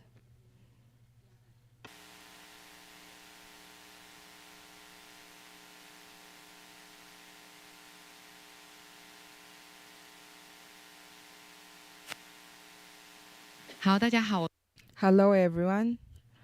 I am Xin Yi from Greenpeace. I am a campaigner for Ocean Program, and we are talking about business and human rights. I'm talking about ocean. So I'll also talk about the issues of distant water vessels and human rights violations happening on these vessels. And Greenpeace already disclosed several incidents. And for example, the pictures that we show here, and it's even suspicious deaths that may lead on these vessels. And Yixiang already told us about the legislation. So I want to take a step back to the business side and talk about the urgency of National Action Plan on Business and Human Rights. I will share with you 2 reports conducted by Greenpeace. The first is Fake My Catch. So it's a hoax of so Greenpeace disclosed a company, an U.S. company, pardon me, is a tuna can brand that has the top market share in the U.S. And we initiated this investigations because of this company, FCF, actually headquartered in Taiwan. So you may not be familiar with FCF as a brand because they mostly deal with exports. So consumers in Taiwan are not as familiar with the brand, but it's actually the top 3 aqua product brand in the world. And to give you context, I will talk about our methodology in our research. We investigated the bumblebee and the codes for traceability of bumblebee products. And that is a website provided by Bumblebee for traceability of their products. And that is an open source website. And we understand the data on the Taiwanese vessels, and we compare with 2 different data sources. First, the open data, public data by EA, the FA, the fishery agencies, and also we compare with AIS route. That's also open source data as well. I'll give you an example of a specific vessel that is called Dezhan E116, and you can look at the AIS routes. There are 2 circles that are suspicious. Look at the red lines. These red lines are the rendezvous with another vessel, and that took place for 3.5 hours. So we were suspicious that they actually transferred the catch from a different vessel, and that is greenwashing or bleaching the vessels that so they just transfer the catch, the problematic catch, to another vessel that has legal permit to fish, and then they are misguiding and converting the illegal or suspicious catch to make them legal. And the fisheries agency responded on this matter. Actually, they said that the rendezvous was approved beforehand, and it was just a supply for the necessities. But I want to show you the potential serious implications. But moving on to March 13, you can see that they are on high waters. That's very distant from Taiwan.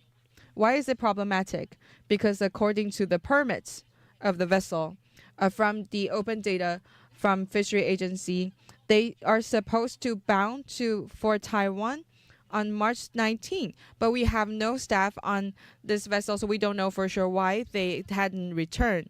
And when did they return exactly? 5 months later. They only returned to Taiwan on August 21st.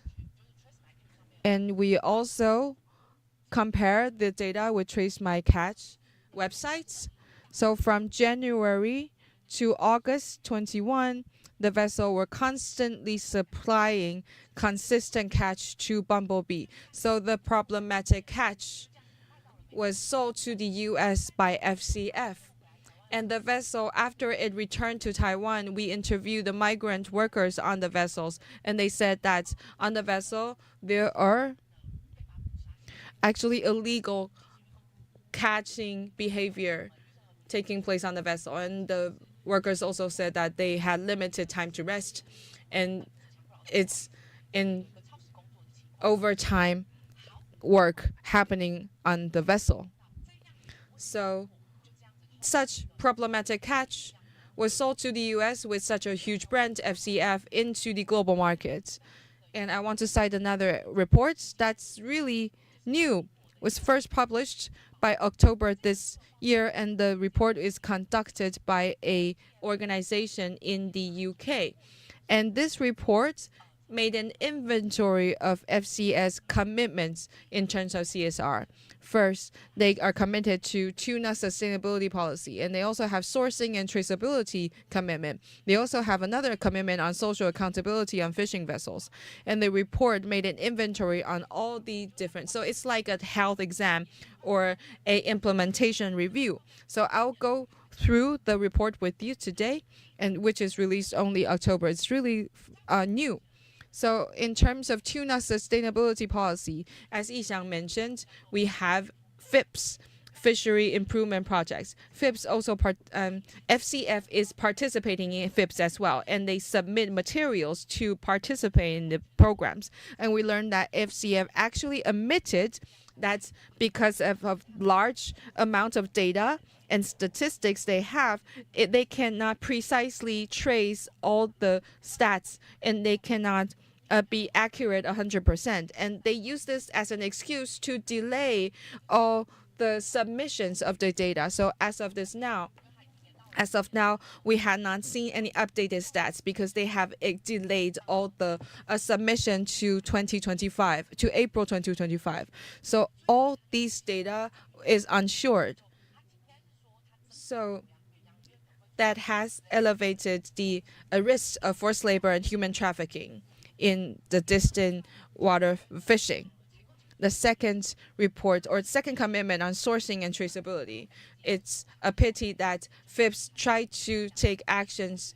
So we do see FCF try to take actions, for example, by joining FIPS. However, we see that FCF has this attempt to make improvements. They commit and set targets and try to take actions. Unfortunately, as of October this year, when the report was published, the author of the report said that they haven't seen any update or progress in these commitments. So currently, the progress is probably at 0%. Moving on to the next commitment, social accountability on fishing vessels. This echoes to the previous two commitments, because we can see that there is a huge challenge in managing distant water fishing. And there's a lot of data that cannot be accurate. So when we look at all these risks, you're all familiar with all these risks on human rights and labor rights implications. Other than child labor, all these other elements are in place. All the risks are listed as high and medium in terms of medical response or debt bondage and human trafficking, etc. And as we all know, the EU passed CSDDD this year. And after the directive passed, we can see from our presentations, I follow Yixiang from Taiwan Association of Human Rights. We see that this industry has long been problematic, and it's not that the industry didn't attempt to make improvements working with the government. For example, Taiwan was listed under IUU fishing, and then the FA issued 3 regulations try to improve this situation. And since 2020, for 3 consecutive year, we've been listed by the DOL of the U.S. as a list of goods of forced labor and child labor. So we've also had, sorry, I forgot the name. This is really a long title, but anyway, a National Action Plan for Fisheries and Human Rights. NAP, yes. And along the way, we've identified and found that the government is trying to make some policy amendments regarding the distant water fisheries, trying to reduce human rights violations in distant water fishery. However, the presentations I showed you also showed that in the past, Taiwan only focuses on soft law. This would reduce the enforcement or mandatory that the business needs to do. Now, it's not enforcing the business need to manage their own supply chain or the vessels. As Yixiang mentioned, they would only unilaterally terminate their contract. They didn't want to guide these suppliers. So with currency, regarding the new National Action Plan on Business and Human Rights, that is the 2.0, through these developments, we hope that there will be more open discussions from the government, because we know that many NAPs want to solve all issues. They're idealistic, but in terms of implementation, they would definitely face some very concrete issues in implementation. So we do want to have more public discussion. I think at different levels you can talk about what issues or challenges you will face in practice, so that this may be a way to solve the systematic issues in distant water fishery. This sums up my report. Thank you. Thank you. Very standard timekeeping. And also it talks about how Greenpeace conducted investigations and all the procedures and what purpose they want to serve. And also link her presentation with the cases mentioned by Yixiang. I think they share with us some case studies and also let us know what goal they need to achieve and also talk about the public advocacy that they want to achieve. Very clear. All right. Our last panelist is also a very important partner of us, Director of Environmental Jurists Association in Botan. Now, we actually have some allocation of work, so we look at the obligation of the state, how the business should look at human rights issues, and also access to remedies. We divide this into 3 different parts. So next, I will ask Bolton to talk about access to remedies. So I will talk about remedy, and in the following discussion, I will speak in Chinese to save time, but there is English on the slide for your reference. Now, this is my brief this is my resume. You can also scan the page for my website, just for your reference. But I will also talk about the nature of these legislations. I'm a lawyer. Ultimately, so I will also ultimately talk about the access to justice, what are the remedies listed, and also the governing law, and also the standing. So for instance, who can file for remedies, not maybe judicial remedies and non-judicial remedies. Some of the issues may be discussed, and also there are the current whistleblower and also complainant protection issues. And the last but not least is my recommendations and reflections. First, I would just want to say that at UNGPs is a soft law. A soft law means that it has no binding effect. It is very similar to a guideline. And our National Action Plan is also a policy document, so it is also similar to a guideline. So if that's the case, the issue that I want to talk about is then if we are following these documents, if there are already existing laws that we need to comply with, in addition to compliance, why exactly do we need additional documents? What more benefits can this bring us, since we already have existing laws that we can leverage? Would this NAP 2.0 or these UNGPs, what more benefits can this bring us? The second question is the on CSR and ESG issue. My understanding is that CSR is referred to how the companies need to do something good, whereas ESG is in a similar context, but it focuses more on business operations, looking at its impact and implications on environmental, social, and governance. As for the business and human rights that we're talking about today, I think it is no more. It is more about do no harm. So it's a difference between do something good and do no harm. Of course, that's the difference between these three. ESG and CSR in the past are more of a voluntary nature. Of course, there may be some additional hard law regulations and requirements, and they also have some market incentives that would allow the businesses to do so.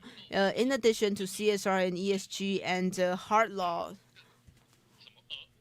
what additional benefits can NAP brings? I think this is something that we can think about together.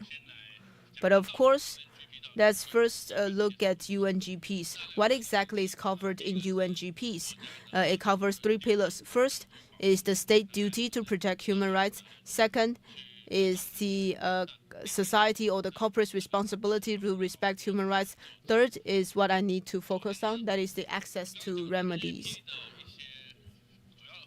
We just talk about the functions of NAP. I sort of collect this into several parts. It is to clarify the current human rights protection situations and the gap between guiding principles, and also to leverage NAP as a communication platform so that stakeholders can fully participate and express their opinions. So this is the function of NAP. So the first thing is to measure whether or not the criteria of UNGPs are met. Second is to facilitate stakeholders to be freely express their opinions. This is the access to remedies. It can be divided into several parts. First is the state-based judicial mechanisms, and there are non-judicial grievance mechanisms. Also, there is a non-state-based grievance mechanisms. Now, for these state-based judicial mechanism, well, I'll look at this one by one. Let's look at state-based judicial mechanisms first. In our draft legislation, we include three parts, including criminal administrative penalties, injunctive relief, and compensation. So it looks at different remedies that we have so far. But the draft legislation mentioned one thing, which is related to the fact that the competent authority has a power. For instance, if your company invests in a foreign company and if it violates provisions or labor acts or actually harm the reputations of a state, then it can refuse or reject the company from investment. But it should be a non-judicial remedies. It should be moved to another area. I think some of the positions can be adjusted within our draft legislation. But I think a more common remedy that would be leveraged in addition to criminal penalties, another is actually civil litigation. I think normally administrative litigations will not be used as victims. You may file for a complaint, but you won't file all the way to the administrative court. So that's rarely used. I've also put some possibilities at the civil lawsuit level.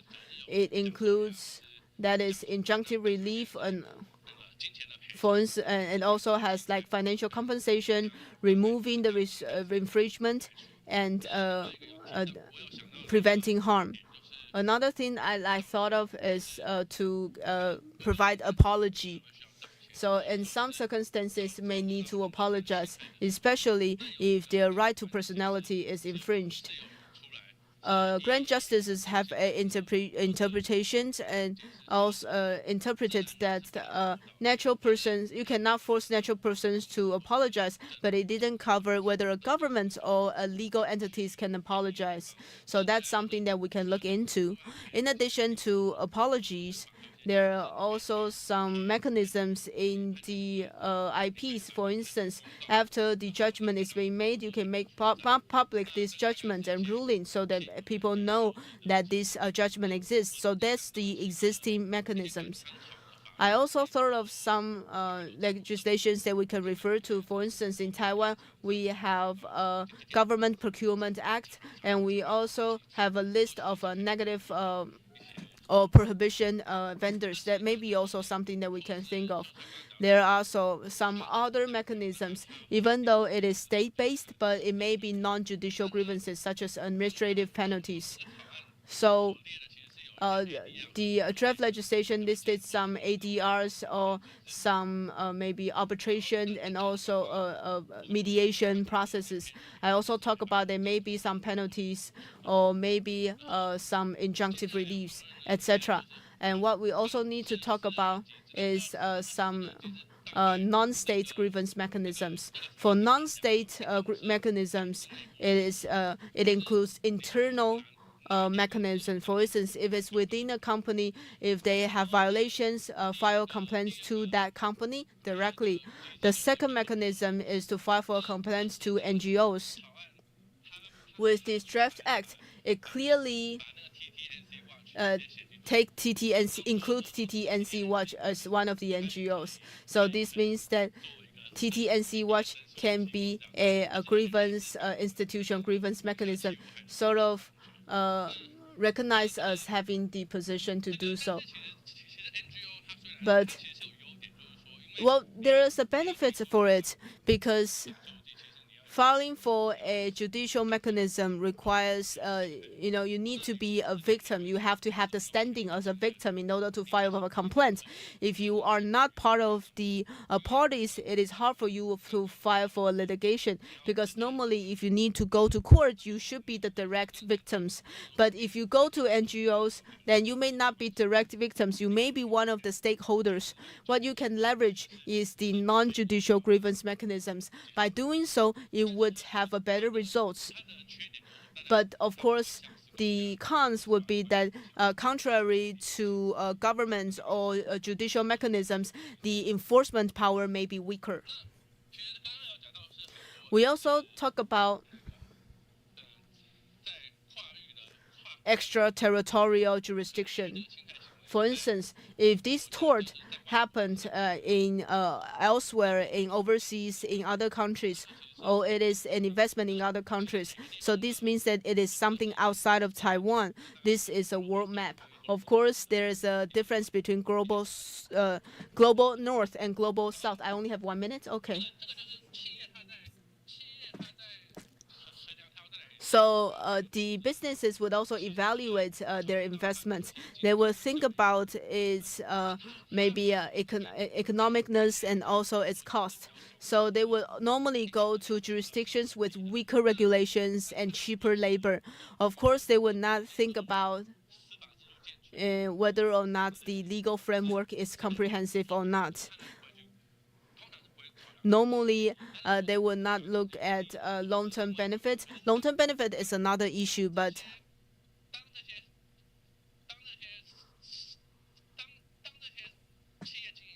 when these business owners become the plaintiffs, then they will want to sue the case or file for the case in advanced countries or developed countries.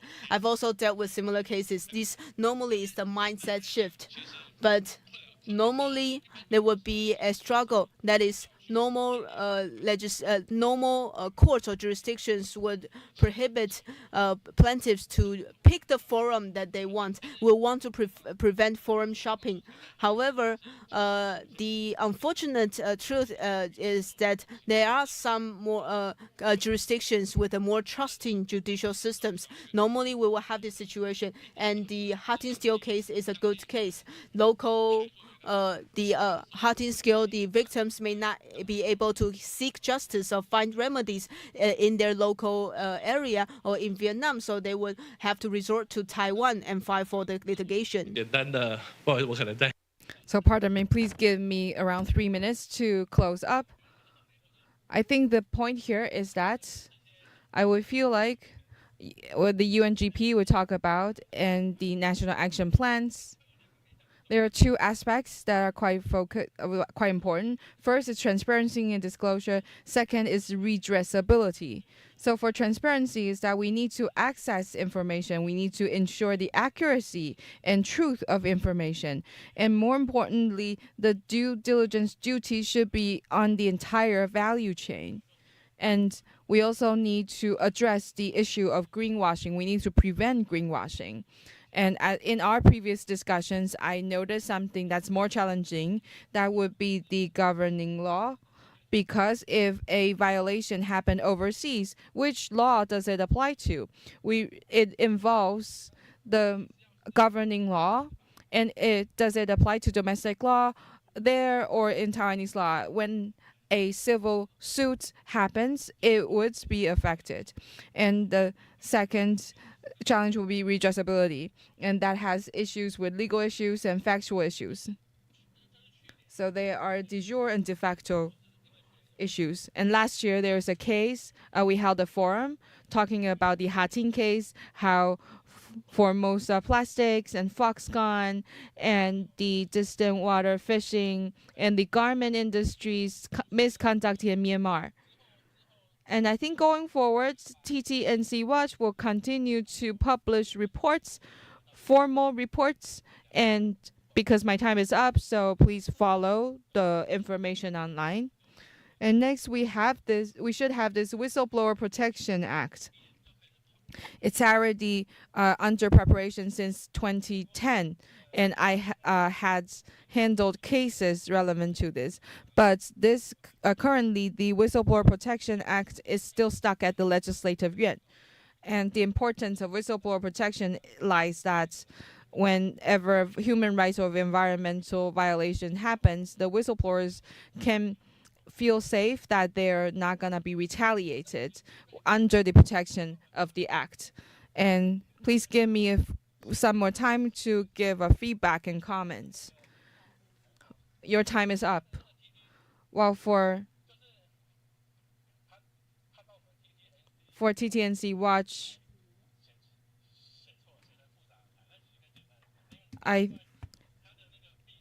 the writing, the character, there are some typos in the report. For example, the name of our network, TTNC Watch, and the year of the TTNC Watch established are all wrong, but let's put all the typos aside. I think the real issue with the NAP is that it's an inventory of the existing conditions, and there are no actual measures. If the NAP only introduced existing regulations and the existing situation without picturing the future or taking actual measures, then it's not effective. And a chapter in the NAP says that the Executive Yuan is already designated the Ministry of Economic Affairs to establish a national contact point. But from my search online, I don't see any updates. So I think for NCP, I do agree that it needs to be complemented. Thank you. Thank you, Bo Chen, for extensive presentation. Bolton promised to wrap up in 3 minutes, but he used 5 minutes. But once again, thank you to our commentators. I think Bolton is the only one designated to talk about remedies. That is why he needs more time to illustrate on that part. So now for the Q&A session, I'd like to invite all of our panelists on stage. You don't have to talk. You don't have to exhaust everything you want to say within your allotted time, because we can have an open dialogue with the audience members. I think the Q&A session would be the most important for a conference like this, because we need to have more dialogue, more interaction, and contemplation on the actual issues or how they relate to our actions to resolve problems. And we need to clarify the mechanisms to resolve issues. We need to understand one another better. So I will now open to the floor for questions. Please ask the questions addressing to our 6 speakers of the panel and their comments on the National Action Plan and whether it's about case studies, whether it's about their projects or their insight to the drafts and their recommendations. I think I see questions already. One from, please state your name and organization before your question. Mr. Pierre from South Korea. Yes, there are many similarity regarding of the national action plan and NCP problems. First of all, I'm not sure how many intergovernmental committee in Taiwan government, but you know that business human rights national action plan has a character. These issues cross the various area in your government, but Ministry of Economies ruled this NAP, NAP on business human rights. I think so you will more develop this NAP, so you think about the design, the intergovernmental committee under the like a prime minister or president, because Korean civil society also thinking about this structure, because this experience from our experience about the OECD NCP, because now Korean NCP is under the Minister of Commerce and Energy and Trade. It's one of the economic ministry, but you know that the official is very conservative. Yeah. Therefore, now Korean NCP, we can say it's a non-functional organizations. Therefore, now we try to think about how we move the dislocation of the Korean NCP to the other ministries. But even you know that economic officials are most conservative, but even other officials also same conservative. Yeah, it means that we should compose the NCP is government and labor union. I mean, multi-stakeholders should participate this NCP. Therefore, if you want to make a state-based grievance mechanism, you fully thinking about how you make this NCP reflect from your society. This is my reflection. But anyway, even South Korea, we have a business and human rights national action plan, but there are no mention about due diligence law. And even last year, we have a meeting with the Minister of Justice. The Minister of Justice is in charge of national action plan. Even one official of Minister of Justice said, current Korean government do not have a plan to legislate human rights due diligence law. Yeah, and you mentioned this due diligence law promote. I mean, your action plan better than Korea. Therefore, I really hope that so you will develop the action plan and then you finally success human rights due diligence law. Fighting. Prefer to give the answer? Which one? I mean, or all of them? Anyone, yeah. Okay, maybe Xingxuan or Yiling or okay, Yixiang. Okay. Later, maybe we just collect the questions.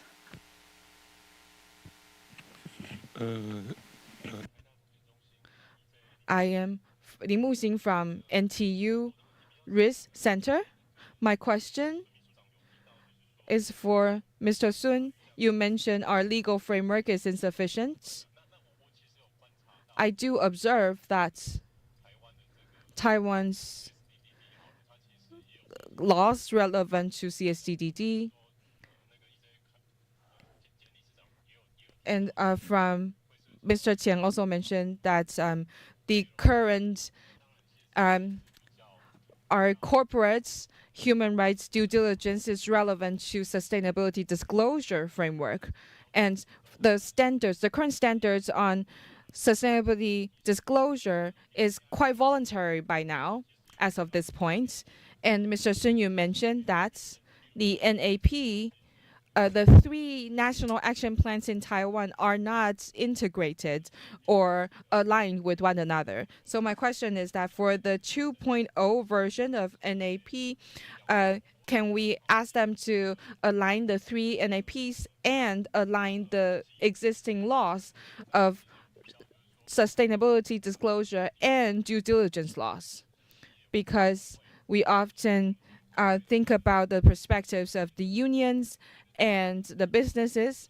And so my question, for example, perhaps the laws on unions can be more comprehensive as well, so that to have this more comprehensive legislation aligning all existing laws, also including the Whistleblower Protection Act mentioned by Mr. Lin, because we see presenters today, including Stephen and Xinxuan, talking about the due diligence legislation in Taiwan. I feel like the entire organizational management is the lacking piece in the legislation or the draft. I feel that the NGOs have collective bargaining agreements or other collective actions that can be done.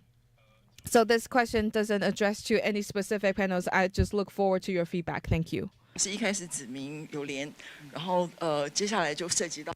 Okay, so the question first addressed Sun, Mr. Sun, and then to Mr. Lin, and then Xinxuan. So I feel like all of these panelists can answer.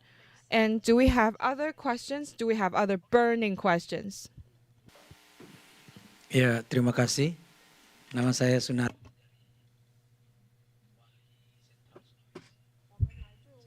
We are from Wahi, the group Wahi from Sulawesi, Indonesia. So the last speaker talked about the companies, the Taiwanese companies in these parks, including Huaxin, Lihua. And we have submitted the cases to the government, but there's no response.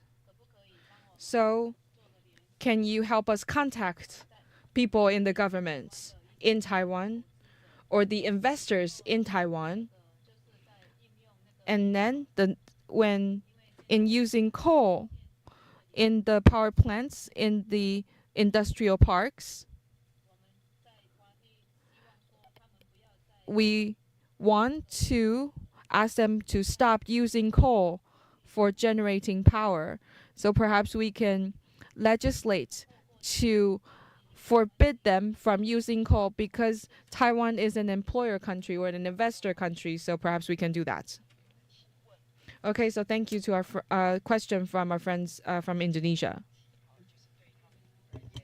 I'm talking about they really need Taiwan support and actual actions to help their advocacy and to join them in calling for government actions against the misconduct. Okay, so we have 3 people asking questions. And first would be addressing Taiwan's National Action Plan in terms of interdepartmental collaboration or coordination, and how all the ministries can bear the state's duty together. That's the first question. The second question from Mr. Lin is that the existing practices involve unions and compensation and legislation. 然后另外就是。 Also, our friends from Indonesia, regarding their current situation, he proposed 2 questions. So, Yolian, please. Yes. One important thing. I think, Xinxuan, you haven't brought a headset, so you may need to summarize the question. Oh yes, the question from the Indonesia friend is that locally, when they are doing nickel mining, they are using coal to power the mining. So is it possible that the government in Taiwan to maybe include, because we are now shifting the burden of carbon to Indonesia. We have no problem with carbon emission, but Taiwanese companies are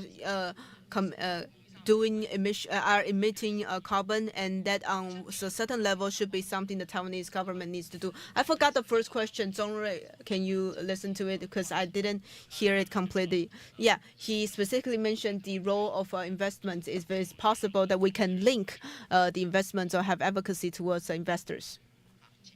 Okay, please.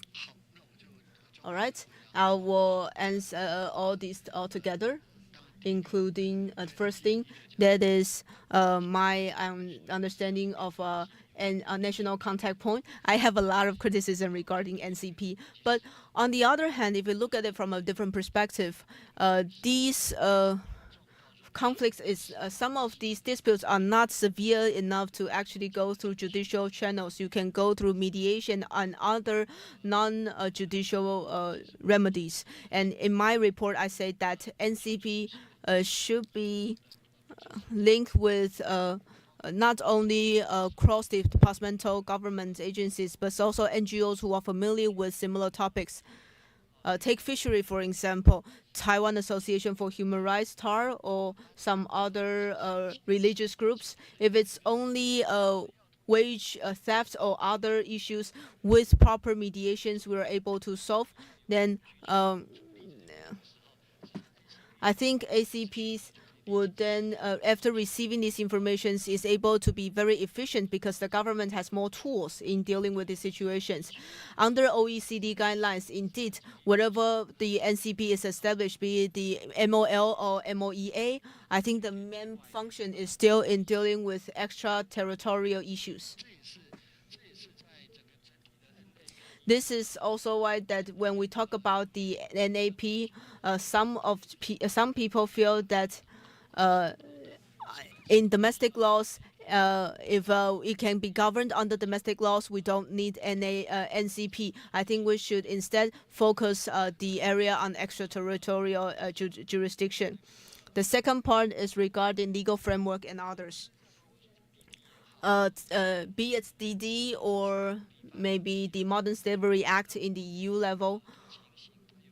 Domestically, there are some uniqueness, and indeed, we do need to catch up with these regulations. Like I said, if we have these Labor Standards Acts and labor regulations and environmental protection regulations, the key is still that if the government failed to enforce it, then it would lies on the responsibility of the control yuan.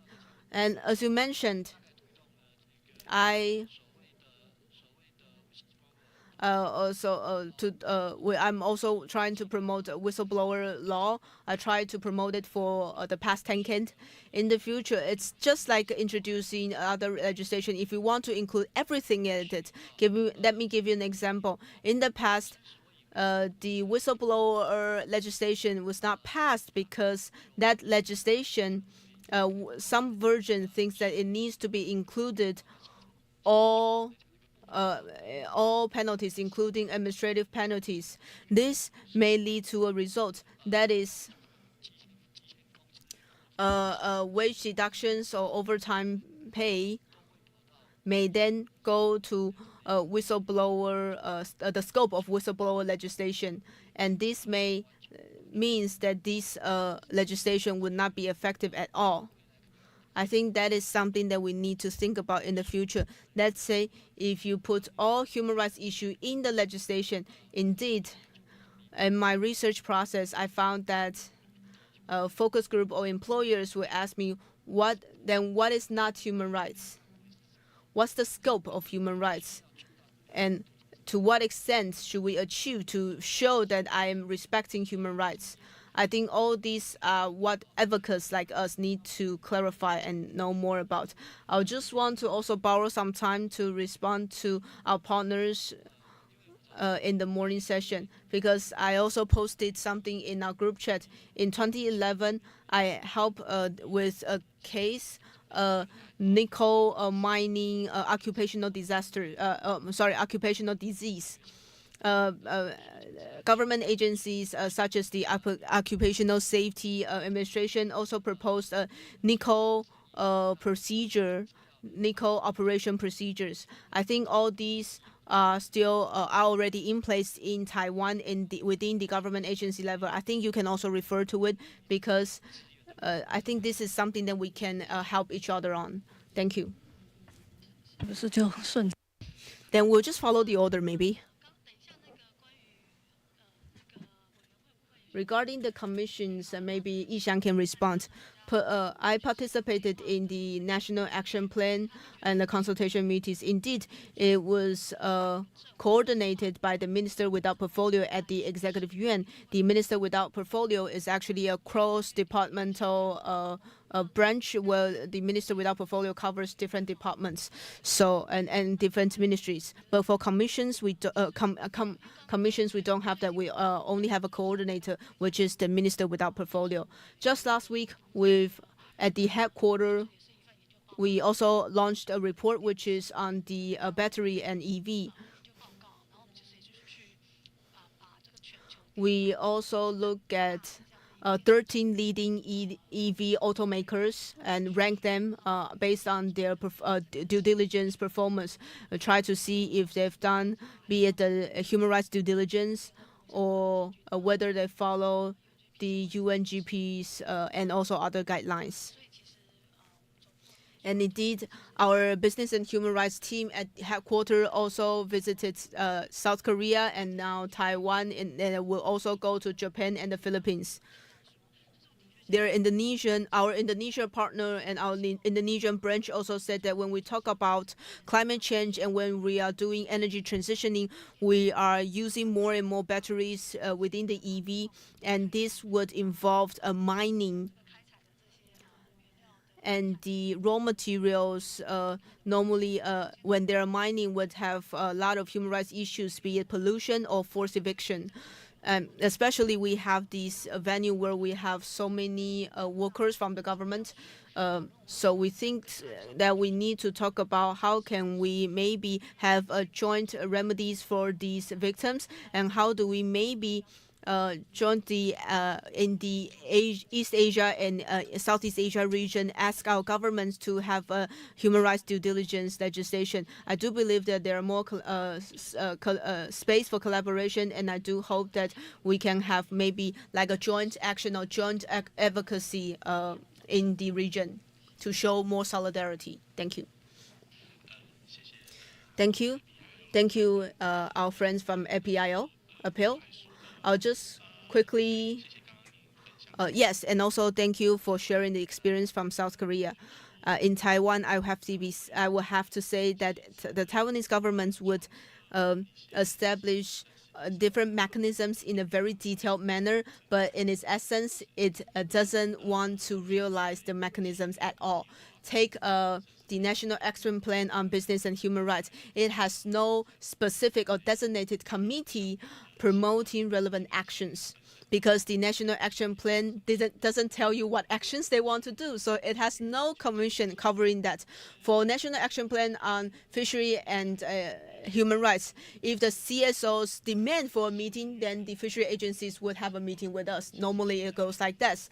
As for the National Action Plans on Human Rights, currently at the executive branch level, we have this Human Rights Protection Committee at the Executive Yuan. This committee indeed regularly oversee progress and implementation status, but CSOs can only participate in a very limited scope, because the governments, they really like to find the so-called experts and scholars, and these so-called experts and scholars are normally pro-government, and they normally do not have much interactions with the civil society. So in reality, communities normally have very limited effect, and the civil societies normally only know about the situation when there is amendments or an update version of these NAPs. They would have these public hearings as a formality, and then after we participated and provide our suggestions, we will receive very negative feedback. For instance, eating and wanted to propose a refugee act, and the action plan also said that we will have a refugee act draft act. But the message received is that the Taiwanese government decided not to continue this and follow up with this. This to us seems like a scam, but these are still opportunities. We will still continue to put pressure through this forum. But unfortunately, that's the situation in Taiwan. Xingyi, please. Yes. I think our previous our partners have already mentioned the situations we face in Taiwan. Because of time constraint, I will just echo what our partners have said. Yes, indeed, we have these situations in Taiwan. So that's why in our presentations, I said that we still want to have all these dialogues. We don't want to miss any opportunities, and that's what we want. Thank you.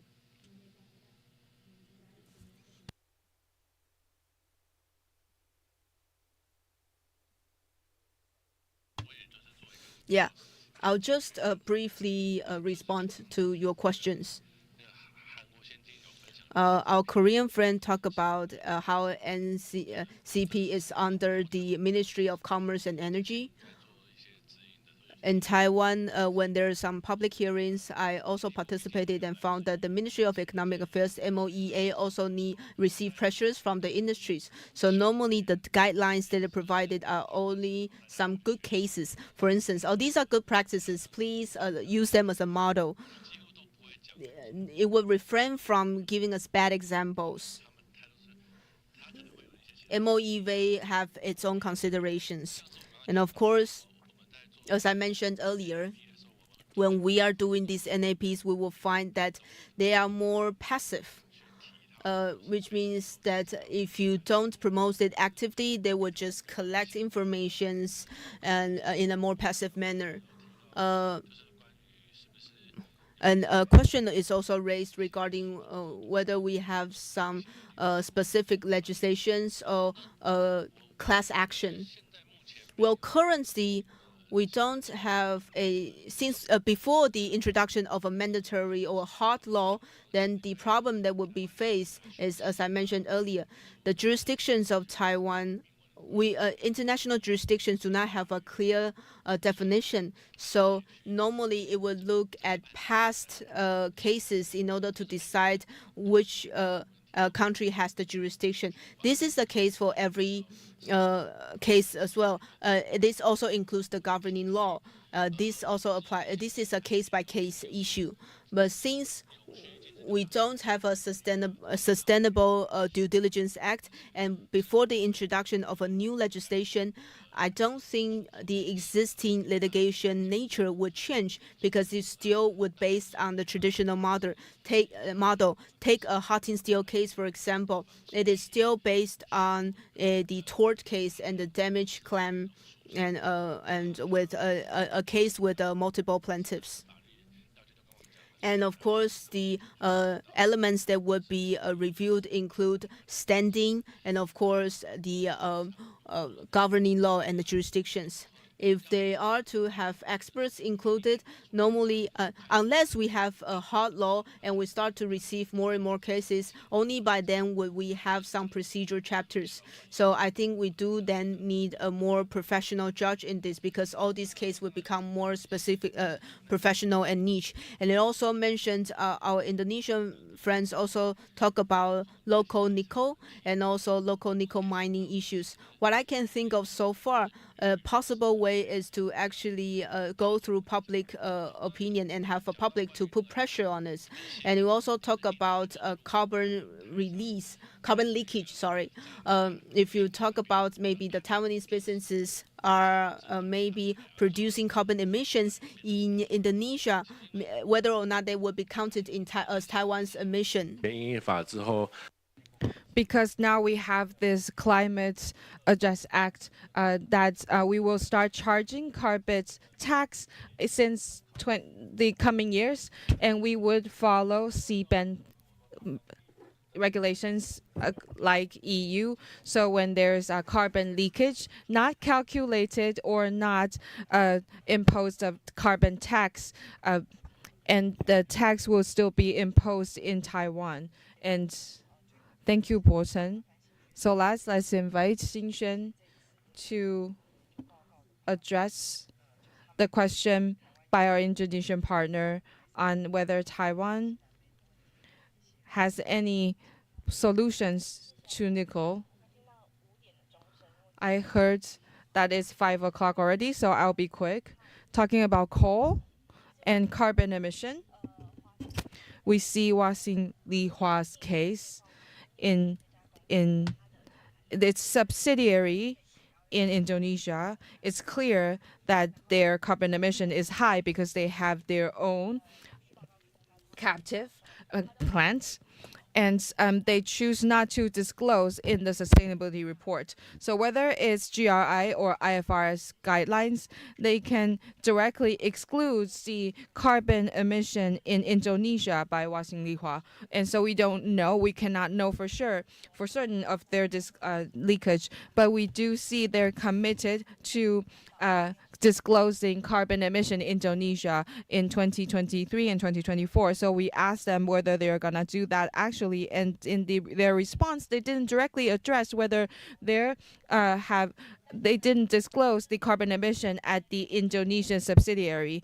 And I will read the response. You can see that in the material, saying that regarding the green energy and carbon reduction in improving environments, we will continue to invest and optimize and engage in carbon management. In the future, we will invest in infrastructure and carbon reduction technologies. In the future, we will answer the call to CSR. So you can see that it's a beautifully written article. And I want to use this email response by Huaxin Lihua to show you that this is the current issue with the sustainability disclosure. And that is why in our second session for draft, we specifically put in a climate and transition, because we hope that in the future, supply chain management can address carbon leakage and carbon emission. Indeed, we need to have more specific discussion and details to this, but we want to have this framework that now that Taiwan is transitioning to green energy and we are charging carbon tax, and we are outsourcing carbon emission to other countries, we really need to address this. And I look at the list of the top shareholders of Huaxin Lihua, and I see state-owned enterprises such as China Post and the labor funds. And the 4 major funds in Taiwan, the state-owned funds, just as the BOF, they are major shareholders in the top companies in Taiwan. But as I mentioned, even though they have all these ESG or investment guidelines in place, their priority is still their return on investment. So they don't really engage with the investee companies in a more meaningful way. So we hope that going forward for NAP 2.0 or for further policies, they need to specify these state-owned funds or the 4 major pension funds or state institution investors in Taiwan need to prioritize impact on human rights violations and environmental violations. And all these cases and companies we've already presented with clear evidence, at least they need to de-invest in these companies. Again, due to time constraints, we can no longer open for another round of questions. But once again, thank you all for your questions and our 6 panelists for your experience. So let's give them a round of applause.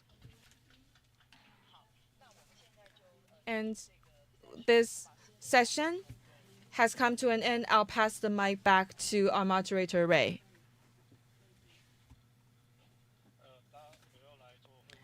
Okay, so here's another house announcement time.